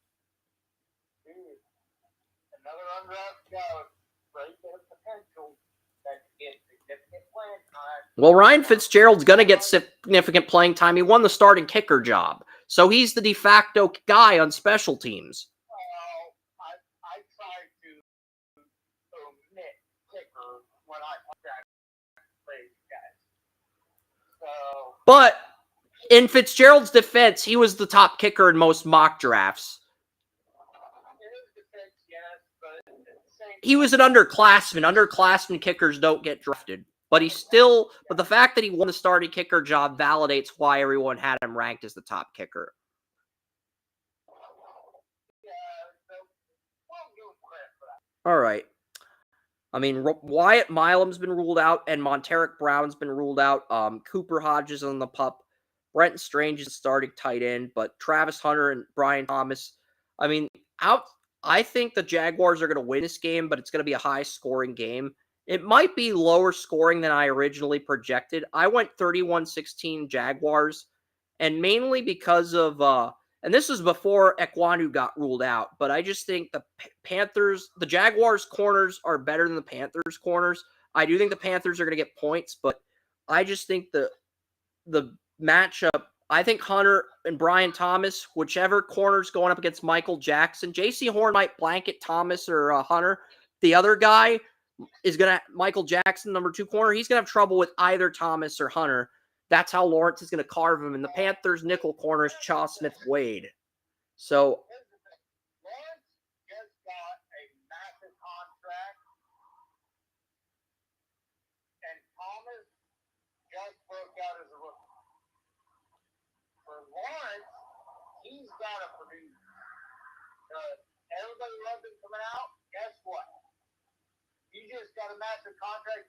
You got to produce, or else you're going to be seen as. he got that contract last offseason, but the point remained. He got that contract in the spring of 2024. So he's entering year 2 of that contract, but the structure of the contract is so egregious that the Jaguars can't buy him out until 2028. And they're not going to buy him out unless they are guaranteed a quarterback like Bryce Hunter or Lagway in the draft, or if and that only happens if Lawrence continues to underperform, because there's just too much talent on this team for the Jaguars to be that mediocre. But you can't rule out the possibility of them being that mediocre with how they have been historically speaking, Joey. With how they've been the past few years, you can't rule that possibility out. Yeah, and the whole thing is Lawrence. And Lawrence, well, last year we can despite Lawrence because how do you take your defense from? Well, they switched from a 34 to a 43. That's part of it, Joey. The Jags switched. That was fucking stupid because you had the best pass rushing duo and the outside in the NFL, and then you switch them to something else. It's like, Allen played right end at at Kentucky. Walker was mainly a 34 left end at Georgia, and he could play outside linebacker as an edge rusher too. That was mainly his role. When they're getting that many stats between them in that scheme, you don't just change that up. You just don't. They did add some depth at edge rusher behind Allen Walker. DeJuan Smoot is the backup to Josh Hines-Allen, and Ogba is the backup to Walker. And I loved Ogba coming out of Oklahoma State. I still think he can play in the league, but he's no longer the starter that he once had the ability to be coming out of college. So to get him as your backup to Trayvon Walker, that is a very low-key, underrated move by the Jags front office. Because I think Ogba, he has a better understanding of a 43 behind Walker. And if you wanted a backup to mentor Walker to get the most out of him, I think Ogba's the perfect guy for that role. So that's why I love the Ogba signing. Olakun, Lloyd, Gardeck's your left out. I think Dennis Gardeck's a downgrade over Chad Muma. You have Jack Kaiser as your backup right outside linebacker to Olakun. Ventrell Miller's your backup middle. And Yasir Abdul is your backup left outside linebacker. So not only the Jaguars have depth for a 4-2-5, they also have depth for a 43 defense with 6 linebackers.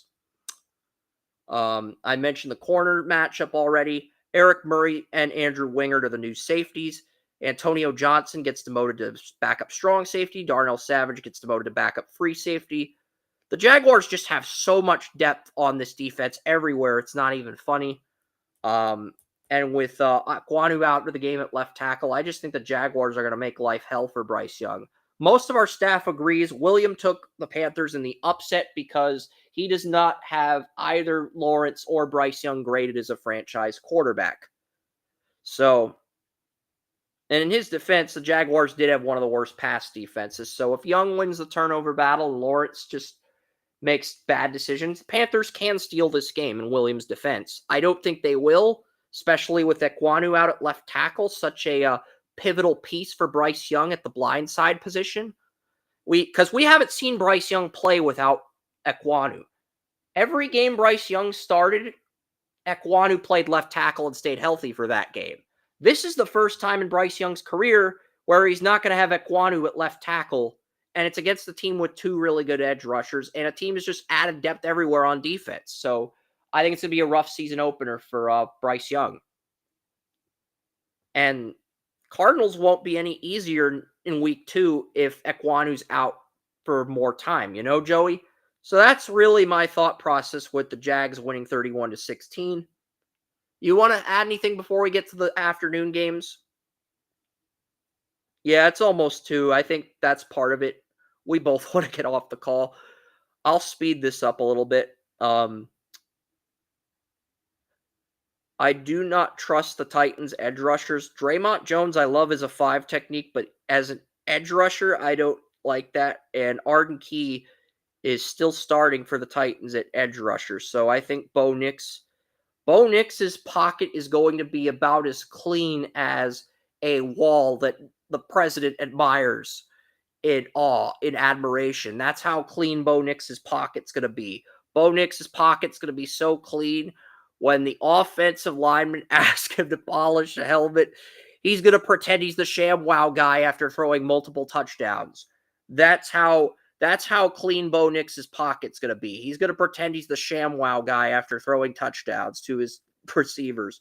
And Troy Franklin's the number 2 receiver next to Sutton. I think the morale is going to go up. Dobbins is starting running back. R.J. Harvey's the backup.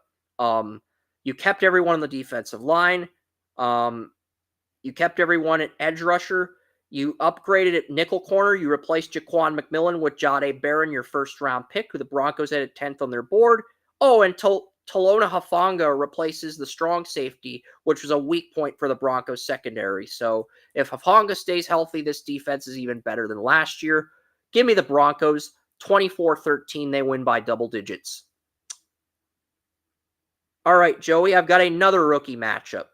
You thought Jimmy Horn Jr. versus Travis Hunter was the only rookie matchup among receiver and corner. That is where you're wrong. The 49ers third-round pick out of Western Kentucky did win the Justin Upton Stout, the Western Kentucky corner, won the nickel job. Guess who won the slot job for Seattle? Torrey Horton. And that is why I'm taking the Seahawks. Ayuk is on IR. Ayuk is on the PUP list. McCaffrey might be out in week 1. And if Horton is going up against Upton Stout, I had a backup grade on Upton Stout. I had like a 7th on Upton Stout. Horton was a guy I had a preseason first on before his injuries. So even though Stout got drafted at Horton, I'm not high on Stout. I'm super high on Horton.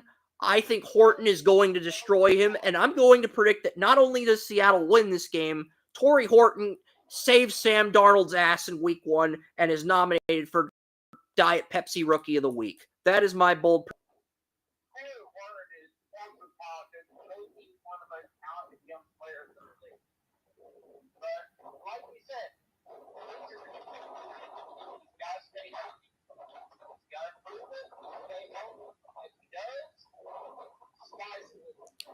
The only corner on the Niners I trust is Renardo Green.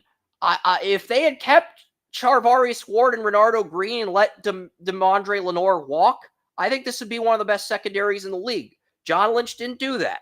So I think Jackson Smith-Njigba, Cooper Kupp, and Torrey Horton, I think Renardo Green can stop one of those 3, but the other 2 are just going to fly. And I think Darnold's going to be able to take advantage of that. Even if McCaffrey plays and gets 100 yards, I think Darnold's actually going to do enough to win this game. So give me Seattle.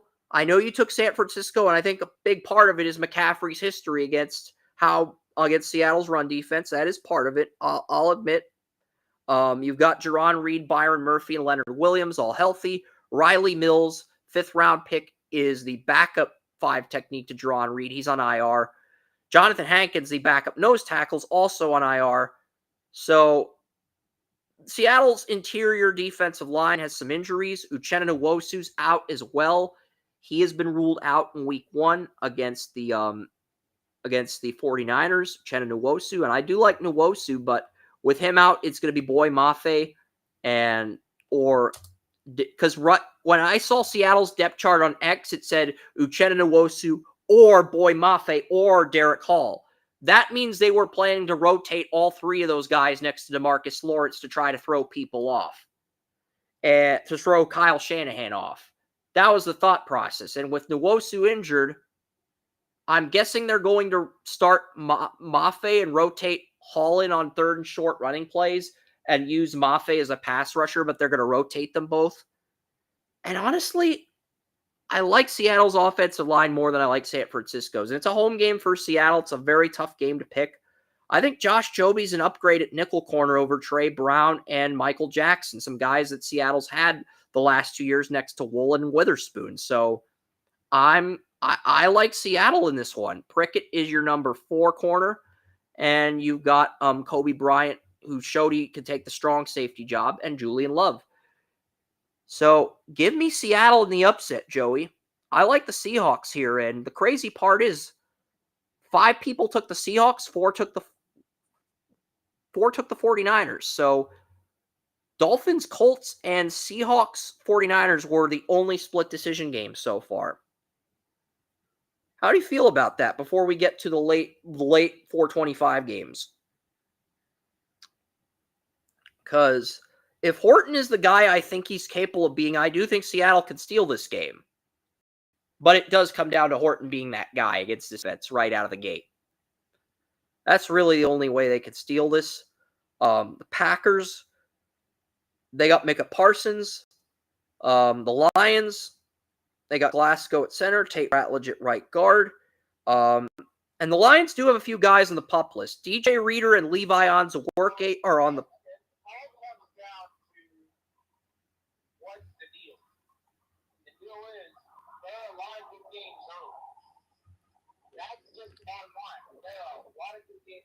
I was just thinking about that as you were talking. It's like all the best things are 1 o'clock in. So that's why so far we only have 2 schools because, hey, who the hell is you're gonna have a lot of sideline discussion, but you also got a chance at a lot of upsets. And there were only 3 locks the entire week. One was the Eagles game on Thursday night. The other was Commanders-Giants, and the others was Titans-Broncos. And to be fair, the only site that has more pick'em analysts in the country than Draft Utopia is thefootballguys.com. They have a smiley face for the logo, like a cheap knockoff version of the Walmart smiley face. That's their company logo. They've got 12 pick'em analysts, and all 12 pick the Bengals to beat the Browns. We have 2 people that pick the Browns to beat the Bengals, and Tony Mario as the Browns covering the spread. So I think that's interesting. So the Browns, the Eagles, and the Commanders were the football guys' locks. One of the 12 employees at the football guys picked the Titans and Cam Ward to go into Denver to beat the Broncos. I myself may be assholes, but that will not stop us from roasting the entire roasting company. Thefootballguys.com. That's the company that you get to roast. They had 12 employees. All 12 picked the Bengals to beat the Browns. All 12. The entire dozen. The entire dozen.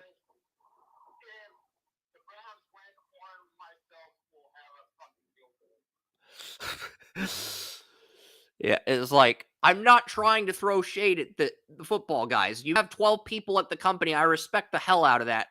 They all pick the same team, and it's a team that 2 of our analysts didn't pick to win. That's why it's funny.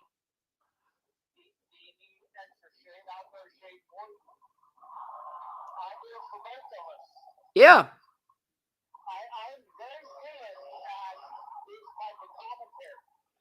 And here's the... Yeah. I mean, the part of the reason I'm less reactive than compared to previous years is because, I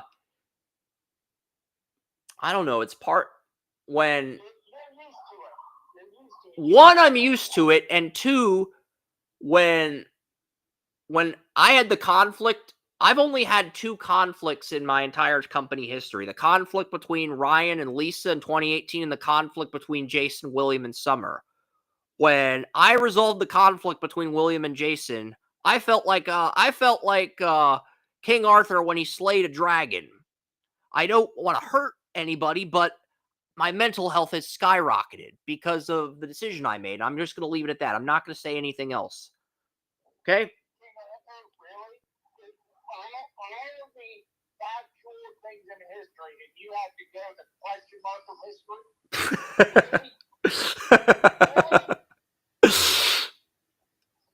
Come on, man. In my defense, one of my classmates who was on the football team in middle school and high school referred to King Arthur as King Arthur, and they used a seal voice to disrespect King Arthur. I have more humility than that. In my defense, I have more humility than that.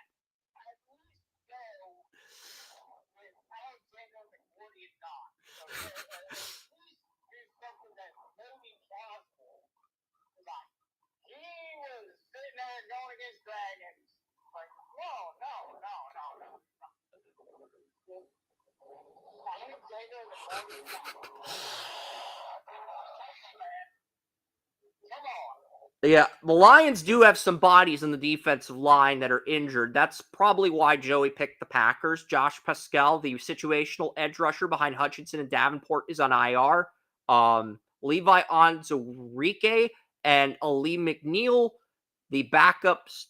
Levi Onwuzurike, the backup to DJ Reader, and Tyleik Williams, who's supposed to be the backup to Ali McNeil, are Ali McNeil and Onwuzurike are both on the PUP list. So that means DJ Reader, who is supposed to start at defensive tackle, has to play.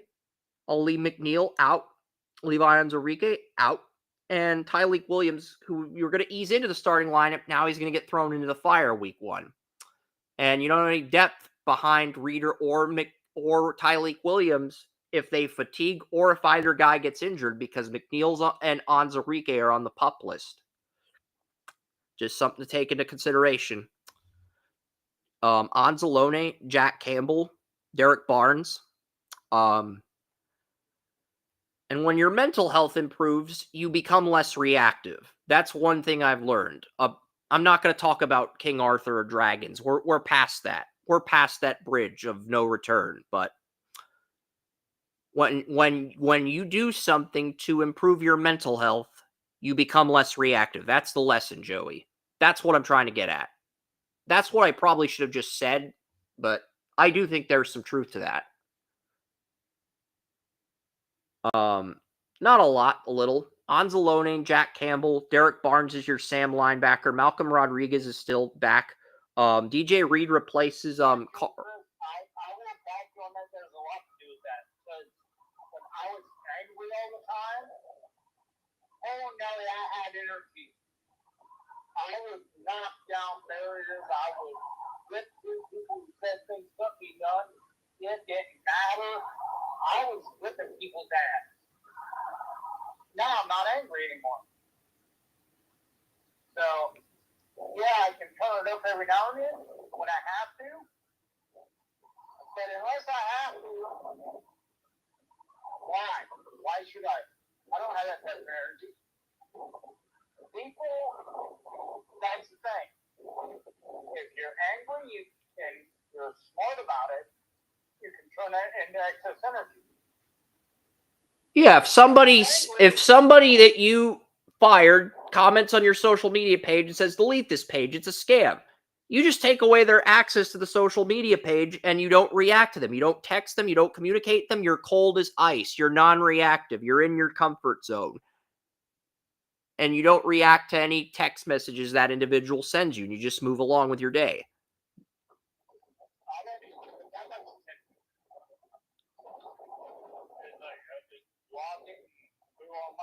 Yeah, exactly. That's what I did. I didn't even reply. I just blocked them and moved on. Well, let's just talk about the Lions' corners.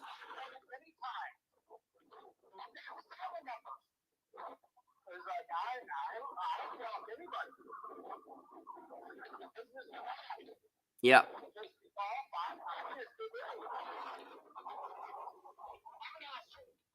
Yeah. So, I mean, the Lions are interesting. I mean, And Ennis Rakestraw was actually in a position to take the nickel corner job from Amik Robertson, but he got injured in the preseason. That's the only season-ending injury the Lions have had. They also did bring in Avonte Maddox, the former Eagles nickel corner. He is now he was the number 5 corner behind Rakestraw. Now he's the dime corner, I guess. It's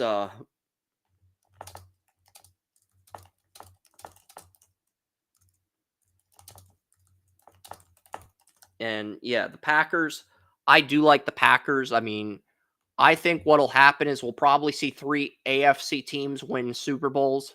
And then if I had to pick a 4th team after that, I'd probably pick the Packers because Jordan Love and Parsons will both be in contract years. So if they don't get it done by 2028, they're both going to be pissed off and angry enough to where they get one, they both get a big payday, and then the Packers fade into obscurity. That's what happened with Aaron Rodgers, Clay Matthews. It's what happened with Favre and Reggie White after they won one. But they're very competitive over these next 3 to 4 years. And the Packers, we don't know what they're going to do at receiver once Christian Watson comes back. Is Watson going to be the number 1 when he comes back? Or are we going to see Matthew Golden or Romeo Dobbs become so dominant that they become the new number 1? Or are we going to see maybe Jaden Reed or Dontavius Wicks? The Packers have 7 players, Savion Williams, Dontavian Wicks, Jaden Reed.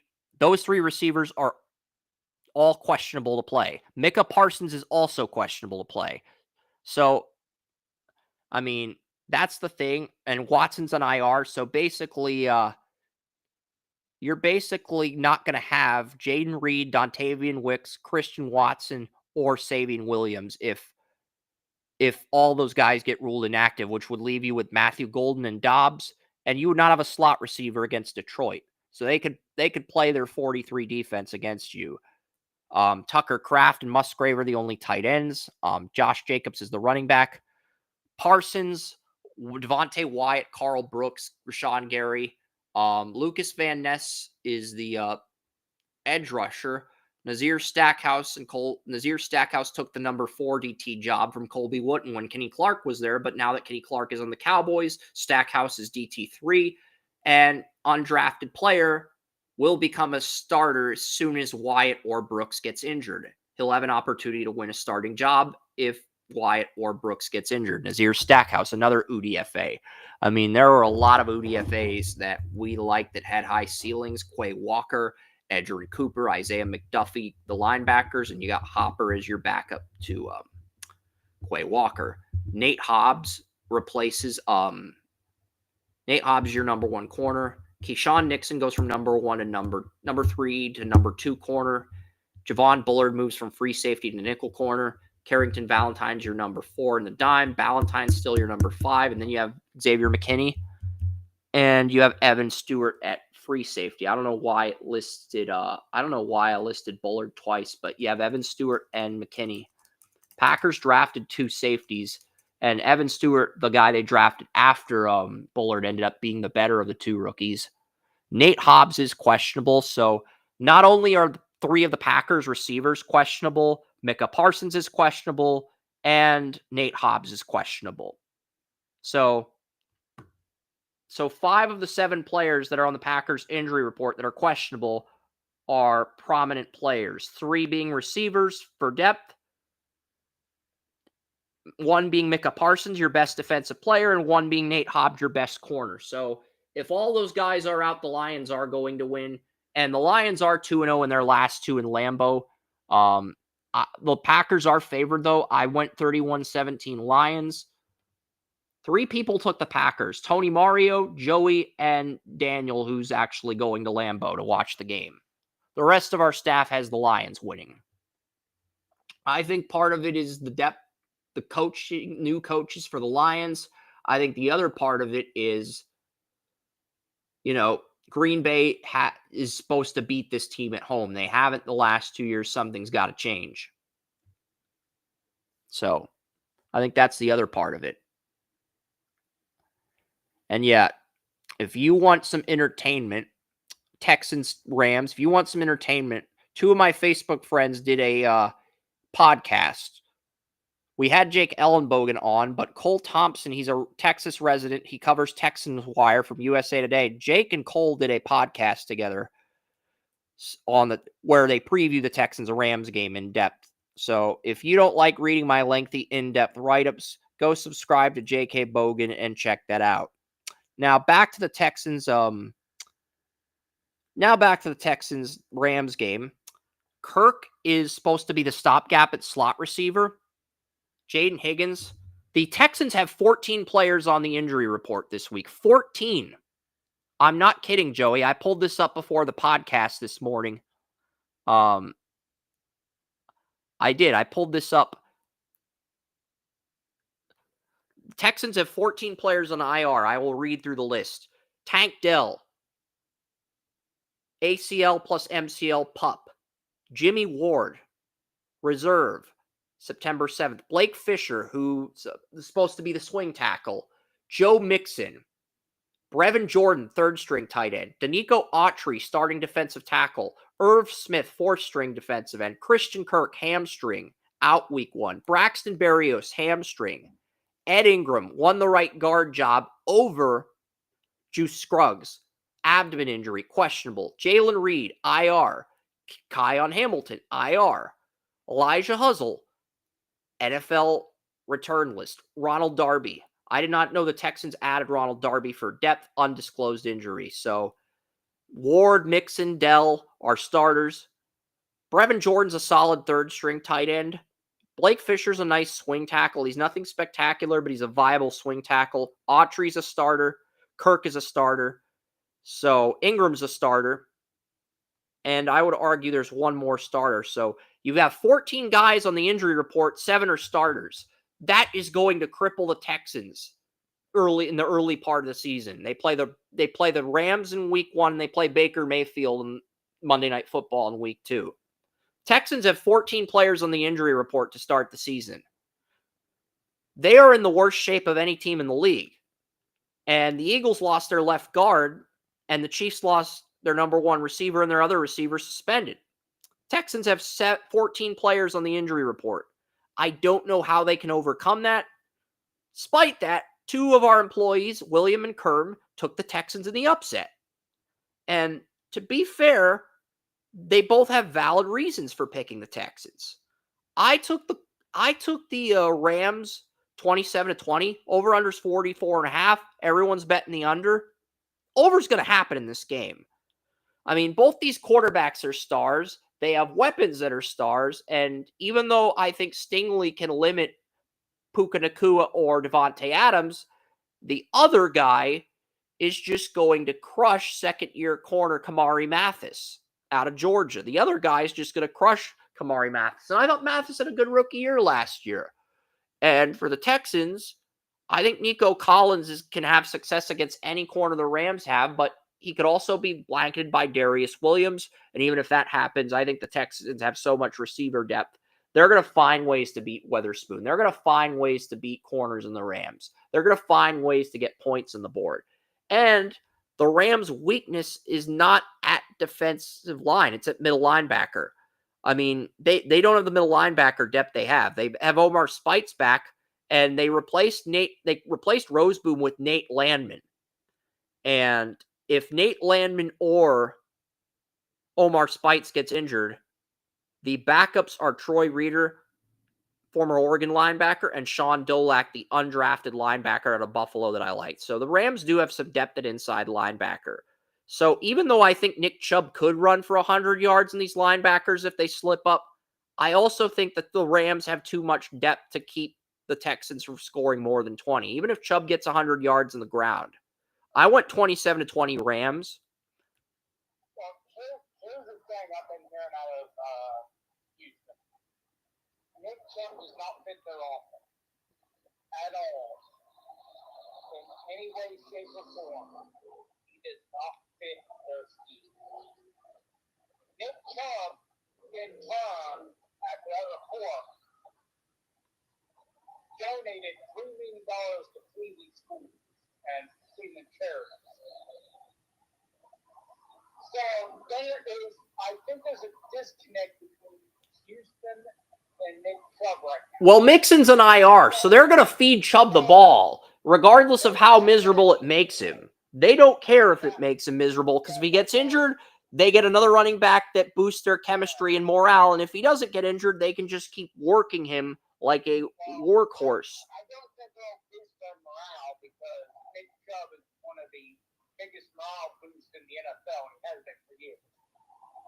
I'm saying if Chubb is good, it boosts the team morale, and if he's not good, while the morale will be up, the production will be down. That's basically my entire point. So I can agree with you on that one because it's not The morale and team chemistry will be up if Price is in instead of Dameon Pierce is in instead of Chubb, but the production will be down, less rushing yards. You'll go from being maybe 12th to 21st in rushing yards. Because that's what I'm looking at. With Joe Mixon out of the lineup, I think if Nick Chubb is the starter, you can finish 12th in rushing yards if Chubb stays healthy. If Pierce is your starting running back, you're probably 21st in rushing yards. You're probably outside the top 20 in rushing yards.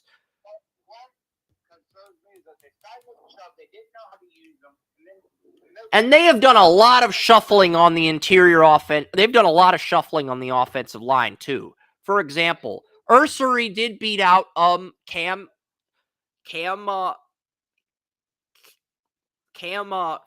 Jaguar guy. Who am I thinking of? Cam Robinson. There we go. Ursery beat out Cam Robinson for the left tackle job as a rookie. This is something Brad Noble told me. Laken Tomlinson took the left guard job from they signed Laken Tomlinson in free agency. He won the left guard job. Jake Andrews was the third string center on the Patriots last year behind David Andrews and Ben Brown. Patriots cut Jake Andrews. He comes into Texans camp. He took the starting center job from Jarrett Patterson after getting cut by the Patriots. Ed Ingram took the right guard job from Juice Scruggs. You got all this shuffling on the freaking offensive line. I think not only does Nick Chubb have poor rapport, I think by taking guys that you drafted who did well in limited roles as starting lineups and replacing them with other free agents, I do think that creates some friction in terms of team chemistry. So it's not just Nick Chubb not having rapport.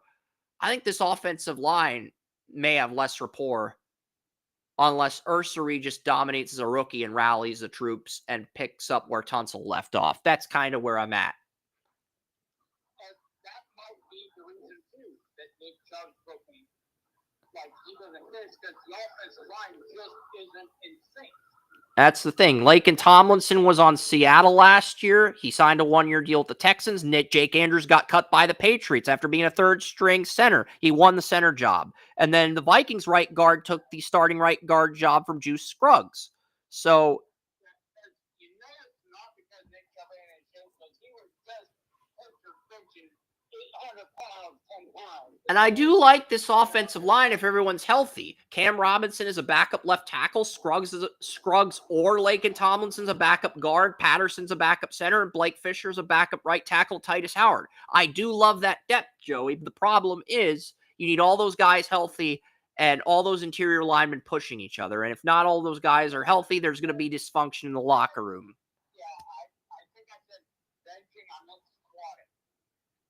Because he was squatting 700 or 800 pounds here like 2 weeks ago. And the Texans just have so much depth at receiver, too. Nico Collins, Jaden Higgins, Kirk's their slot receiver until Tank Dell returns.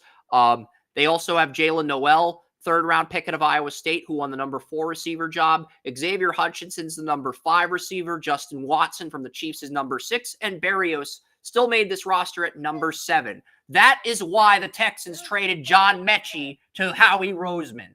So the Texans had so much depth at receiver, they basically gave Howie Roseman John Mechie. And here's the thing that really should concern you. If the Texans spread that ball out enough, it doesn't matter if Nick Chubb is the best fit for the offense or if the offensive line is the best running. Not only are the Texans 7 deep at wide receiver, they are 5 deep at tight end. Dalton Schultz is your starter. Cade Stover's your backup. Brevin Jordan's third string. Oh, and the Texans have 2 tight ends on their practice squad that they can promote if multiple tight ends get injured. Harrison Bryant is the first of those guys. The second is Luke Lakey, the Iowa tight end you, me, and William liked. 7th round pick out of Iowa. He is your 5th string tight end and a second practice squad tight end.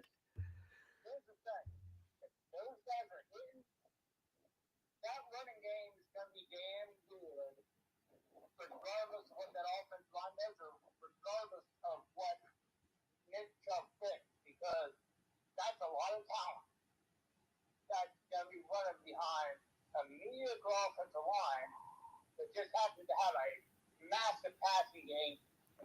The Texans finally have enough depth to get to the AFC Championship, but they also have such a dysfunctional offensive line that they could end up losing this division to someone else if they slip up. So they do feel like the most volatile team in the AFC this year.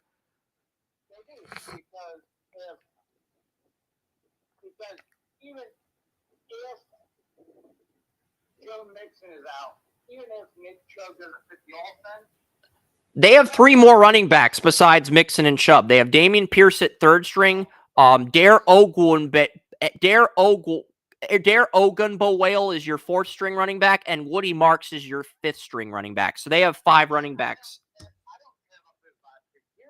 I agree. I think the top 3 are their best guys. I'm in agreement with you on that. yeah, Pierce is very good, but Pierce is not what he needs to be in his development. So that's what makes Chubb so much more vital, especially with Mixon out. If all 3 running backs are healthy, Houston can go running back by committee and try to wear teams down. And that's going to be a pain in the ass to deal with later in the year. But right now, that's not the case. Yeah, because Chubb's on his left. Like, I love Chubb. You know I love Chubb. But we all know the deal. Yeah. His knee injuries have been horrific. He can still lift 800 pounds. But at the same time, dude, he ain't got much left. Mixon is younger. He's stronger. Actually, I think Mixon might be younger, but Mixon was drafted a year before Chubb. So I don't know if they're the same age. And if they are, I'm guessing Mixon is only a year younger. Yeah, that could actually be an interesting dynamic. Yeah, and I love the Texans' edge rushers. They still have Barnett as their backup right end, and they have Darrell Taylor Jr. from the Bears that I interviewed at the Senior Bowl as the backup left end to Will Anderson Jr. Tim Settle and Fatu Kasi from the Jaguars are the backup defensive tackles to Mario Edwards Jr. and Sheldon Rankins, who the Texans added from the Bengals. Toatu is the weak side linebacker. Azeez Al-Shahir is the middle linebacker. Christian Harris is the Sam linebacker. And Toatu and Al-Shahir are the only starters in 4-2-5 packages. The Houston Texans did get EJ Speed from the Colts, but they're using him as a third-string linebacker, even though I would probably start Speed and I'd move Toatu where to Al-Shahir is, but the Texans don't want to do that. But, you know, Stingley and Lassiter are 1 and 2. Jalen Patir is at nickel. And I don't know why this says Okuda. I don't know why this says Okuda is no longer. I don't think Okuda is on the Texans anymore. I thought somebody else signed him. And Jimmy Ward's your strong safety, Kalen Bullock. You got C.J. Gardner-Johnson, Jimmy Ward. So C.J. Gardner-Johnson, Jimmy Ward. Jimmy Ward's on IR. Jalen Patir can play safety. So here's the thing.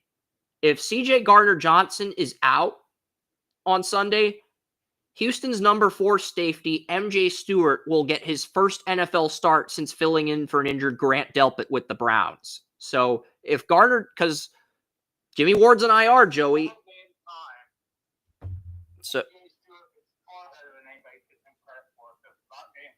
So he's had to wait, and he's been embracing that backup role for the Texans. He hasn't complained about it, but Gardner-Johnson, they did activate him off of the PUP list. He might play, but he might play on a snap count, and they might let Stewart play. But I do think that's an interesting dynamic because Ward's on IR. You have Kalen Bullock, who started as a third-round pick out of USC, but who's going to be playing next to Bullock if Jimmy Ward and Gardner Johnson are both inactive? That leaves you with MJ Stewart. He'd be the default starter. Well, here's the thing. MJ is a strong safety / corner. You can play both. The Houston Texans drafted Jalen Smith, the USC safety, in the third round, but Stewart's still ahead of Jalen Smith on the depth chart. So if Gardner Johnson and Ward are out, that means Jalen Smith's the rotational backup safety, and Stewart and Kalen Bullock are your starting safeties. And I actually like Stewart more than Bullock, even though Bullock did do well enough to earn a starting job. Bullock missed a lot of tackles when I watched his USC tape, but he did a decent job as a rookie. Wasn't spectacular, but he did decent enough to hold the job for now. Well, Stewart is a missile on specialty. He is a damn good strong safety, and he is a very good nickel corner. So The Texans are so confident in their safeties and Jimmy Ward and CJ Gardner Johnson. They basically just decided we're going to move Jalen Patir from safety to nickel. That was basically the thought process last year, and that worked.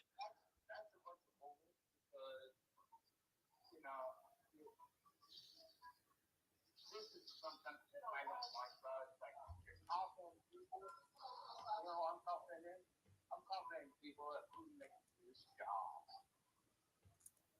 And that's who I'm confident in. That's not just Houston, but that's everybody. Yeah. I get ticked off whenever that happens. Because, you couldn't do your job? Let's put you on the back burner for this guy who hasn't. That irritates me. Yeah. And, the Rams are in an interesting spot. I think the Rams have a lot of defensive depth. They added Ty Hamilton out of Ohio State. He's the backup nose tackle to Braden Fitt to Poona Ford. Poona Ford takes over for Bobby Brown, the fourth, and Ty Hamilton, their fifth-round pick out of Ohio State, is the backup to Poona Ford. You also have Tyler Davis, Jared Verse, Omar Spites. I like the additions the Rams have made. Quentin Lake's the nickel. Weatherspoon and Williams are the 1 and 2. Jacoby Durant's your number 4. And Emmanuel Forbes, former Commanders 2023 first-round picks, the number 5 corner. Curl and Kitchens are the safeties. And, last year, Kitchens started out as a backup, but once he took over as the starting free safety in Week 7, he never gave the job back. I do have the Rams winning and covering the spread. And I think part of it is I do not have any confidence in Azeez Al-Shakir. I think Kyron Williams is going to freaking destroy the Texans on the ground, and that's mainly my thought process in picking the Rams. I think both secondaries are going to present challenges for the quarterbacks, Stafford and Stroud, but I think both those guys are also going to throw some touchdowns too. But I think Kyron Williams is going to be the reason the Rams start 1-0. And everybody except for Kerman, William Yanish took the Rams to beat the Texans. Final 2 games are Bills-Ravens and the Monday night game. And I think the Ravens are the deepest offensive team in the league, and I think the Bills are the deepest defensive team in the league. I do. I think the Bills are the deepest defensive team in the league, and I think the Ravens are the deepest offensive team in the league when everybody's healthy. And I'll explain why. Okay, the Ravens have Lamar, and their backup quarterback now is Cooper Rush. Ronnie Stanley, Voorhees, Linderbaum, Falele, Rosengarten, all of last year's starters are back. Carson Vincent, 5th-round pick out of Alabama A&M's the backup left tackle. Ben Cleveland's the backup left guard. Corey Bullock's the backup center. Emory Jones Jr., I think, is good enough to be the backup right tackle, but they are sliding him inside to right guard because they signed Joseph Noteboom, last year's left tackle on the Rams, to be the backup right tackle. So the Ravens just have that much depth up front. It's not even funny. Not only do they have good starters, they have quality depth as well. And if something happens to Stanley, you can plug Noteboom in if you don't think Carson Vincent's ready. Zay Flowers, Bateman, and Hopkins are the starters. Tylan Wallace is the number 4 receiver. LaJohntay Wester took the number 5 receiver job from Devontae Walker. who was number 5 receiver as a 4th-round pick as a rookie. You still have Andrews, Likely, and Kolar. All 4 running backs, Henry, Hill, Ollie, Keaton Mitchell, looked incredible. Patrick Ricard is back. The Ravens have depth everywhere on offense. Quarterback, 4 deep at running back. They are 6 deep at receiver, 3 deep at tight end. They are deep at every position on the offensive line. I would argue the Ravens are the deepest team on offense of any team in the league. I think the Ravens are so deep that if Lamar Jackson got injured, I think Cooper Rush could take this team to the playoffs as a wild card like Tyler Huntley did. That's how much depth the Ravens have, Joey. Offensively, that's how much depth they have. I know I'm going to get laughed out of the building for that take, but the Ravens have so much offensive depth, it's not even funny. I think they're the deepest offensive team in the league, and that's why a lot of people are picking them to win the Super Bowl. Matabike, Travis Jones, Broderick Washington are your defensive line starters. I have Van Noy finishing 3rd in the NFL in sacks behind Trey Hendrickson and Myles Garrett. And those would be my 3 picks for Defensive Player of the Year. You could also bet on TJ Watt and Aiden Hutchinson with Detroit. A dark horse to win Defensive Player of the Year is Jared Verse with the Rams. Emmanuel Watson agreed with me on that take. Roquan and Simpson are quite the tandem at middle linebacker. Tavius Robinson's your backup right outside. Mike Green's your backup left outside linebacker. Ojabo's 3rd string right outside. Isaac's 3rd string left outside. And Teddy Buchanan, 4th-round pick out of Cal, is the backup 34 middle linebacker. I like him as a backup, not a starter. Nate Wiggins, Jair Alexander, Marlon Humphrey are all capable of covering number 1 corners. Awuzie is the dime corner if any of those 3 get injured. And TJ Tampa, 4th-round pick out of Iowa State, that a lot of people liked, your number 5 corner. Not only the Ravens have 3 corners that can cover number 1 receivers, just like the Steelers. And they also have Kyle Hamilton at strong safety and Malachi Starks at free safety. Malachi Starks is my defensive rookie of the year pick. We both would not shut up about Malachi Starks at this point last season. A lot of people are picking Mike Green to win defensive rookie of the year out of Marshall. But 1, he couldn't beat out Van Noy for the starting job. And 2, I think Van Noy is just going to put together a career season where he finishes in the top 5 in sacks with Green pushing him. Talking about Malachi Starks right now. So it's like Malachi Starks is going to come late. He's going to a secondary with 3 number 1 corners that can cover inside or outside against the number 1, 2, or 3 receiver. And he's going to a secondary that has a stud safety in Kyle Hamilton to take pressure off him. That is legitimately the best situation he could have entered. And I think he would have beaten out Ardarius Washington. I don't think the Ardarius Washington season-ending injury would have mattered because I think Starks would have beaten him out in camp if both had stayed healthy. Absolutely. I thought Malachi Starks was a top pick now. He would have definitely done. So when all these Ravens fans say Mike Green, our 2nd-round pick, who didn't even beat out Van Noy for the starting job, he's going to be defensive rookie of the year, not Starks, even though Starks is going to be great too. No. Starks is going to be the defensive rookie of the year, guys. Yeah, it's like Mike Green will get his moment, but I think Kyle Van Noy is going to have a breakout season where he finishes in the top 5 in sacks. Then he's going to test the open market. He's going to want too much money, and the Ravens are just going to turn things over to Mike Green. That's what I think is going to happen, unless Owa walks and they give Van Noy a team-friendly deal and they give him the... That could happen too, but regardless, I think one of those edge rushers leaves. Oh, and Tyler Loop took the kicker job from Justin Tucker. And Josh Allen got his first MVP last year. Khalil Shakir and Keon Coleman are your 1 and 2. Palmer's your slot. Curtis Samuel's your number 4. Elijah Moore's your number 5. Kincaid, Dawson Knox, Jackson Hawes replaces Quentin Morrison. Ray Davis, Ty Johnson, James Cook are all back. Reggie Gilliam's back. Bosa, Ed Oliver, Daquan Jones, and Rosso are the starters. Epinez is the backup right end. TJ Edwards is the backup defensive tackle along with Deion Walker. And Landon Jackson's the backup left end. Buffalo wanted to ease their rookies into the lineup by keeping them on 3rd string. But here's the thing. Michael Hawk was the backup right end. Michael Hawk was supposed to be the backup left end. And Landon Jackson was supposed to be 3rd string. But Michael Hawk got suspended. And honestly, if Landon Jackson impresses during Hawk's suspension, Hawk might either be third string or he might be a guy the Bills cut when he comes back. And the other player that got suspended is Larry Ogunjobi. The Bills signed Larry Ogunjobi, and with Dwayne Carter tearing his ACL in training camp, because originally the Bills wanted Sanders and Walker to be the third string defensive tackles. They wanted to keep Oliver and Jones inside as the starters.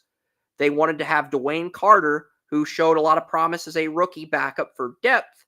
And they also wanted to have Ogunjobi, a veteran. Carter gets injured, Ogunjobi gets suspended. So the guys you drafted in rounds 2 and 4, Sanders and Deon Walker, to be third string defensive tackles are now backups due to Carter's injury and Ogunjobi's suspension, which is interesting in its own right. So I do not know. I wish I had the reason for that. All I know is I checked the depth chart for the Bills and it said he was suspended. I do not have... I'll Google it in a second. You can say whatever you want about him, but he's always been a model player, a model person, so that kind of got me curious a little bit. Okay.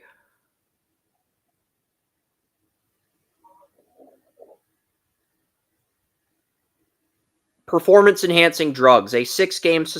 He tested positive for drug testing. So he tested positive for performance-enhancing drugs. He did not do anything bad or illegal off the field. Still a model citizen. Just tested positive for a drug test and got a 6-game suspension. That's it, Joey. That's all he did.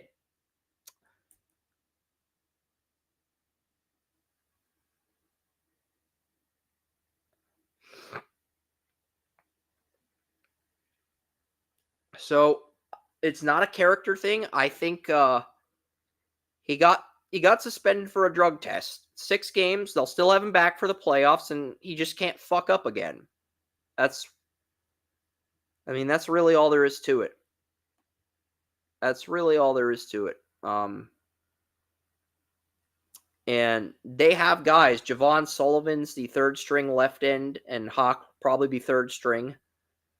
Also, the Buffalo Bills have Jordan Phillips on the practice squad, a guy who once started next to Ed Oliver. Jordan Phillips, who I actually liked more than Daquan Jones, he's on your fucking practice squad. If you don't want to rush these rookies into the lineup, bring Phillips up. You have the resources to do this. I'm kind of pissed off with how many good players the Bills have on their practice squad as a Patriots fan. Dorian Williams and Bernard are the starters.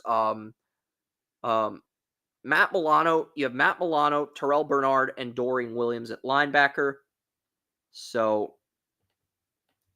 you have some great pieces. And in addition, you have Shaq Thompson as so basically Matt Milano and Bernard are the starting linebackers. Dorian Williams is the backup outside linebacker in a 4-2-5. Shaq Thompson's the backup to Bernard. So the depth at linebacker is incredible.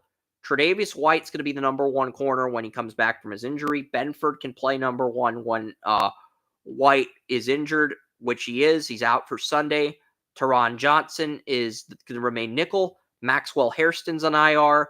And what's interesting, Joey, is with Maxwell Hairston and Tre'Davious White ruled inactive, when Buffalo drafted Kaiir Elam in the first round of 22, and they drafted Christian Benford in round 6, and Benford turned out to be the better corner. They did the same thing this year. They got Hairston in round 1 out of Kentucky. They also got Dorian Strong out of Virginia Tech at the 6th round.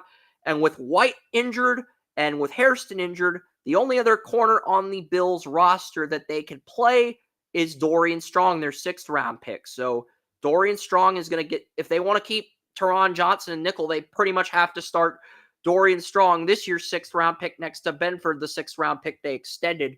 The Bills also do have Dane Jackson on their practice squad. So if you don't want to play a 6th round corner, you better fucking promote Dane Jackson. He knows your system. He knows what you want to do scheme-wise. And that's not the only player the Bills have in the secondary on the practice squad. Jordan Poyer is on the Bills practice squad. Remember when Poyer was on the Browns practice squad. Poyer's now back with the Bills, but he's on the practice squad. He's not even on the roster. So anybody who needs a safety could pick up Poyer and sign him to a contract if they're actually going to utilize him on a 53-man roster. That's one of the stupidest fucking things I've ever heard. One player who worked himself up in the Browns practice squad, did special teams ace on the Browns, superstar safety on the Bills, and he walks away. He starts his decline, but you would have put him back. He goes to Miami where he declines, but the Bills, he missed Buffalo so much he agreed to come back, and he's basically not even a starter or a backup. Taylor Rapp, before you go on a rant, I want to list who's ahead of him on the depth chart. You can only have, I think, 2 or 3 stints on the practice squad before you're ineligible. This may be his last day on the practice squad. Okay, if anybody calls him up to the main roster, Buffalo loses him, period. No leadership, no nothing. He's done. Yep.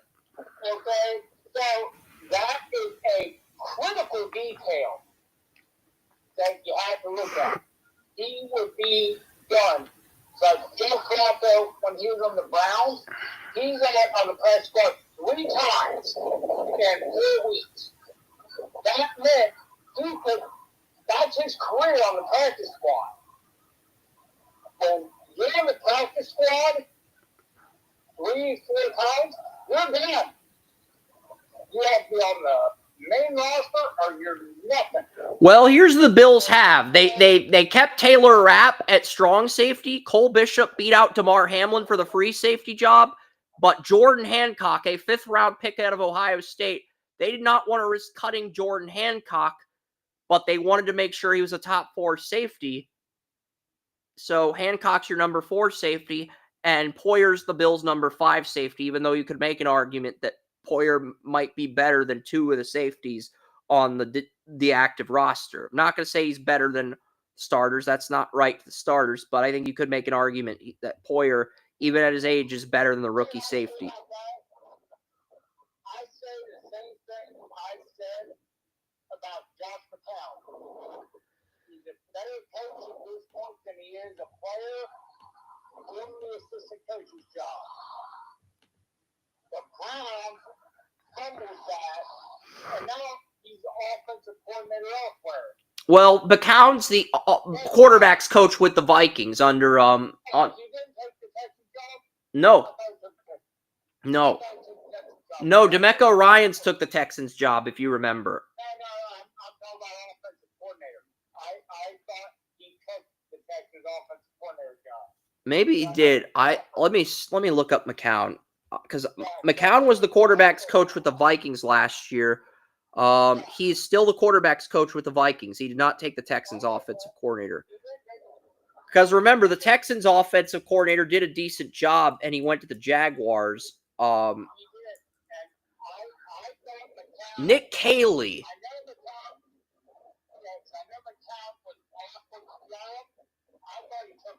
No, the Texans ended up getting Nick Caley. Nick Caley was the Patriots tight ends coach for 5 years, and he was the Rams tight ends coach for 2 years, and then the Texans promoted him to offensive coordinator after he got a year of pass game coordinator experience under Sean McVay.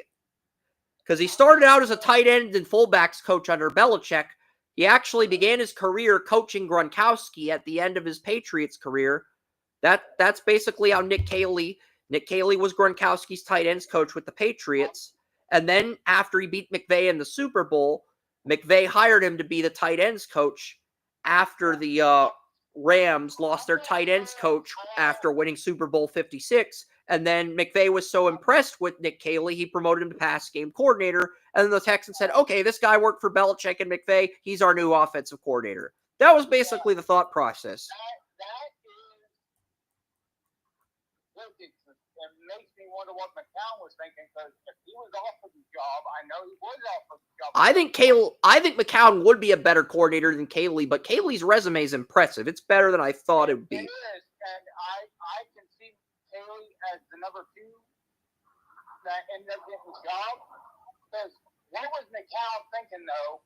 He turned down the offensive coordinator job with the Texans, and Kaylee ended up getting the job. What was the allure of staying where he was? Now, that is a different question altogether. I don't know. But that does bring up questions, does it not? Yeah. And if the Texans beat the Rams, it's going to be because of Nick Caley. Because Nick Caley, he learned under McVay, and now he's coaching against him in the season opener. I just think that's very interesting. That's a good storyline, so we'll see how that turns out. Yeah, and, Buffalo's going to have 2 sixth-round corners. Benford, who they extended, and Dorian Strong, with Hairston's injured. Hairston's injured and White's injured. So, and they traded Elam. Dane Jackson's on the practice squad. So is Poyer. Bass got placed on IR on Friday, and they signed Matt Prater. Brandon Beane was looking at Matt Prater, and he was looking at Cade York, and he basically went with Prater. I can't believe Cade York was a finalist for both the Dolphins and Bills kicker jobs after he was the guy that the Dolphins had narrowed their kicker job search down to Riley Patterson, Cade York. They went Patterson. The Bills narrowed it down to Matt Prater and Cade York, and they would rather have a 37-year-old Prater over York. So, and there's a reason why York got cut by the Browns, Giants, and Cowboys. Everybody took the Bills except for Joey. The Ravens are favored, and Joey's the only one that picked the Ravens. That's the irony here, ladies and gentlemen. Here's the thing. York got cut by the Browns twice. And he got cut by the Giants and the Cowboys. So he got cut by 4 different teams. The fact that the Dolphins and Bills were considering him just shows you how big of an impact Tyler Bass and Sanders have when they're healthy. Yeah, and the Browns cut him last year from the practice squad. Yeah. So it's like Cade York may be the kicker with the most potential to really amount to shit. Because if we count the amount of teams that brought him in for tryouts and discarded him, that puts him at 6 teams. If we count 4 times from the Browns, 1 from the Giants, 1 from the Cowboys, that's 6. And if we count the fact that the Dolphins and Bills brought him in for a tryout and rejected him, that's 8 rejections for Cade York.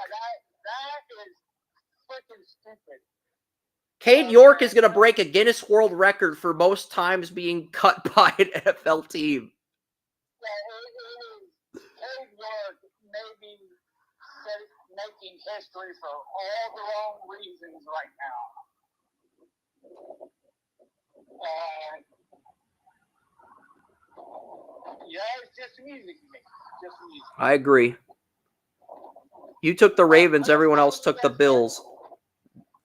What were you going to say? You took the Ravens. Everyone else on our staff took the Bills. But I think this is such an entertaining game. I think the Bills have the most depth of any defensive team in the league, and I think the Ravens have more offensive depth than any team in the league. That's how tight this is. I think the Ravens, just like I think the Ravens are better team. But I think the Bills are going to make it close, and I think they are going to make it close all year. The over-under's 50.5. Most people are betting the over, expecting a high-scoring game. I took the under. I've got the Bills beating the Ravens 28-21. Final game, Vikings-Bears in Chicago. Donovan Jackson won the left guard job. Addison got a 3-game suspension, so Thielen becomes the number 2 guy, and Naylor, who's going to be on the bench, is the slot guy for the first 3 games. Ty Felton's the number 4 receiver on the depth chart when everyone's healthy. He's number 5, but he's a number 4 right now. Rondale Moore's on IR. Hawkinson and Oliver are back. They did lose their third-string tight end to the Jaguars. Their third-string tight end, Johnny Muck, signed with the Jaguars, but Ben Urasek, an undrafted tight end out of Stanford and Georgia, did make the Vikings' final roster. he's not the only undrafted player to make the Vikings. The former Minnesota Golden Gophers quarterback Max Brosner also made the Vikings as a third-string QB behind McCarthy and Carson Palmer. I'm not Carson Palmer, Carson Wentz. So if McCarthy gets injured, Carson Wentz is the Vikings starter. That right there is a disaster waiting to happen. I was going to say, if they brought out Carson Palmer after this many years. Honestly, I would rather have Carson Palmer post-retirement over Carson Wentz right now. Post-retirement, my ass, this is 10 years post-retirement. Jeez, this guy is in a retirement home at this point. Yeah, I mean, I would rather have Carson Palmer retirement home over Carson Wentz. Carson Wentz is just that brutal. Like, honestly, if Tim Couch is still playing football, I'd rather have Tim Couch. But after his NFL career, he just said he couldn't play football anymore. Yeah, and Jordan Mason's the backup to Aaron Jones, and Ty Chandler's the third string back. Jalen Redmond was an undrafted player, but he was so dominant in camp. Not only did he earn the right to call plays in the Vikings defensive line, he's the 34 right end despite going undrafted. Hargrave, former Eagle, is the nose tackle, and Jonathan Allen. I take that back. I would take Tim Couch not being able to throw the ball over the other backup quarterbacks for the Vikings. Fair enough, but I take it back. Fair enough, but Hargrave and Allen are both starters on the Vikings 34 defensive line, but they're not calling the plays in the defensive line. Jalen Redmond, who went undrafted in 2023, not only won the starting right end job, the coach just trusts him to call the plays over both Hargrave and Allen, who are both veterans in their own right. So what does that say about Redmond?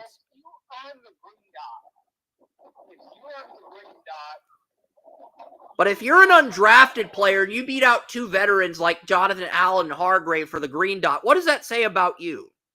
The maturity, the growth you've shown. That means you got the skill set. That means you've got the skills. That means you're going to make sure everybody knows. Because Jalen Redmond went undrafted. He got the green dot over Hargrave and Allen, who are both veterans. Hargrave's a Super Bowl champion. Incredibly impressive.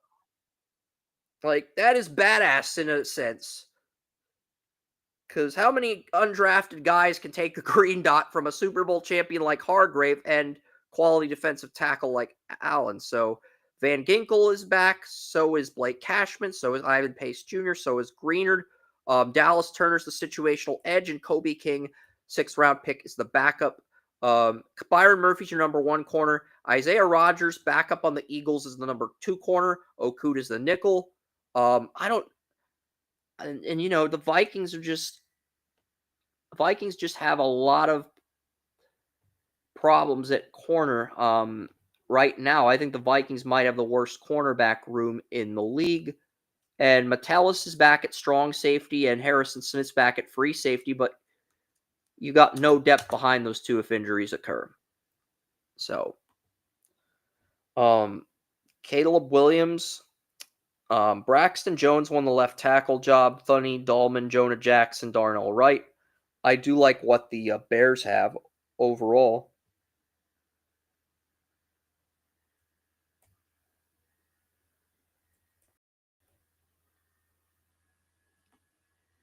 And I think the Bears have some talent, some weapons.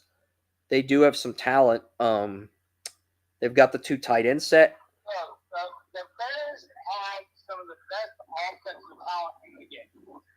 The problem is that offensive talent is unproven. They have underperformed. The talent's there. The talent is there. And we got a head coach in Ben Johnson that said, guess what? We ain't underachieving anymore. I thought the Bears upgrade on the offensive line. Dahlman, the Falcons center, Thuney, the Chiefs left guard, Jonah Jackson at right guard. They really did a great job upgrading the interior. They drafted Ozzie Trapillo, the Boston College left tackle, as a swing tackle. He has experience at both left and right tackle. Zacchaeus ended up winning the slot receiver job over both Devin Duvernay and Luther Burden. And Luther Burden was the guy I thought would win the slot receiver job, maybe even challenge O'Dunes for number 2, but Luther Burden's going to be getting number 5 on this depth chart. And Loveland and Met are going to be the 2 tight ends. And the Bears are going to run a 2 receiver, 2 tight end set. I'm glad, because if they were only going to run a 1 tight end set with Cole Met on the bench, I'd be pissed off about that. But I think if the Bears try to get out of Cole Met's contract, I think he's going to get traded to the Jaguars, because right now the Jaguars' best tight end is Brenton Strange, who I think is a backup tight end. Their backup tight end is a 3rd-string tight end, Johnny Mutt, and their 3rd-string tight end is Hunter Long, a 4th-string tight end on the Rams last year. So I think if the Bears commit to Loveland and they move on from Cole Met, I think the Jaguars are going to end up trading for Met. Just throwing that prediction out there, because but the Bears are running a 2 tight end set with Loveland and Met, and I'm happy, because that means both guys will play. Swift is the starting running back. Roshan Johnson's the backup. Kyle Monangai is the 3rd string, and Roshan's the only player on offense might be inactive in week 1. I love the depth everywhere on Chicago's offense. I love the depth on the offensive line last year, but they made the necessary improvements. Deo Odiengbo over DeMarcus Walker. I'm not sure if that's an upgrade or downgrade.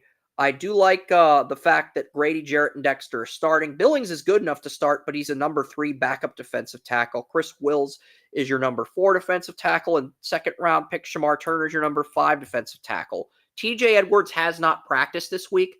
If he does not practice today, the Bears will not have TJ Edwards, really good outside linebacker, and Ruben Hippolyte II, their 4th-round pick out of Maryland, will be thrown into the fire against the Vikings as a rookie. And I do like the Bears' cornerbacks, but Terrell Smith, their best corner for depth, suffered a season-ending injury. I went with the Bears here, Joey, 28-20. Everyone took the Bears except for William. He took the Vikings. So we'll see what happens. Do we get the right combination of upsets? Only time will tell. But yeah, that's going to do it for today's I was more confident in the Bears' current coaching staff because I love Ben Johnson. Yeah, I have the Lions. I have the Bears covering the spread against the Lions in week 2. I have currently, before the show started this morning, I pulled an all-nighter and I got 12 of the 16 games for week 2 already updated. So I only have to update 4 games for week 2, and then I can relax the rest of the day. That feels amazing. I'll take a fucking nap after I update the last 4 games. Oh, Iowa State and Iowa are tied at 13 in the 4th quarter. I'm just providing some college football score updates before I suck.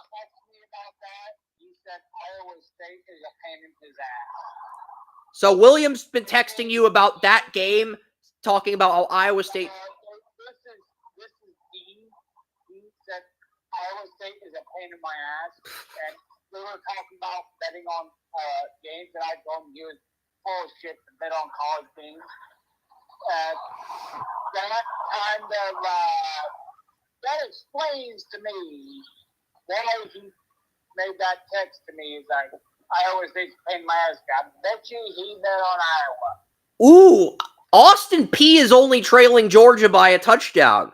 The fact that Georgia's only leading Austin Peay by 7 points after 1 quarter is a little disappointing. I mean, that's tough, yeah. I mean, Austin Peay did win last week as an FCS team, I believe. They beat an FBS team. Austin Peay has always been a good program. They've always been underwhelming with top 5 schools, Power 5 schools. So if they can, they did beat an FBS team last week. I'm pulling up the schedule right now to confirm what happened. They did beat Middle Tennessee State 34-14. They went into Murfreesboro and beat Middle Tennessee by 20. that's not like an SEC school. That's not even a MAC school. That's a Sun Belt school. But to be fair, Middle Tennessee State, I had Zach Clayton from Middle Tennessee State in the first round of my 2027 mock, If he's going to lose to Austin P by 20, he's probably not going in the first round. He'll be lucky to be a day 2 pick at this point. I think Shane Hallam had him at 70. He'll be lucky if he's a day 2 pick at this point. That is just an embarrassing loss for Middle Tennessee State. Indeed. To lose to Austin P by 20 with home field. But hey, if Austin P can hold Georgia to single digits, if Austin P can hold Georgia to a 1-score game, I think that says more about Austin P than it does Middle. But that's just my 2 cents on the situation.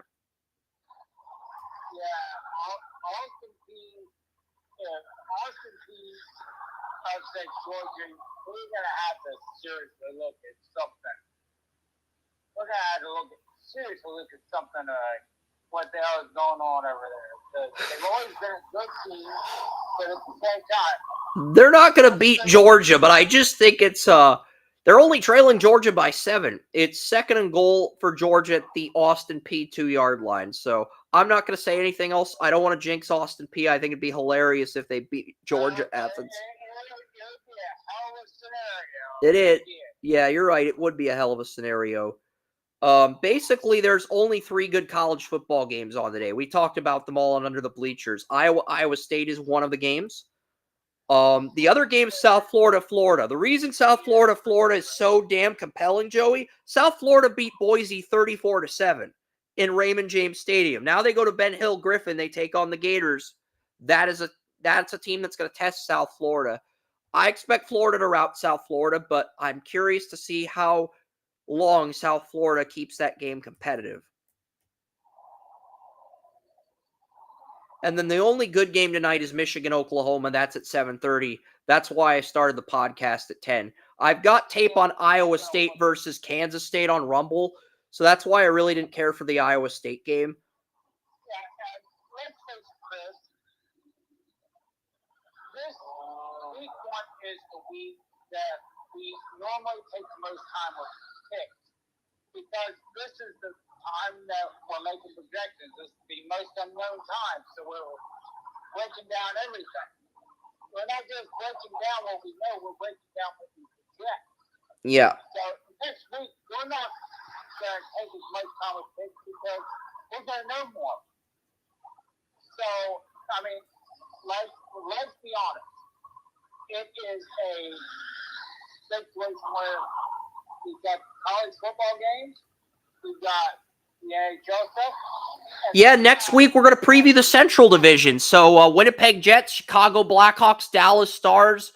Next week we're going to preview your division. Not going to reveal my cup finalists for another 2 weeks, but I'll probably reveal my first cup finalist in 2 weeks from today, and the quarterback rankings will follow that. And it'll be 2 separate streams. One will be a hockey stream. And I'm only going to start a show at 9 if there's a good college football game at noon. Clemson does play Georgia Tech at noon next Saturday. I'm not sure if that's watchable or not. I did pick Georgia Tech to beat Clemson. I've got very little with the NHL this year. And Ron kind of reminds me of Oren, but he's passionate about hockey. And we click well together when we podcast. That's why I made him a regular for the draft content.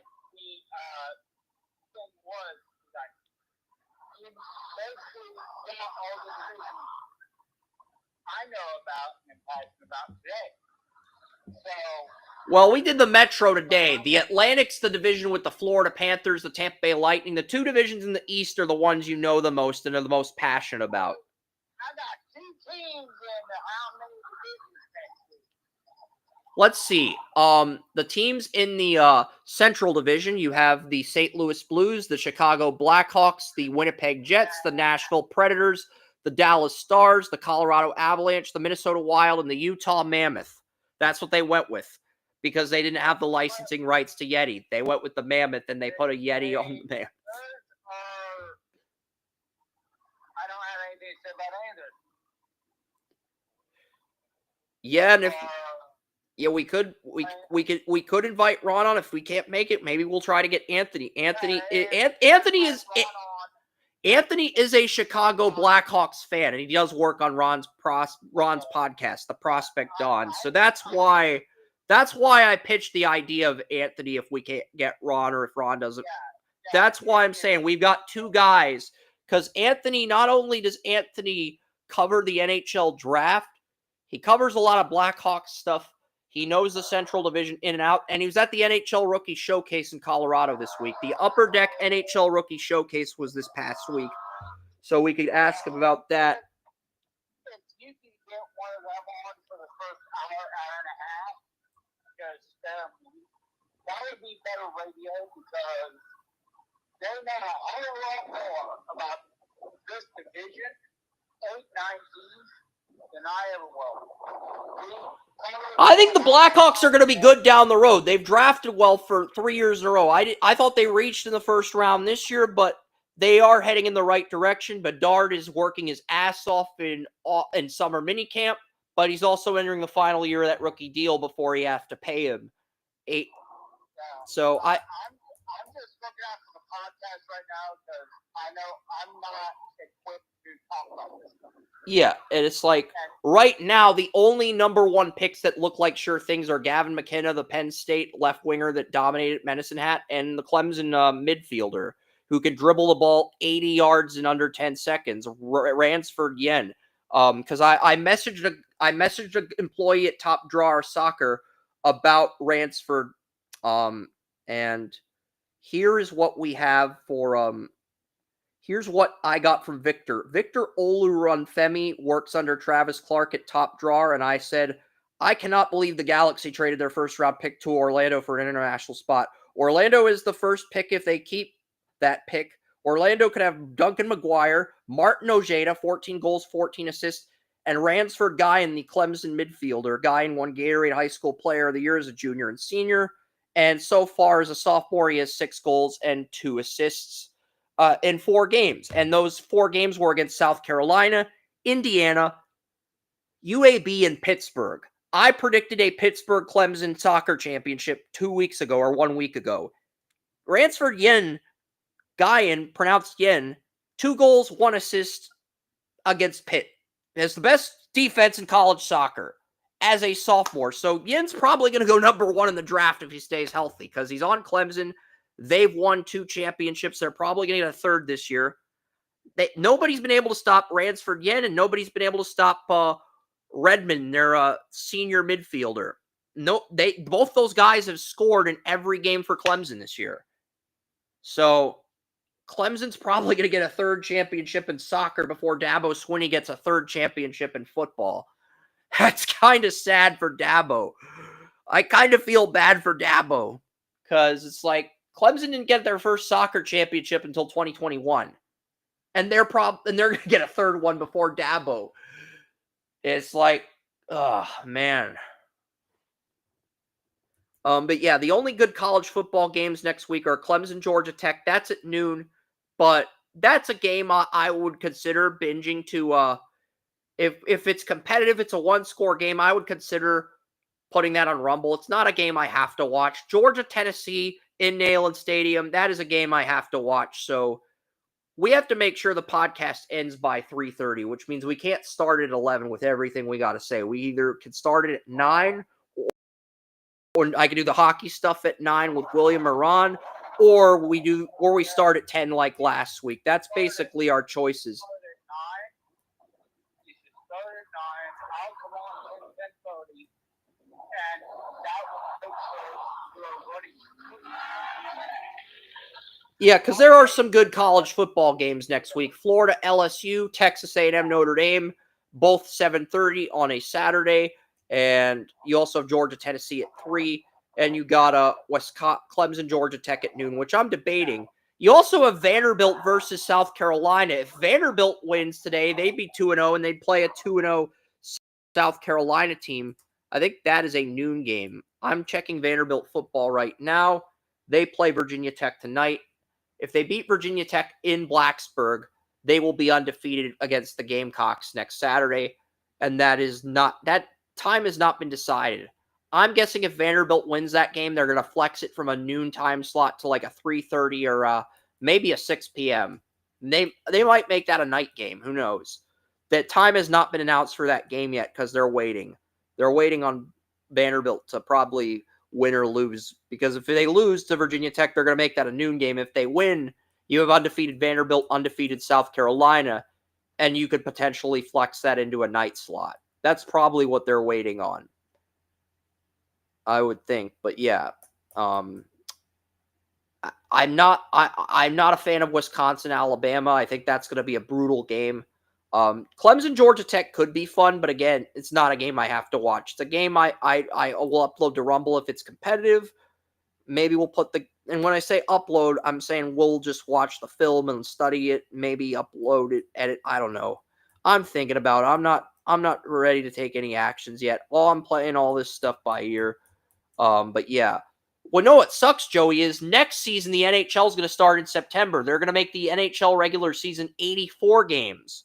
The NHL regular season is going to be 84 games next year, and they're going to start in late September instead of October. So I'm only going to be able to preview a conference. I'm going to have to preview a conference a week next year, which sucks because that's going to be right when the NFL starts. So instead of having 4 brutal shows with the college football conference previews, NFL season previews, you're going to have 6 shows that are just hell. The next year, it's going to be worse than this next year because we're going to have to preview 16 NHL teams in one show, plus get through the entire first week. Because if they're going to move the NHL regular season up to September, I don't get the luxury of previewing 4 divisions in 1 month. I don't get that luxury anymore because the NHL is trying to... NHL thinks they can steal ratings away from Major League Baseball. That's why they're moving the regular season up to the end of September. They think they can steal ratings from Major League Baseball, which I respect the thought process. I don't agree with it, but I understand where they're coming from. But at the same time, I'm watching a hell of a lot more baseball right now than I was watching. And even that I was watching baseball 2 years ago. The baseball on its way up. Don't try to steal the momentum, because if the momentum's going high enough against you, you're going to get your ass kicked. But the NHL has gotten more popular, but they think they can get viewers to stop watching baseball. That's why they're starting in late September next season. And they're expanding the NHL regular season from 82 games to 84 games. I would decrease the number of regular season games to 80 if I'm being honest. 2 games each. What the hell is that going to do? It's all part of the NHL collective bargaining agreement. It's already been agreed upon, Joey. Those people are full of shit. If they think that's going to make any difference. 2 games per team. That is a crock of shit. They used to play 84 games in the 90s. They were serious. They would have made like 5 games, 10 games. NHL used to play 84 games in the early 90s, so it's not like... It's not egregious in the fact that they're doing it. It's egregious in the fact that they think it's going to make a difference in the ratings or the perception. If you want to make a difference in the ratings or perception, you make a difference. You want to sit back and say, oh my God, I can go back to 1995 and everybody's going to love me. No, bitch. You take that. Well, that was just one of the rules of the collective bargaining agreement. It used to be if you didn't draft an 18-year-old player that you drafted, if you didn't sign an NHL player that you drafted by age 20, you'd lose their rights. Now, if you draft a player, you can wait till they're 22 to sign them to a rookie deal. That's a good rule. That's a good rule. Yeah, I thought they were going to make it so that that the rookie deals were up to 4 years instead of 3 years. That's what I originally thought. The rookie deals are still going to be 3 years, but you can wait until a player's 22 to sign them. So if there's a late round pick that you're not sure on, you have more time to assess them. I like that rule change. And the other thing with hockey is no more 8-year contracts after this season. Also, you can't go over the salary cap for the Stanley Cup playoffs. Teams like the Tampa Bay Lightning, when Vegas Golden Knights, whenever they traded for a star player when their stars were injured and they got their stars back for the playoffs, they were over the cap for the playoffs. And since so many fans bitched about it, now no more NHL teams can be over the cap for the playoffs. In fact, only two teams, the Minnesota Wild and the Carolina Hurricanes, were under the cap for the entire Stanley Cup playoffs last year. Every other team had guys that were injured in the regular season, came back for the playoffs, and when they came back, they were over the cap. So the NHL basically saying you have to be under the cap for the Stanley Cup playoffs, period. So that's a rule. And the final rule is no more 8-year contracts in hockey. You can only extend a player for up to 7 years once they enter a contract year. You can only extend a player for up to 6 years once they enter the final year of their contract. So no more 8-year contracts in hockey after this season. So, and Connor McDavid's in the final year of his contract. He hasn't signed it with Edmonton yet. So if he doesn't sign it, he will not get an 8-year extension ever again. He will have to settle for a 7-year. That's something I agree with you there, That's a good rule. I agree. It is a good rule. So no more 8-year contracts. You used to be able to do 10-year contracts, but they reduced it to 8. And now you're only going to be able to. So basically, if you want to give Connor Bedard an 8-year deal, you're going to have to pay him this offseason. If you wait to pay him, you wait for him to prove himself, you're only going to be able to keep him for 7 more years after this season. So that's the new rule they added, and that's Macklin Celebrini, who was one of the Rookie of the Year finalists, is going to be one of the first players that new rule applies to. So, yeah. So we get all my thoughts on the Central Division, including Colorado, Dallas Stars, all that good stuff. So that's next week, and week 2 is also next week. Thursday night game is Packers Commanders in week 2. And the game of the week for next week is Eagles-Chiefs. Probably the least compelling game on Joey's schedule, but it's the 2 Super Bowl finalists. So it's gonna be the most marketed game. All right. I'm Chris Ransom. That is Joseph Potter. We are signing off. I'm still on TalkShoe, but I think I have to reload the page in order to sign off, because it's like, It didn't sign me out of TalkShoe, but it disabled me from signing out. So I think I have to reload that. And yeah, I know my phone just reached 10%. It's okay. We are waiting to sign off on TalkShoe and Restream, and then we're gonna call it a day. All this knowledge audio. See, when I used to live stream on TalkShoe, it would cut me off for a certain period on the computer. And you know what would happen is, after it cut me off, the show would automatically end without my permission. So I went from the computer to iPad. It cut me off on the iPad before we could get to the AFC West. So I went back to the computer. And the crazy part is, the computer, live streaming on the computer and on TalkShoe, is that has actually worked. So I can just click end or leave meeting and sign off on Restream. I'll sign off on TalkShoe. And then I'll do the same thing with Restream. And that'll be it for today. And yeah, still 3 viewers in the chat. I mean, guys, you guys are troopers. We went from 70 viewers to 3. And I'll show you guys the predictions one more time. Because I'm not sure if our audience everybody took the bear. Yeah, okay, everybody saw everything. So yeah, perfect. All right, still 3 viewers. 2 on YouTube and 1 on Kick. None on X, which is surprising, because X is where the majority of our audience comes from. But I'm not going to complain. As long as we got viewers, I'm happy. So thank you guys so much. That's Joseph Potter. I'm Chris Ransom. We'll see you guys next